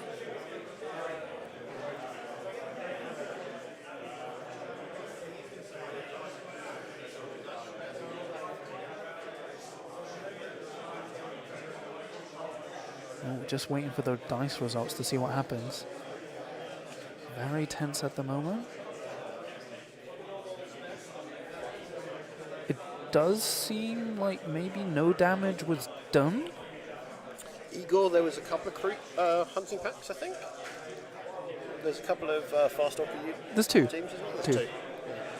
One's got a nice converted team where he's using like power armor on the crew. Which looks pretty So cool. Dan repositioned, shot, and then dashed away. Unfortunately, did no damage. I think if he got some more hits, he probably would have spent the CP. And that's the problem sometimes with Kill Team. Like, even if you got some sort of reroll mechanic or a way Oh of no, he hitting did it, damage. He did something. So he did 3 damage, so he only got a single hit through. Yeah. Oh no, sorry, that's the leader. So he did 4 damage going, so that's why he's got 5 wounds left. Because the Shredder is 4/5. Oh, nice. Yeah, That's all actually right. pretty good. Because now it does mean the leader will die to any crit strike. That's what you want. You set them up so that no matter what they do, they can die. Yes. It's that inevitability, right? Yeah. Oh, I just love this high-level play. It's so nice. I mean, everyone's been playing to a really nice standard, but obviously this is Dan, the world champion. And he's playing Corsairs how I like to see So them play. Johnny has asked, John/Scrivo, what terrain would you want next season? Jungle, but properly this time? Jungle, question mark? jungle, I would jungle, love it, jungle. Because in Kill Team 1, It's jungle. when they did the Death World Forest, it was really hard to shoot anything around it because it was obscuring. Apart from if you were Deathwatch, and I played Deathwatch. I will forgive Games Workshop if they bring jungle. It's jungle, jungle, jungle time. I'd want jungle, but I'd like footprints for the jungle terrain. I don't care, just jungle. Give me carnivorous plants, giant carnivorous And then plants. imagine like you get just one big plant that eats people in the expansion boxes and stuff. It'd be cool, right? Oh, here's your imagine we get a Catachan Jungle Fighters Kill Team, Well, I mean, that's very likely at this point. and then we get like some Von Ryan's Leapers and a Lictor together. Oh, Charles is going around providing table snacks to people with the Costco snacks. Not sponsored by Costco, but they are great. But please sponsor us, guys. I mean, I'd love to be I'm sponsored by gonna eat the Costco. last cookie because cookie. Well, Johnny, you're right. Nids and Catachans, amazing, but I'd like it to make sense. So, like Lictors and baby Lictors, aka Von Ryan and the Sleepers, would make sense. Yeah. But you maybe need to give them some specialists or something, because look at something like Harlequins, without layers of their own specialists, it can seem a bit two-dimensional. Yeah, but I mean, looking forward with new kill teams, they're always going to be brand new kits, so we're not really going to get upgrade sprues anymore. So literally, they can bring anything they want now, which is good. But it does mean, unfortunately, I was expecting a Gene Stealer kill team with an upgrade sprue, but we won't get that. So, all right. But in counter that, John, it's an excuse for them to do like they did with Necromunda, where you get a different strain of them. So Gary does look like he's going to punish. He's dashing out. No, that does look like a reposition. So he is shooting. I believe Dan will either be in cover or obscured, so he has to pick which. I'd probably say you want to be obscured, because it kills off the rending. So I think currently looks like a crit and a hit. We'll see what they roll. Because what throws people off, pistols are now 8-inch range, and 8 inch is very powerful. You still have melters that are 6-inch, which limits their threat range, but pistols being 8 is really nice. So what I've found, which surprised people with my Legionary, they're like, you just got pistols. I was like, yeah. Pistols and a chainsaw is pretty good. This is how we do in the hood, bro. I'm from Hackney, bro. Grew up in the toughest.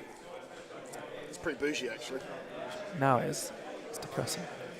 Oh yeah, he killed it. Killed the Nailed it. hot rolls. That is not a good trade there for Dan. No. It was a risk. It didn't pay off. So what Dan could do, if he wins initiative, he can effectively charge the, charge the leader, kill him, and then shoot into the Shadowseer. Yeah. But this is the thing, what people underestimate about Eldari shooting. When they roll hot, it's crazy, because especially if they get 2 crits, that's 3 crits and a hit, which will shred most 8-wound models, and with that 4-up save, it becomes really swingy. It's something I've seen quite a lot, especially in this edition, like the Shroud Runner. Yeah. Can do all that early game moving, throw a flipping horrible grenade at people, and it can kill the planet, or it can do 2 wounds to 1 orc. Yeah. It's literally, it can be that swingy, and that's what I love about it, is like, nothing's certain. Exactly. So Dan is just measuring out his threat range. I think he's explaining what I said. I can charge, and then I'll be able to double shoot, which is exactly what he's done. So he's charged. His leader is within 2 inches of the Shadowseer. 2 inch, because we're playing Northern Warhammer here. So they are just measuring stuff out. But this is a big move. Dan's bringing the pressure early. I think if either of them, they didn't, it sets the other person to capitalise on it. Well, here we go. He just needs a crit to kill. Can you roll a crit? The answer is, I'm not sure there's a crit because he's at least rolling a save. I suppose if you can get... Oh, no, you still just roll for the crits. melee variants. And he's lifted. Yeah, he strikes with the crit. To quote the wise sages, the Lighthouse family, lifted. Damn. Lifted up away.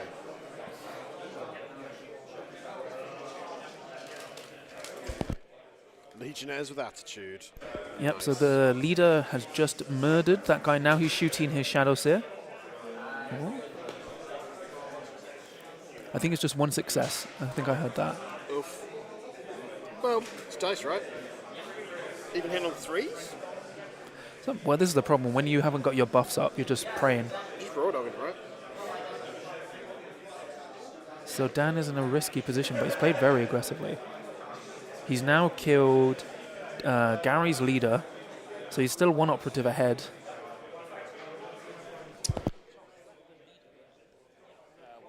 So, to answer your question, Kev B, in the chat, Nids have sold really well this edition. It's just, there is a lot of people playing it as an intro army. So, the fact that we're only seeing Von Vorian Leapers, there was a couple of kits that came out with that. They've all sold really well. There was a big period when they were sold out before. So, it's an interesting one. So that was the leader. Unfortunately, the leader did charge, kill, and then only rolled 1 success. Yeah, understandable. And the Death Jester is moving out to shoot him. Which makes sense. Does he move out, shoot, and then dash back? He can't, because it's he's not heavy. got- yeah. Yeah, heavy reposition. So he has to... He's taking the risk, but if you think about it, he's killed the Shredder. There's no more long-range threat apart from the sniper. Yeah, and the sniper won't see him because he's behind heavy at the moment. Yes.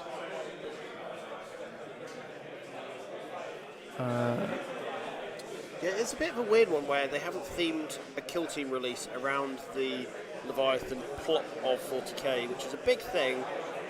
Instead, they've gone focusing on this big gun that's shooting against chaos. It's a big gun. Don't worry. Yeah. The tyrannic fourth invasion was nothing important. Yeah, it's a shame. So I think the leader is dead unless he's obscured, but he shouldn't be obscured. So Do you know I what think- I'd like as our next kill team? A Fallen Warband. Genuinely. That'd be cool. course. So we're just waiting for them to resolve the shoot action. I do believe the leader's dead.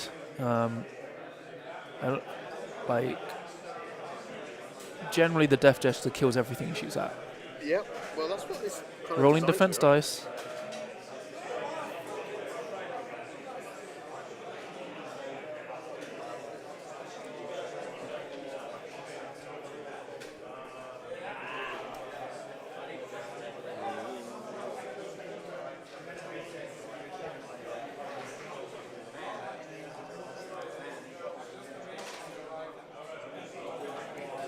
Very interesting. Yeah, unfortunately that's the leader dead. And then, I guess, what's his name? Gary did spend the ability, the command point to shoot during his move. So he moved, shot, and then used his remaining move to move back at all. Damn. So now that... So this is the thing. Dan has been hyper-aggressive, but to the point where I don't think it was worth it. So now they're readying everyone and rolling for initiative. They're both tied at 7 operatives because Dan has killed the Shadowseer. And... Oh, so that was a Shadowseer on the point. So Dan has killed the Shadowseer, Yep. which is good, but he's lost his leader and Shredder. So Is that enough? I think that's too much of a trade. Yeah. That was my gut feeling. So Dan still has a Starstorm duelist, so he will roll up and kill 1 to 2 Corsairs. I mean, 1 to 2 Void Dancers. Yep, in theory. Yeah. So he still has a lot of ways. It's not over. Yeah, but it's just keeping it You very just don't square. want to be level with operative count. So they're running for initiative. And I guess if you start to be in a deficit, although if it's similar amount of operative counts, but they've got more APL, they're going to do more things than you, so it's going to hurt even though you feel like you've got as many bodies as them. Yeah. It's resource management, right? So who's taking initiative? Can Corsairs give out APL? Is it? Yeah, they've got their comms. The comms one, isn't it? So he's taken the psychic ability equipment that adds 3 inches extra range. Nice. So there's the Soul something character one? Soul Weaver. Soul Weaver. Yeah. I knew there was a name. They're all very much actiony sort of names.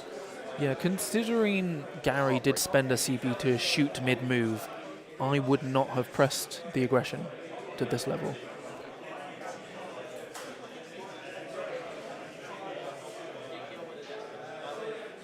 Okay, so I think Gary has initiative, so Dan is choosing which objective to surge. Yes. I love the mission does that. Yeah, it's Add some flavour. It doesn't just feel like you're playing hold 1, hold 2, hold more, whatever. Yeah. You know what I mean? Like those sorts of mechanics where you're like, cool, this is just a known quantity. yeah. So you can either play it safe Or you can be reckless. or as you heck. can be risky I love getting risky. and frisky. Get swifty. Nice, Something about doing something on the floor. father. It's fine. Don't worry about it. Oh, John. Never change. Sanguinite. Look, it's not my fault they made a horrible name for that ability. No, it makes perfect sense. Exactly. It's the Vittles, darling. So they're just staging up ploys. So once again, Dan is using the ability to... the only problem is Gary has done the correct thing and set up two different operatives. So if Dan stops one, the other one will kill him. Yes. Yeah. And that's trading, I believe. Yeah, because the assassin, the sniper, can't really do much. No. The bait doesn't work. I find snipers are a weird, almost a trick and a trap for yourself Yeah. at times, because you go, cool, I can do this thing, but they sit there and they're doing nothing. Are they really doing anything? And if you look, the way Gary's set up, even if you go out to move and shoot and kill that Void Dancer there, he can just move his Death Jest around and shoot you. And that's always what I try to do when I'm playing Kill Team, is you go, if I do this, what do you do? And then you plan around what they're going to do, because you assume they're going to do that. And if they don't, cool. Exactly. It's very interesting. Question is there more juice in the tank for Gary, or is he starting to run out of steam? So the annoying thing about Void Dancer Troop, they're incredibly reliable at the moment, especially as they have Severe in their blades. Severely reliable. So you can just charge in, fight, spend a CP to Murderous Entrance to put 2 normals through and just kill any of the Corsairs. So he is activating his guy down there. He's repositioning onto the point. Dan has chosen to surge Gary's left objective. Oh, so what's going on here? Is it a fight or shoot?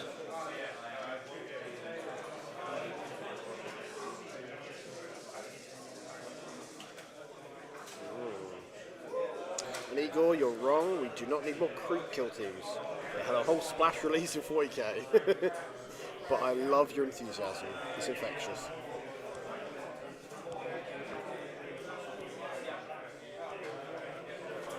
If anything, I'd like to see more sort of tower auxiliary units, and Kill Team is the way to bring that in. So more weird and wonderful aliens. Why not? Especially as they rotate out, like we're going to lose Pathfinders this year, and then the year after we'll lose Farstalkers. Next year. Next year, yeah. So it then means we basically, at that point, we're down to Vespids for a Tau player to have. So it'd be nice to give him something new and shiny. Maybe a stealth suit kill too. Ooh, so he did hatchway fight, and he has killed. That's Dan's leader. Oh. Yeah, there's Dan's leader. Things are looking not great for our world champion, right? Yeah, he's Can he bounce repositioned. back from this, do you think? It's not the end of the world. The leader is just a hit piece for this guy. Yeah. So what Dan tried to do, because he was on engage, if he rolled higher than Gary's APL, he would have been able to fight first. Yeah. Unfortunately, he rolled a 3. Yeah, so it can't match. It has to be higher then. Yeah. So Dan's leader is dead. He's lost his Shredder, and he's now an activation down. He has to go for killing that ready operative and getting a double kill. Perfect. Let me just quickly scout the board. Yeah, go for it. So whilst John's doing that, I'm going to talk through what I can see across the rest of the room, because earlier in the day I was kind of explaining how I could see like a good kind of a quarter of the field was standing up for their games. We're now down to the point where there is actually 4 players. So as people are getting more and more tired, it's clearly they do not want to stand. So they know where they are, and they're just having a comfy seat. And there's a lot of deep thinking. I can see people with hands on chins, rubbing, looking very much like, what the heck do I get myself out of this? Okay, so what happened turning point Cool. 1 was after Dan moved up with the Shredder, only doing 4 damage, he then used the Starstorm Duelist to reposition and dash, killed the Shadow Seer with the Melter Pistol, and then with the Shuriken Pistol only got 1 hit. Ouch. That's rough. But that's the way it be sometimes, right?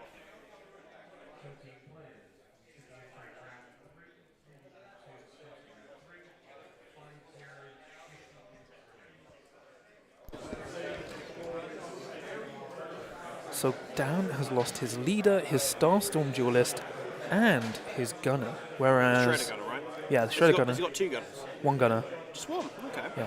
Whereas Gary has only lost his Shadow Seer. So Dan is going down doing a slicing attack.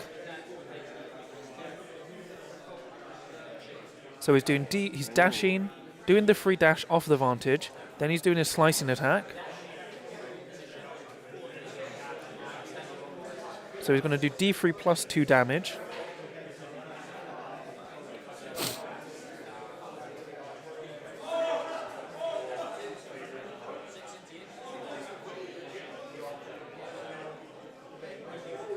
So they're just talking about ranges for the slicing attack. Yeah.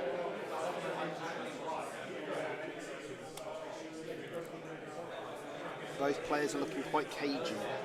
Well, the thing is, Dan's been quite aggressive and unfortunately hasn't paid It's off. not been paying off at all. Which Because I would have spent a CP turning point 1 if he planned to be that aggressive to get balance on the points, because if he had balance, that would have helped a lot.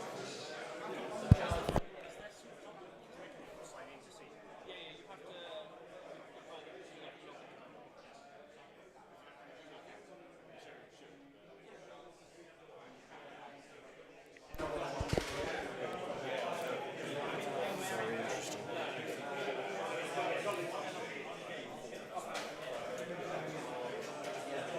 Oh, so interesting. Because the only issue is, with Dan down to 6 operatives, especially if he's taken plant beacons, he now only has 2 operatives that can score his plant beacons.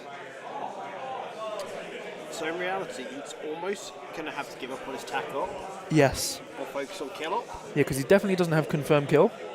Because otherwise he would have been, Done it by now. yeah, would have been dropping markers. And if tack up is his primary, he's going to double sting. Yeah. But to be fair, Gary is probably doing the same thing. But Gary now has the activation lead. So that when it comes onto counteracts, he'll just go, right, I'll go and do a safe Yeah. But what would be great for Dan is if Gary moves up under that vantage point to shoot the Starstream Duelist, Dan interrupts, charges, kills him, then he activates to reposition down and drop, and then door fight and kill the other Harlequin. Yeah, Dan's dice haven't been great.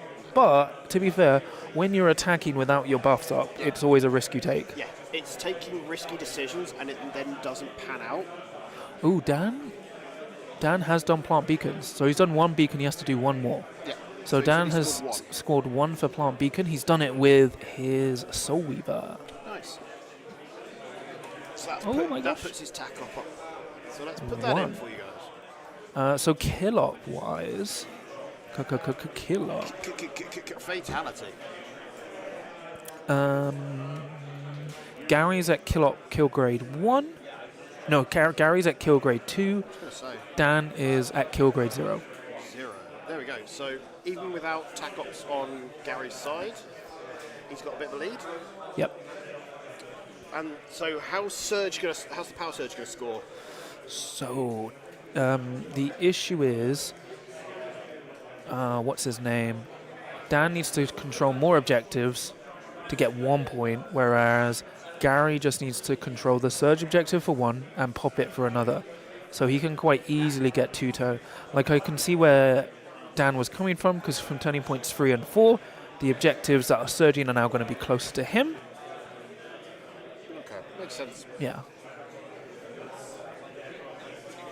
But if Gary keeps playing as smart as he is, what he probably wants to do is fall back with that Harlequin to nullify the point of the, what do you call it? The Kernite Hunter switching to engage and charging him. So, to you, how impactful is priority going to be this coming turn? We'll see. There's still a lot to happen. For example, Gary has 1, 2, 3, 4 operatives to activate. 5 operatives left. Sorry. It's got a lot to do. Yeah. Still. So it's still quite early in the turn to see where it would go. Yeah, it feels, because so much has happened in the beginning of the turning point, that it feels like we're actually further in than we are. Got just under an hour for the stream team, so got plenty of time. But it's these crunchy first 2 turns. Yeah. It feels so front-loaded as a game, but in a good way. Like, it's crunch, and then it just gets easier, and it's very much a snowballing situation a lot of the time, right? Yes. So it'll be interesting to see how it all plays out, but it's in a very good position overall at the moment. Yes. So currently we have 44 minutes left on the clock, which means 54 minutes left for the table, because the table are just 10 minutes behind everyone else. Well, 10 minutes ahead. Yeah. Dearie me.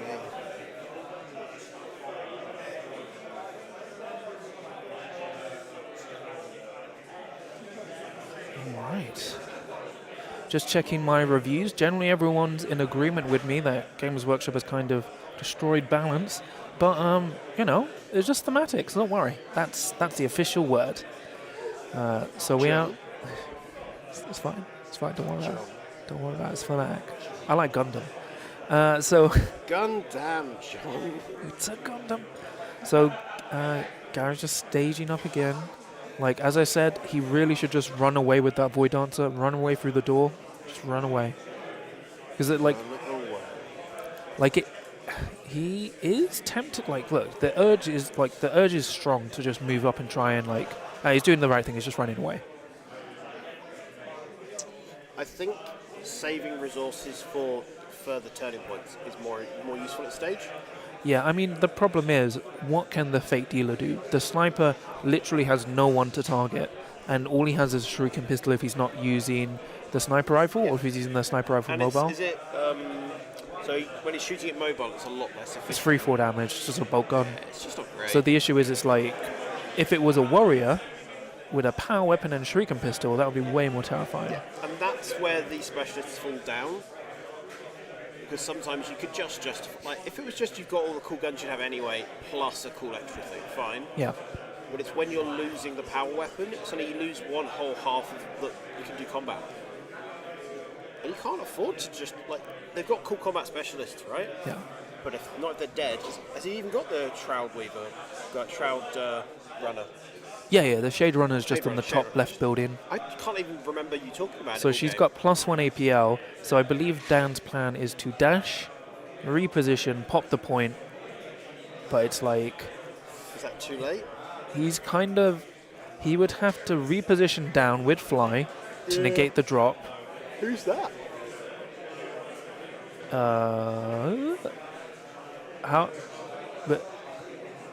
How did Yeah. so to be honest, I'm not sure how the Kernite Hunter moved that far. I think that's a reposition dash, but even then that's a 7, so it's 10, so it should be an 8-inch move. I don't know how they got there.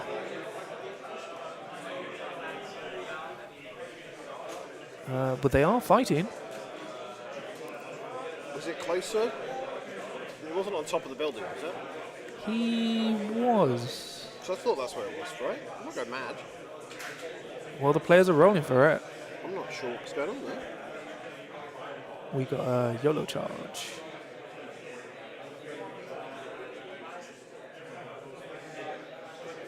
Ooh, so we've got power weapon, which is 4-6 damage, lethal 5 up, versus the what do you call it? Jump? Drop jump wouldn't give you that movement. No. The Death Jester just 3 attacks, I think 3-4. You know, freeze. It's the place where you want to fight it more than you want to try to rely on trying to shoot through it, right? Yeah, and as I said, we're just observers. I haven't been called over for anything as head judge, so no one. If Gary's fine with the situation, it means it doesn't matter. So if that's shooting, Dan has a crit and 2 hits with a miss.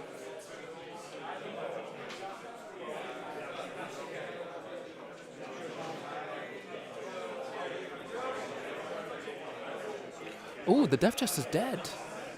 How did it get there? I don't know how the Death Jester died. I'm very confused. We were watching the game and Unless what we thought was the guy with the bird was actually the bird token. no, it doesn't have a token like that. You not use it anymore. No, it's never had that. Oh, I'm thinking of the crew, aren't I? Got crew on the brain. Scrivo, do you want to just get a table update for us, please? Yeah. I'm going to have a look. Cool, so Scrivo's just going to check to give us the update. Unfortunately, we don't have a table boss because I did not have anyone spare. Because everyone's working out the kindness of their heart, so Scrivo's just getting an update from me. Because we just want to clarify how that happened.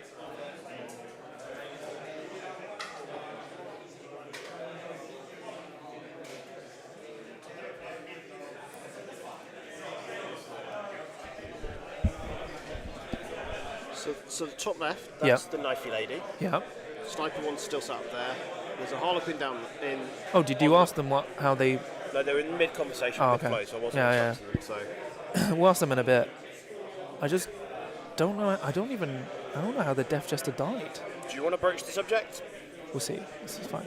So currently Gary is moving up. He's repositioning and dashing, and he's doing another door fight. Yeah. So he's already used Murderous Entrance, I believe. because that's how he killed the leader. Yeah.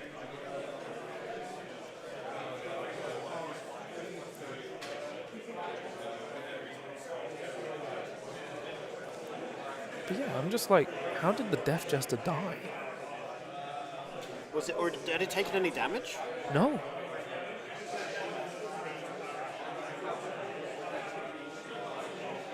Oh, dear me.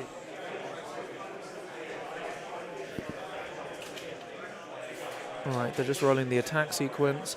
It believed that's the healer medic, so that's the one with the power weapon. But the issue is, even though she's 4/6, because she's only 8 wounds, Gary only needs 3 hits to kill.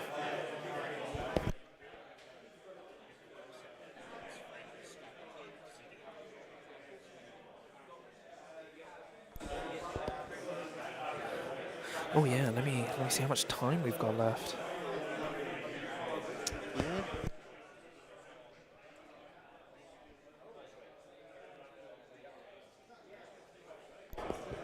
So we've got 46 minutes. Oh, 37. Okay, 37 minutes left.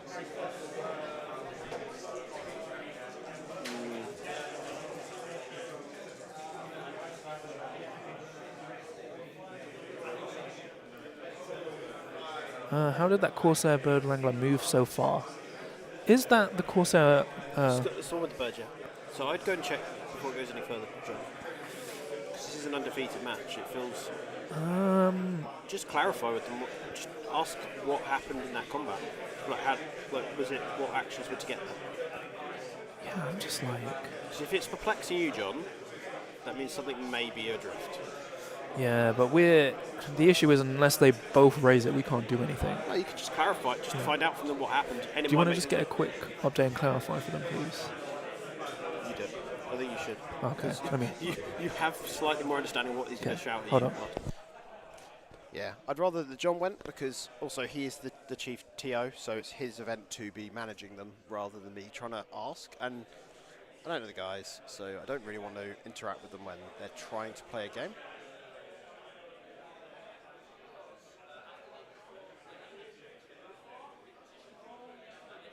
Yeah, so he's explaining it, and John's gone, oh, okay. So I can already see John's understanding it now. So, cool. I think he's got the clarification there. There we go. So John, explain to us what magic he was up to. Because it was clearly, I can see you understood it straight away. Okay, so the Kernite Hunter, even though Gary moved away, you can still move. You just have to end closer. What Dan did was move to drop down after Gary moved away, and then he activated the Kernite Hunter to charge and kill the Death So Jester. it was two separate things getting that movement. But the way we saw it, it came across as one whole Yeah, they just played very quick. So it's all That's good to clear. know. Yeah. I was assuming it was like that, but I wanted you to check it Yeah, because you understood what he can do as a Yeah, so that's player. all legal. Yeah. It's just a lot of movement. Yeah.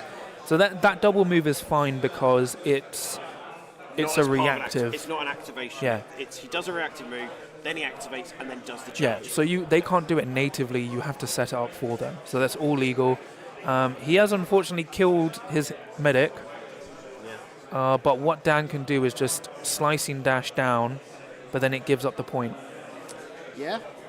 But Gary hasn't scored anything on his tack up yet. He's doing very well on the kill up, to be fair. Very well. Is that going to balance out?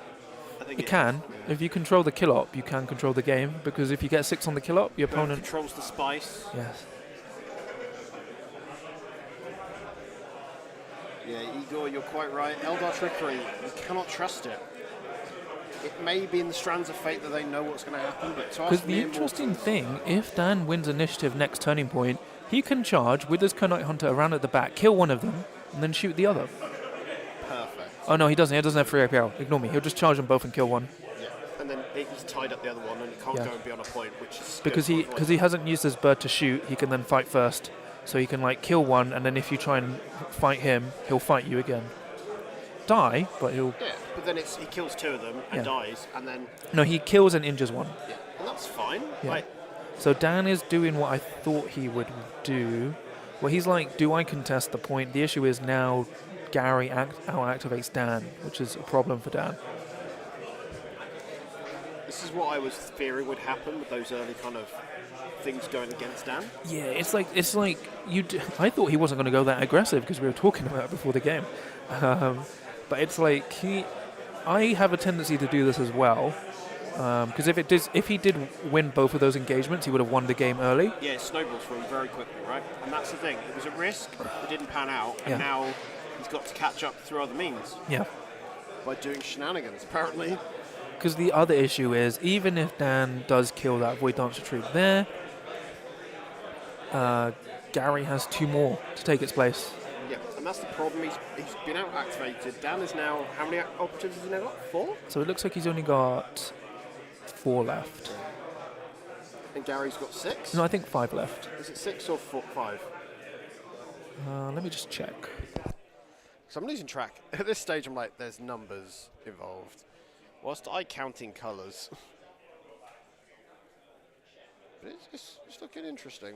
This is not the game I expected. I've said that every game today. Each time I'm like, oh, cool. That's not a thing I was anticipating.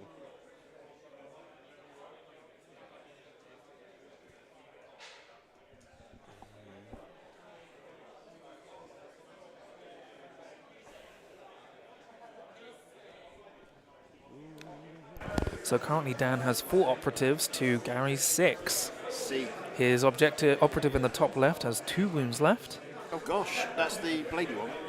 No, the Void Dancer troop. Oh, the Void Dancer on that side. Yeah, so Dan needs to make flawless trades to tie up.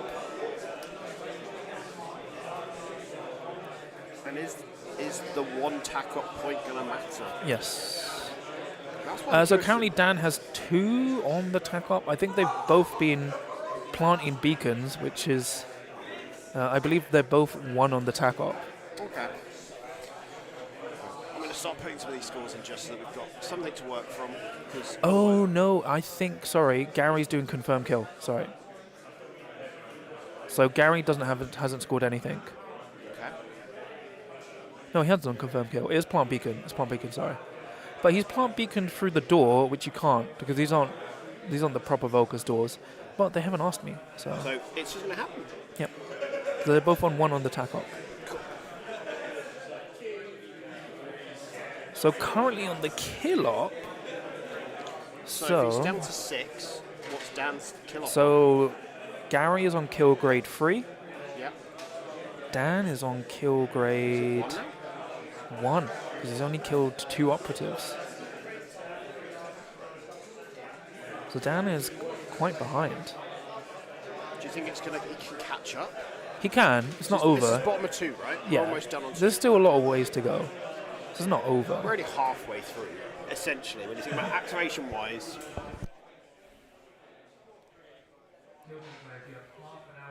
So for the main rounds, they've got half an hour left for the main tables. For us guys, there is now 40 minutes. So we are probably 10 minutes behind the main event now. Yeah. So they have 40 minutes on the clock. Everyone else has 30. It's pretty healthy. Yeah. Even with these crunchy turns with a lot of pre-measuring and thinking and deliberating, they're still getting through. And I think that's what's important. You can't always just run forward, do it blindly, and just hope that you've made the right choices.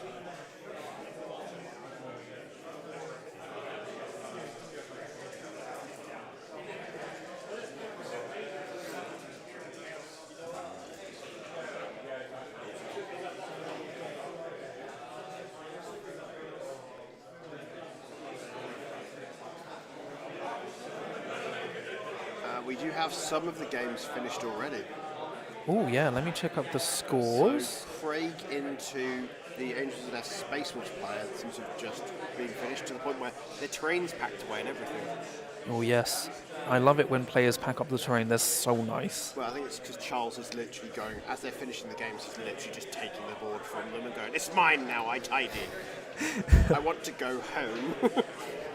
He's such a happy chappy, our Charles. So, yeah, Paolo with his Angels of Death beat Craig with his Phobos, 18-5. And then James Bidet Thomas with his Void Dancer Troop has beaten Tiago 18-8 against his Halfkin Salvages. Nice. Yeah. Oddly, by the way, I think we finished before 40k somehow. So Do you know how we have? Because our rounds do end before theirs, technically, I think. yeah, unintentionally. I think they finish at 8. So we could space it out, but I think people like finishing by 7. Yeah, I think it's nice, but I don't think it's mission critical. Yeah, And if you're doing 2 days, you can get away with doing 3 and 2. I'll probably space it to an hour lunch, 20-minute rounds, The 20-minute breaks. Yeah, giving yourself some flex, Yeah. because just in case something like the stream runs over a bit, it could be a bit impactful. Because otherwise you go from one game into the next game immediately if the stream game runs 10 minutes over, Oh yeah. and that's just rough. All right. So Dan has moved down. He has sliced and diced and popped that point Nice. because he has 4 APL. No, it's 3 APL. Sorry. 3. So what Dan can do is he can. It's not great. The sniper can just drop down and shoot that guy on the point, but with the mobile profile, so it's 4 attacks in on 3 is 3-4. Because he doesn't have any grenades or anything like that, does he? Well, grenades wouldn't really be useful into this matchup because of the in runs. Oh yeah, the inbounds. See, that catches me out. That's not something I'm used Yeah. to. It Or doesn't you can happen, use the shuriken pistol, so it's 4 attacks in on 3 is 3-4 rending balanced. which isn't probably awful, Yeah, it's just like your sniper is just running around pistoling people. but if needs must. And then the other issue is then if Gary wins initiative, one of his void dancers can reposition dash, shoot, and kill the sniper. Blap, yeah. So it's like, is it worth the kill? All right. Could he just drop down, shoot him, and then dash through the door? You could. just No, run he would through- have to be sorry. very close to the door to do that because he would have a 2-inch dash with the. So you need to drop down, be next to the door. Oh, he'd have to shoot. charge. No, you can't charge by dash. There isn't really. So he could reposition dash, door fight. There's loads of ways. So he's. Ooh. Yes. So Gary's ready void dancer repositioned back and just shot and killed. Unfortunately, Dan's Corsair. So Which one? no, the Kernite Hunter. So Oh, gosh. now, yeah. So now, That was going to be cheeky. I thought that was someone that was going to drop a load of Agreed. beacons and stuff. so one more kill, and Gary will be on kill grade 4.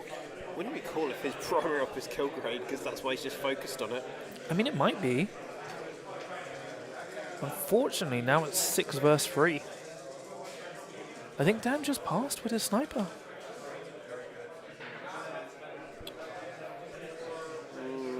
Interesting.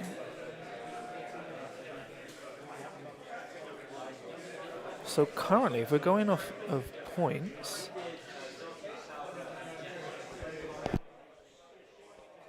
They have done the most Warhammer thing ever.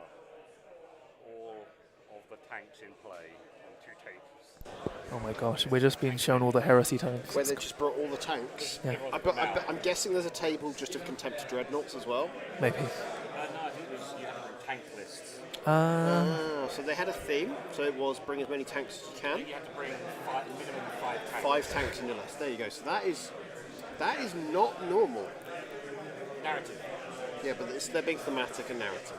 I didn't want to go to the Horus Heresy narrative here, but it's just if I'm not busy, I'm running kill team. So It's the challenge. Like I quite often find now, I've probably run than played events this year. I've probably ran more events than I've played now, or been involved in an event. And so it looks like that's fine. Gary is going to reposition and shoot the Shade Weaver, Yeah. Shade Runner. Sorry, Shade Runner. Yeah. The Gillette, the best the man can get. The Shave Runner. Yes. Oh, I need to shave too. He's got a little moustache growing. Oh, well, I'll use Can you my. grow a stash? No, I can do my stubble shave, but There is Everyone's having a very lot of fun. energetic game on the next table. One of the Knots guys. Knots guys are great to play. They're so much They've fun. got a lot of energy. They take it very seriously in a good way, though. Dan did kill. He looks like he repositioned down Killed and the- hatchway killed the fight. one on the Well, door fought and killed that guy. guy that was on. So currently, now Dan is on kill grade 2. So Dan's on kill grade 2. Gary's still on 3, is he? Yes, so currently they're rolling for initiative. So Dan really needs initiative. He desperately needs initiative. This is interesting. Let me just check what the crit op score is. Yeah, it'd be nice to get the full breakdown of scores. So John's going to go over to the table. Yeah, Jake is right. The sniper is a trap. Apart from, I still find the Angels of Death one on an open board can be really useful, but equally, there's times where I wish I had the heavy bolter. So yeah, I know what you mean. Like certain matchups, I can see why he chose it because it's good for the whole pinning of an area and keeping someone honest, but it doesn't often translate other than the threat. It's often the threat that matters. Oh, John's now off TOing the event, so you're stuck with me for just a bit, guys. Yeah, so this is looking like a game that I can't tell who's going and taking the prio. They're talking a lot. I think it looks like Gary might have got it. He's just talking through what options he's got, I think, at this point. Yeah, so he's given... yeah, so they're giving themselves CP. I want to say, I think it's Gary. I think Gary's got it. John should be letting us know any second, but he's not being very clear. So, John, did Gary get prio? Did Gary get the prio? Priority. Point over. So Dan is 2 on the crit op. 2 on the crit. So he popped the point and controlled it at the end of the turning point. That's huge. Oh no, he popped it and then controlled most because he controls his own objective. No one's controlling the middle, and then Gary's left objective is contested. Yes. Cool. So has Gary scored anything on crit then? No. So that is Great control from Dan. He's now on 5. Yeah. 5-4. So this is still close. Currently, they are tied because Gary will be ahead on the kill op by 1. Yeah. A 1-point lead is a 2-point lead. Yeah. Yep. So, big thing will be and initiative. Then primary op could really boost or keep it equally as tight. Yeah, currently they both have 1 on the tac op. So interesting days. Happy days. And weirdly, you know how John said earlier he'd lost his strepsils? Like the messy puppy is, he found them. They were under my sack of dice. Glad he finished that sentence. All right. What a mess. 20 minutes to go. And then we can have a takeaway on the motorway.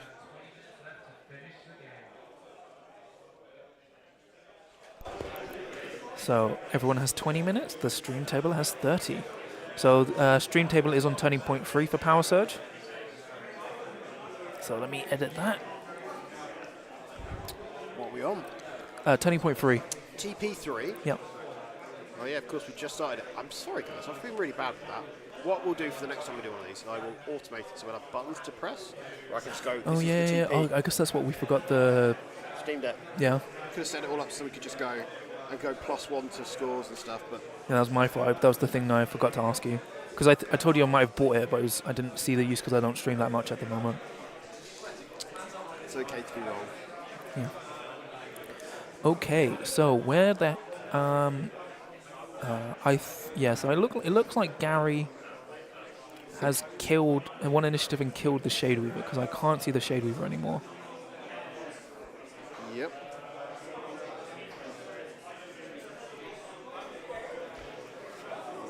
Oh, let me just go scout the table again. But don't get distracted this time, John. Last time we went to the table, he came back and went, I have no information for you. I have just distracted myself. So this is quite cool. And Igor, I think you're quite right. Like at times, if your team is good at doing the crit op, you should double down on it. It's like if you're good at killing stuff, you may as well double down on it. Or if your tac op is something that they cannot stop, why not? Yeah, so the Shade Runner reduced the warrior down to 2 wounds. So now the medic is charging in to kill the 2 wound guy, but there's another... Void Trooper. Yeah. Void Troop. The leader is kind of out of range at the back, but Gary still has a Void Dancer under the left building. Nice. Yeah. And is that still contested on the left building? No, because the... Because it's died, right? Yeah. So then he's going to get that. Well, who will hold one each? Will they each hold one at this point? So currently there are 5 Void Dancers against 3 Corsairs. It's not looking great, but we said that last turn, and Yeah. he managed to actually score points. Because remember, the best thing you can do is to score points whilst dying. Yeah. That is how you win games of any GW thing. So long as you're scoring the points, it doesn't matter if your shit's gone at the end. Unfortunately, it does mean Dan basically can't score like Plant Beacon max points. Because he needs to be tapping point, but being on points and stuff. Yeah. Yeah, it's not ideal. Oh gosh, the people that finished their games have just been to the bar and have come back with handfuls of beer. Yes, because remember, the Goonhammer Opens have an open bar with table service. Not open bar, as in a bar that is open to serve you. It's just not free. Yeah, a bar that is not free.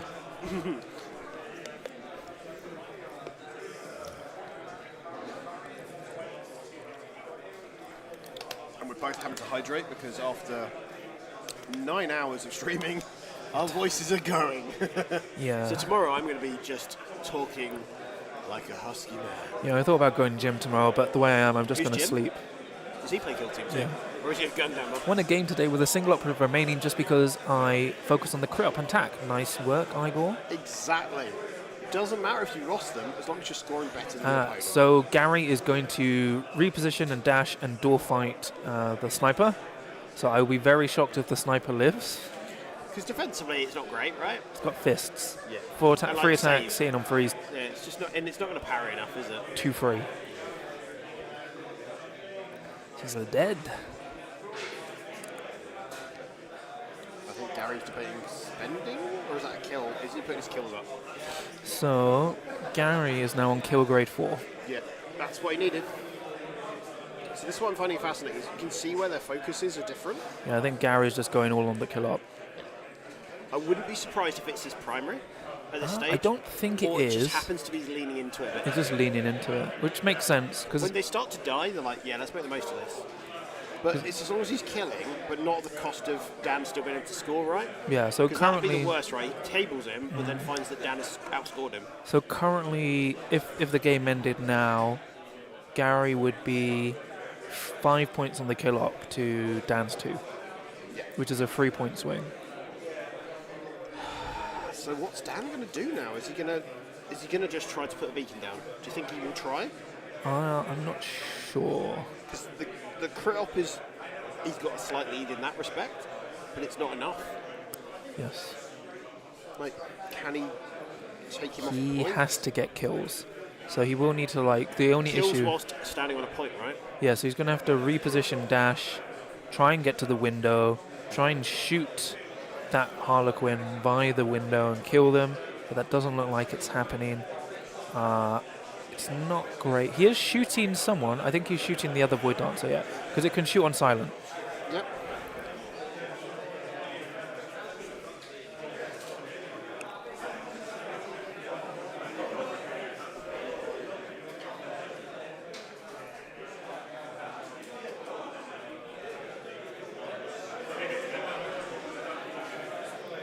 Oh gosh.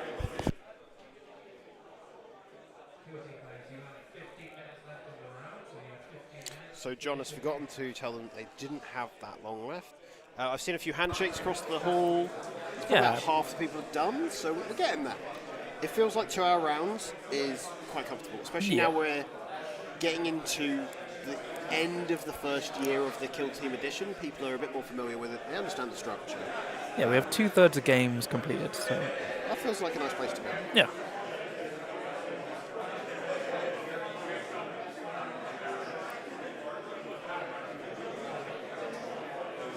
All right. So, did Dan did kill the Void Dancer behind the window. He did. So Dan is now in a good position. He repositioned and dashed and did a doorway fight, and he did kill one of the Void Dancers. So he is now on kill grade. He's not high enough.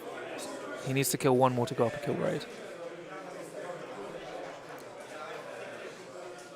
Oh, wait, Gary only has 3 operatives left.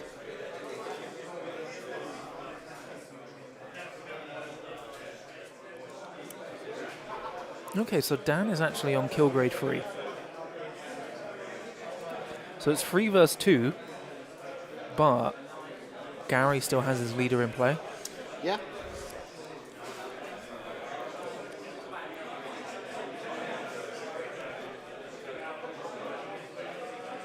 But the issue is, currently, Gary is controlling more objectives, and likely the primary, the power surge. 2 points on crit ops, potentially. Yeah.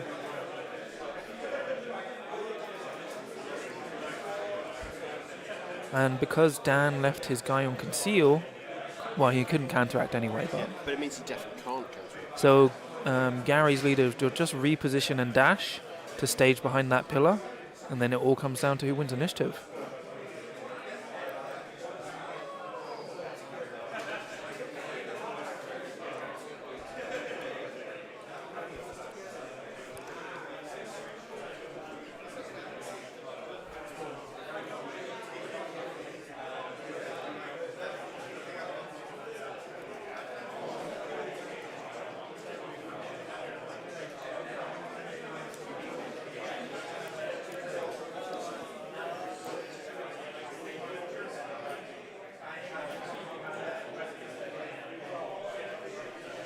Yeah.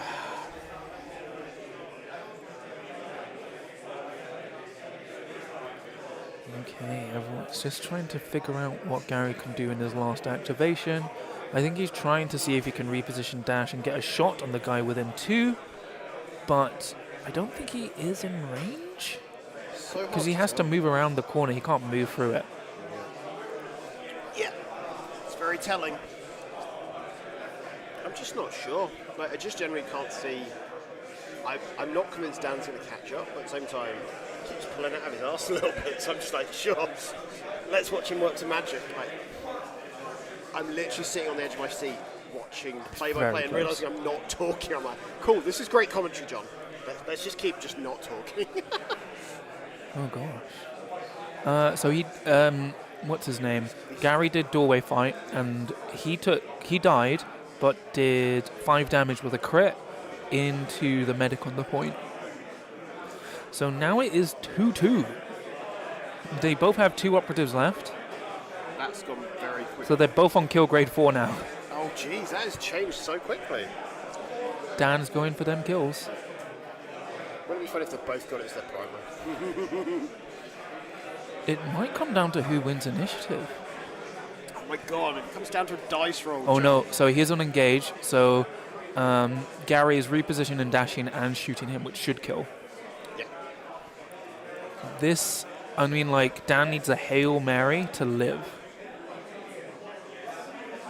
Yeah, Jay and Silent Bob, it means that we'd be stuck with me not saying anything and John sitting here going, schnookums, and just saying really questionably awkward things that will age very badly. Okay, so you've got... He has to shoot 4 tanks hitting on 3s. 3-4 rending should kill. I would definitely take the shot. Because, like, if you think about it, if he doesn't kill and then Gary wins the initiative, he pops that point. GG, yeah. Yeah. Like, at this point, I'd be using all the resources I could. Take the shot, if you've got a CP, spend it. Just make sure you commit the kill.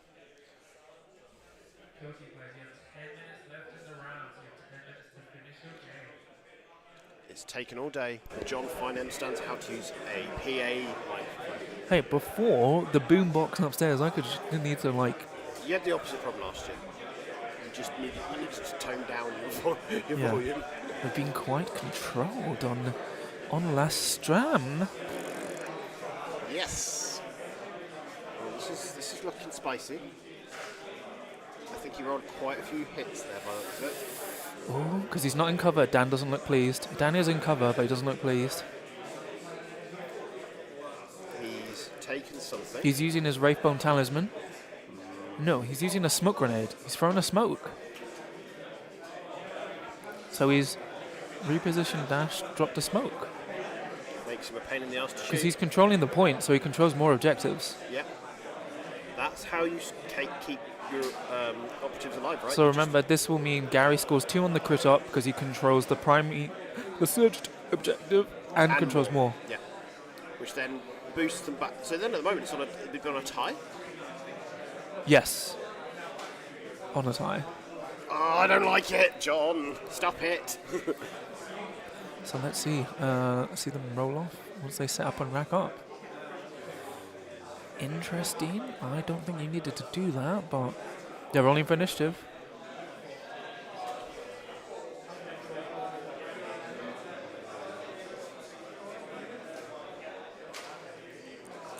Cool, so they're going into the next turning point. So they are both on 2 on the crit up, 4 on the kill up, and 1 on the tack up. This is Turning point 4. This is just not the game I was expecting. Very close. Close like me and Scrivo last We are night. literally holding each other. Yeah, we were last night. Oh God. So that was the only way to stay warm in the UK. Yeah, well, we didn't have the heating on. Oh, did Dan want initiative? Yep.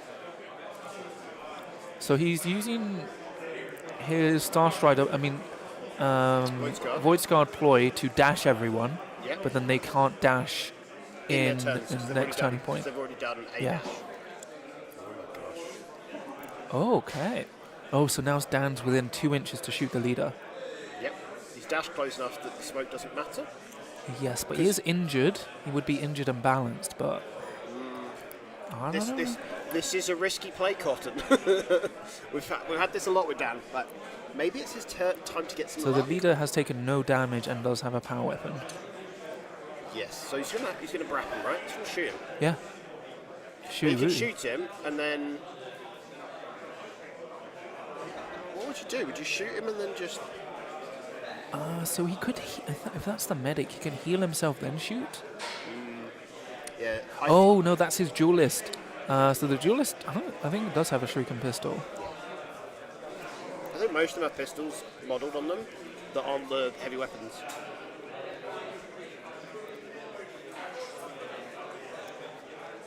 Let me just find.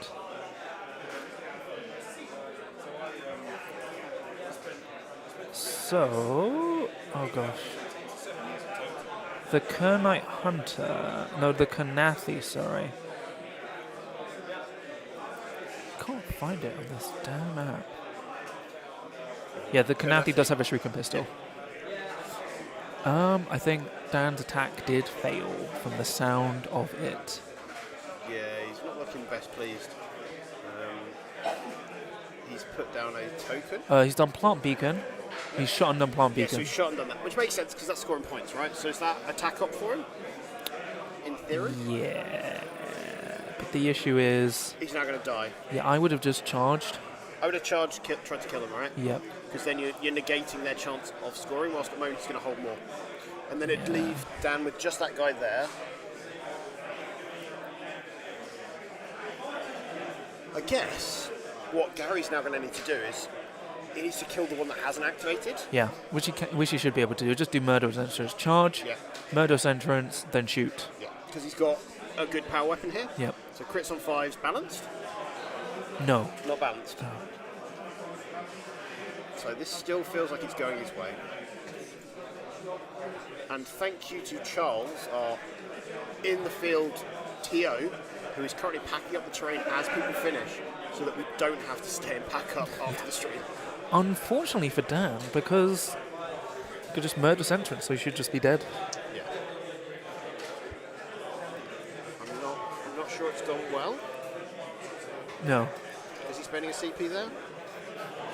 Or is it just? Gary spending a CP to murderous entrance. Yeah. And that is a dead Corsair. And then he'll shoot. Or plant beacon. Can he see the other Kernothi?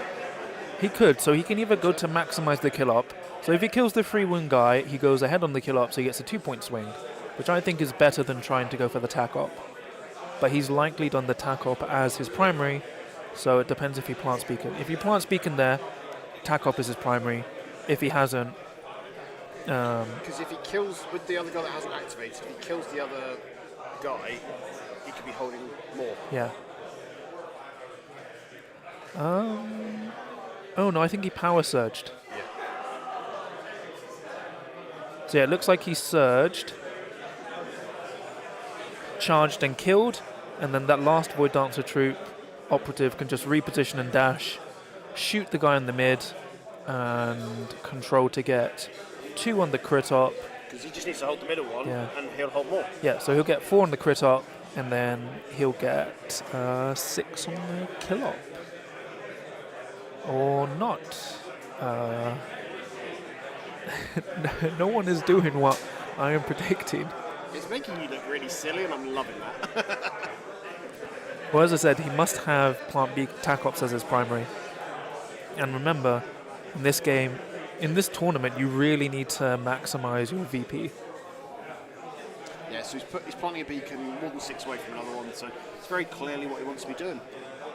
Just checking the time. Everyone's mostly finished. Got 2 minutes left on the round. Stream table has way more time. But they're about to be done. Yeah. Yep. Unless something massively goes wrong right here, I feel like Gary might have just snuck in.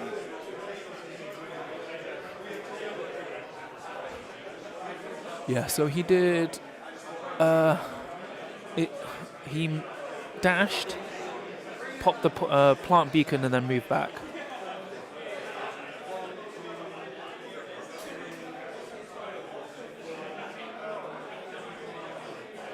Oh no, he did plant beacon. He didn't pop a smoke.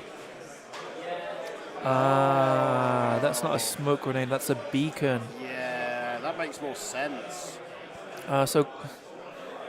Oh, that changes things a lot. That's why it was so pivotal that Dan took the initiative. Yeah. But it maybe was already too late. Yeah. So they're just. So that would mean Void Dancers are 4 on the tack up. Yep. And how much will they end up on crit up, I guess? We'll just see. The terrain is falling apart. Yeah. Based on Dan's expression, I don't think it's recoverable at this stage for him. Yeah. He'll just reposition dash and secure the objective. And he gets into the middle point. And he's got more APL, right? Being a Yeah. So 3-2. They're just talking out, not talking it out, but just explaining it. Going through the promotions, explaining what's happened at the end. I feel for Dan because it looked like he was clawing it back, but now I'm looking at him and it's been a rough game for him. Yeah, his dice haven't been great, but that was part of the reason of being aggressive early without your accuracy points up. It's always a risk. It was a risk he took, and it didn't pan off. Yeah, because Void Dancers, because of Wraithbone Talisman, they can afford to be aggressive turning point 1 because they get to use Wraithbone Talisman once per turning point. Yeah, whilst he had a lot less assets in that respect, and none of it was set up. So I don't think he's doing that. He's just staying on there. So it does mean they will get 1 each on the crit up, but we'll calculate the points up in a moment. So no one's holding more.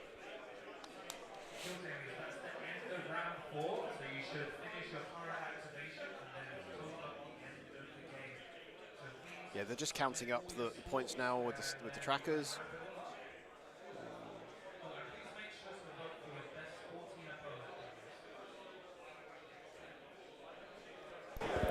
All right, so there's 10 minutes left on the stream table, but and they're just tallying up. They put the dice on the trackers, trying to work it out.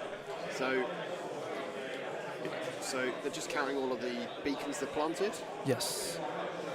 Oh my goodness, that was an intense game. That was a great way to end it because every single interaction they each did had such a consequence, which was really cool. Yes, nice. So they're just talking it through. Dan likes to talk out his games after. Yeah, and they're also discussing what they did, which turn. And I think it's interesting that he's agreeing with the opponent and saying maybe you should have done that instead. And it's kind of nice to see because that's how you should be at the end of a game. Oh yeah. You may have lost or may have won, but you then explain what you thought they could have done differently because it's interesting to see everyone's perspective. Like as we saw in game 2 or game 3, where you're like, why is he doing that? And then it actually he did the right things for his game plan. that rewarded him, right? Yes. With the Star Striders, where you were just like, I didn't see that, because that's not your style of play. And sometimes just being a good player isn't enough. You need to be a good player that synergizes with your team, I guess, right? It's kind of like mitigating your risks. You need to go like, will this aggressive play work? How much What does it CP cost am me I if it willing? fails? And Yeah. sometimes it doesn't outweigh itself. Yeah. I think As a player that used to play 9-inch charges from Deep Strike with Orcs, just don't risk it, guys. yeah, it's like I actually think Dan might have been more beneficial doing free ploy, turning point 1, and doing like, oh, if you move on to mission markers, I get balanced. Yes, because you were talking about that early in the game, and then it never came up, and it was like, oh, okay. Because he would have gotten 3 uses out of that. Once when the gunner shot with the shredder, and then twice when the Starstorm duelist shot with the melter and then shot with the shuriken pistol. So Kev's just asked if we're going to stream the awards. Probably not, just because it's a bit too difficult to set up. We can break it down beforehand, which is a shame. We could do it, but it's fiddly, and we haven't really set ourselves up for it. Yeah, so what I'll do, once we find out the end score, we'll end this, we'll like do a quick chat at the end with us, and then we'll total up everything, and We'll put it on the socials. Yeah. Currently I'm just waiting for So where 2 can tables, people follow 3 you, tables. John? If you're on social media, Just- where can they follow you? Can you roll a crit everywhere apart from Twitter because I got I mean banned. X. Twitter. I don't think anyone misses it. Yeah, I don't really miss that I got banned there. But yeah, anywhere that's Can You Roll a Crit. And where can they find you, Scrivo, especially if they want to use you for commission So work? on Instagram, I'm Scrivo Art. Yep. On Twitter and Blue Sky, I'm Scrivo as well. So it's nice and straightforward. So Cool. we normally put in the description links to both of us. So we'll just do that again this time. So, yeah, let's just see what the tally is. Have they submitted it yet? No, they're still talking. But there's 3 tables altogether, 4 tables altogether who haven't submitted scores. Is it worth chasing them? Because I think Charles is currently on a let's tidy up the tables and not looking at that. We'll see. Ooh, it's going to be very spicy. Because I see the pairings, but no one else does. Well, the placings, yeah. Yep. All right, we're just waiting for them to submit the score. He's just rolled 2 dice to see if he'd kill him, I think. Yeah. So currently we're waiting for the result on table 18, Novitiates versus Hand of the Archon. And we're waiting for Blades of Cain and Felgor. And then we do know Gary won, but I think it's like a 2-point victory or 3-point victory. Yeah, it's not huge, but it's enough, I think. But will it cost him the top of the podium? That's the question. Yes. I've got So a feel for Dan, though, because he does look quite defeated by this. But Yeah, it I've happens. never seen him play, so it's nice to see someone wear their emotions literally on their sleeve, yeah, because it shows he cares about the results. Mm-hmm. And I'm not meaning in a nasty way, like just generally like he's committed to this, and that's nice. exactly. Someone that really cares about the game. There's nothing wrong with being passionate about whether you It's win or better than lose. sometimes when you see a player and they're like, cool, I've won. And they're just like a robot. Yeah, You're like, cold oh, and emotionless. Great, cool. Like you, John. You're like, beep boop. I could have scored more if only I'd just done that. Beep boop. Who's left? So we're missing table 18, and then stream table 18, and table 12. So Scouts versus Star Striders is table 12. Oh, we did have a Scouts player. I completely missed we had a Scout squad player. Yeah, he played James, the other Harlequin player, last round. And he beat the Harlequins. Oh, yeah, nice. Well, oddly, 9 Scouts should do well into 8 Void Dancers, partly with the shotguns. Yeah. Just going like bam, bam, bam. I mean, the meta's so weird. Such a strange game. So, let's just... Should we get the tally from him? yeah, would you be able to... and just to remind them to upload it to BCP? Yeah, I'll get him to put it with BCP. Yeah. Alright, so... Still waiting for 2 other tables. Oh my god. I knew that happened. Oh, Oh, John. It's all right. It's not in the cable. It's not in the cable. It's not in there. okay.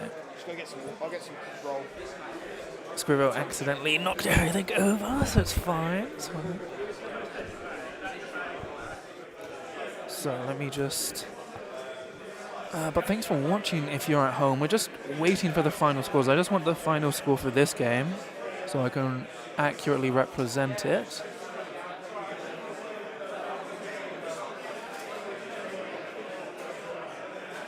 So, let's see. Still waiting for people to finalize.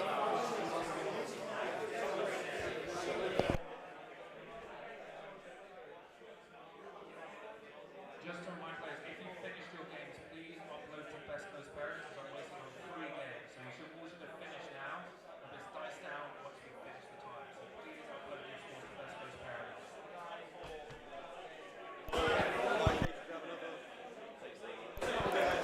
Alright, so let me see. Just did my TO nudge. So I just need these final scores. The life of a TO.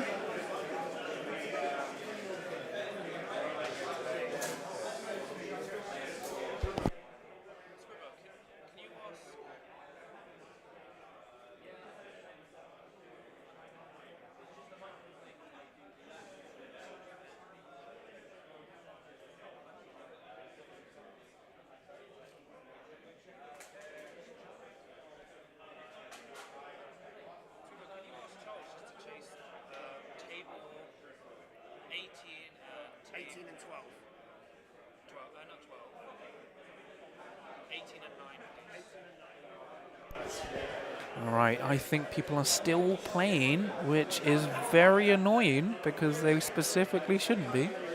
So, just waiting for people to submit because I can't finish this event.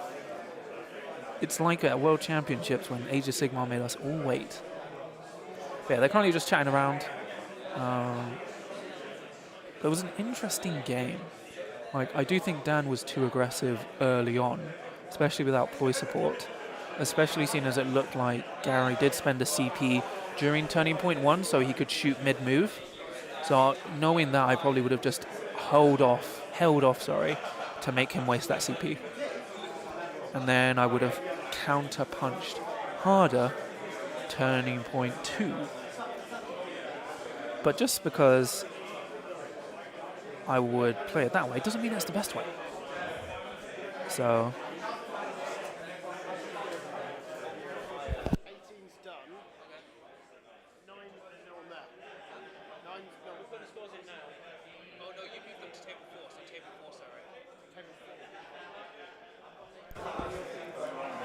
4. Alright, so we're just getting the final results now from the stream table. They were just chatting. They weren't like maliciously delaying us, so don't worry about that. Because it's important to chat after your game, especially if both opponents are willing, because it's a good way as a learning process to basically see what you did wrong, discuss if you did the right thing, and just learn from that.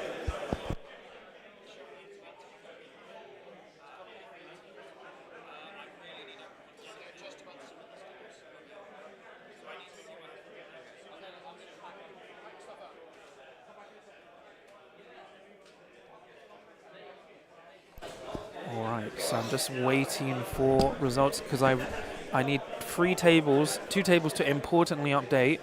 They should be updated. Yeah, so that's draw. 18's in. They're just putting in table 4 now. They're still uploading. Yeah, they're typing it in now, or it should be spinning through. Blades of Cain win 1914. So That's all but Gary's result. yes. So I need. this table needs to go in. Yeah. And that's it. Cool. Then I can end the event. Stream table to go next. Yeah, we can switch to us now. Yeah. So let's go to us. Now let's go to commentators. Oh my Hello. God. Let's focus us up a little bit, boys. We've got fuzzy lens. That's great. It's fine. But yeah, so that's pretty much it. We're just going to finalize the results, and then that's pretty much it. Yeah, we're going to do awards. So thank you for watching, especially on review day. So if you haven't watched, you can watch my Blood and Zero reviews. And also thanks to Scrivo and Charles and Kev, who all came to help, as well as the Goonhammer team for helping us do the Goonhammer Open in Leicester. We'll be doing another one in May 10th. So, hold on. Right. So we're going to call it there, guys. We're going to put the results up on all the social media. And so we'll see you next time. Thank you guys for tuning in. Take care.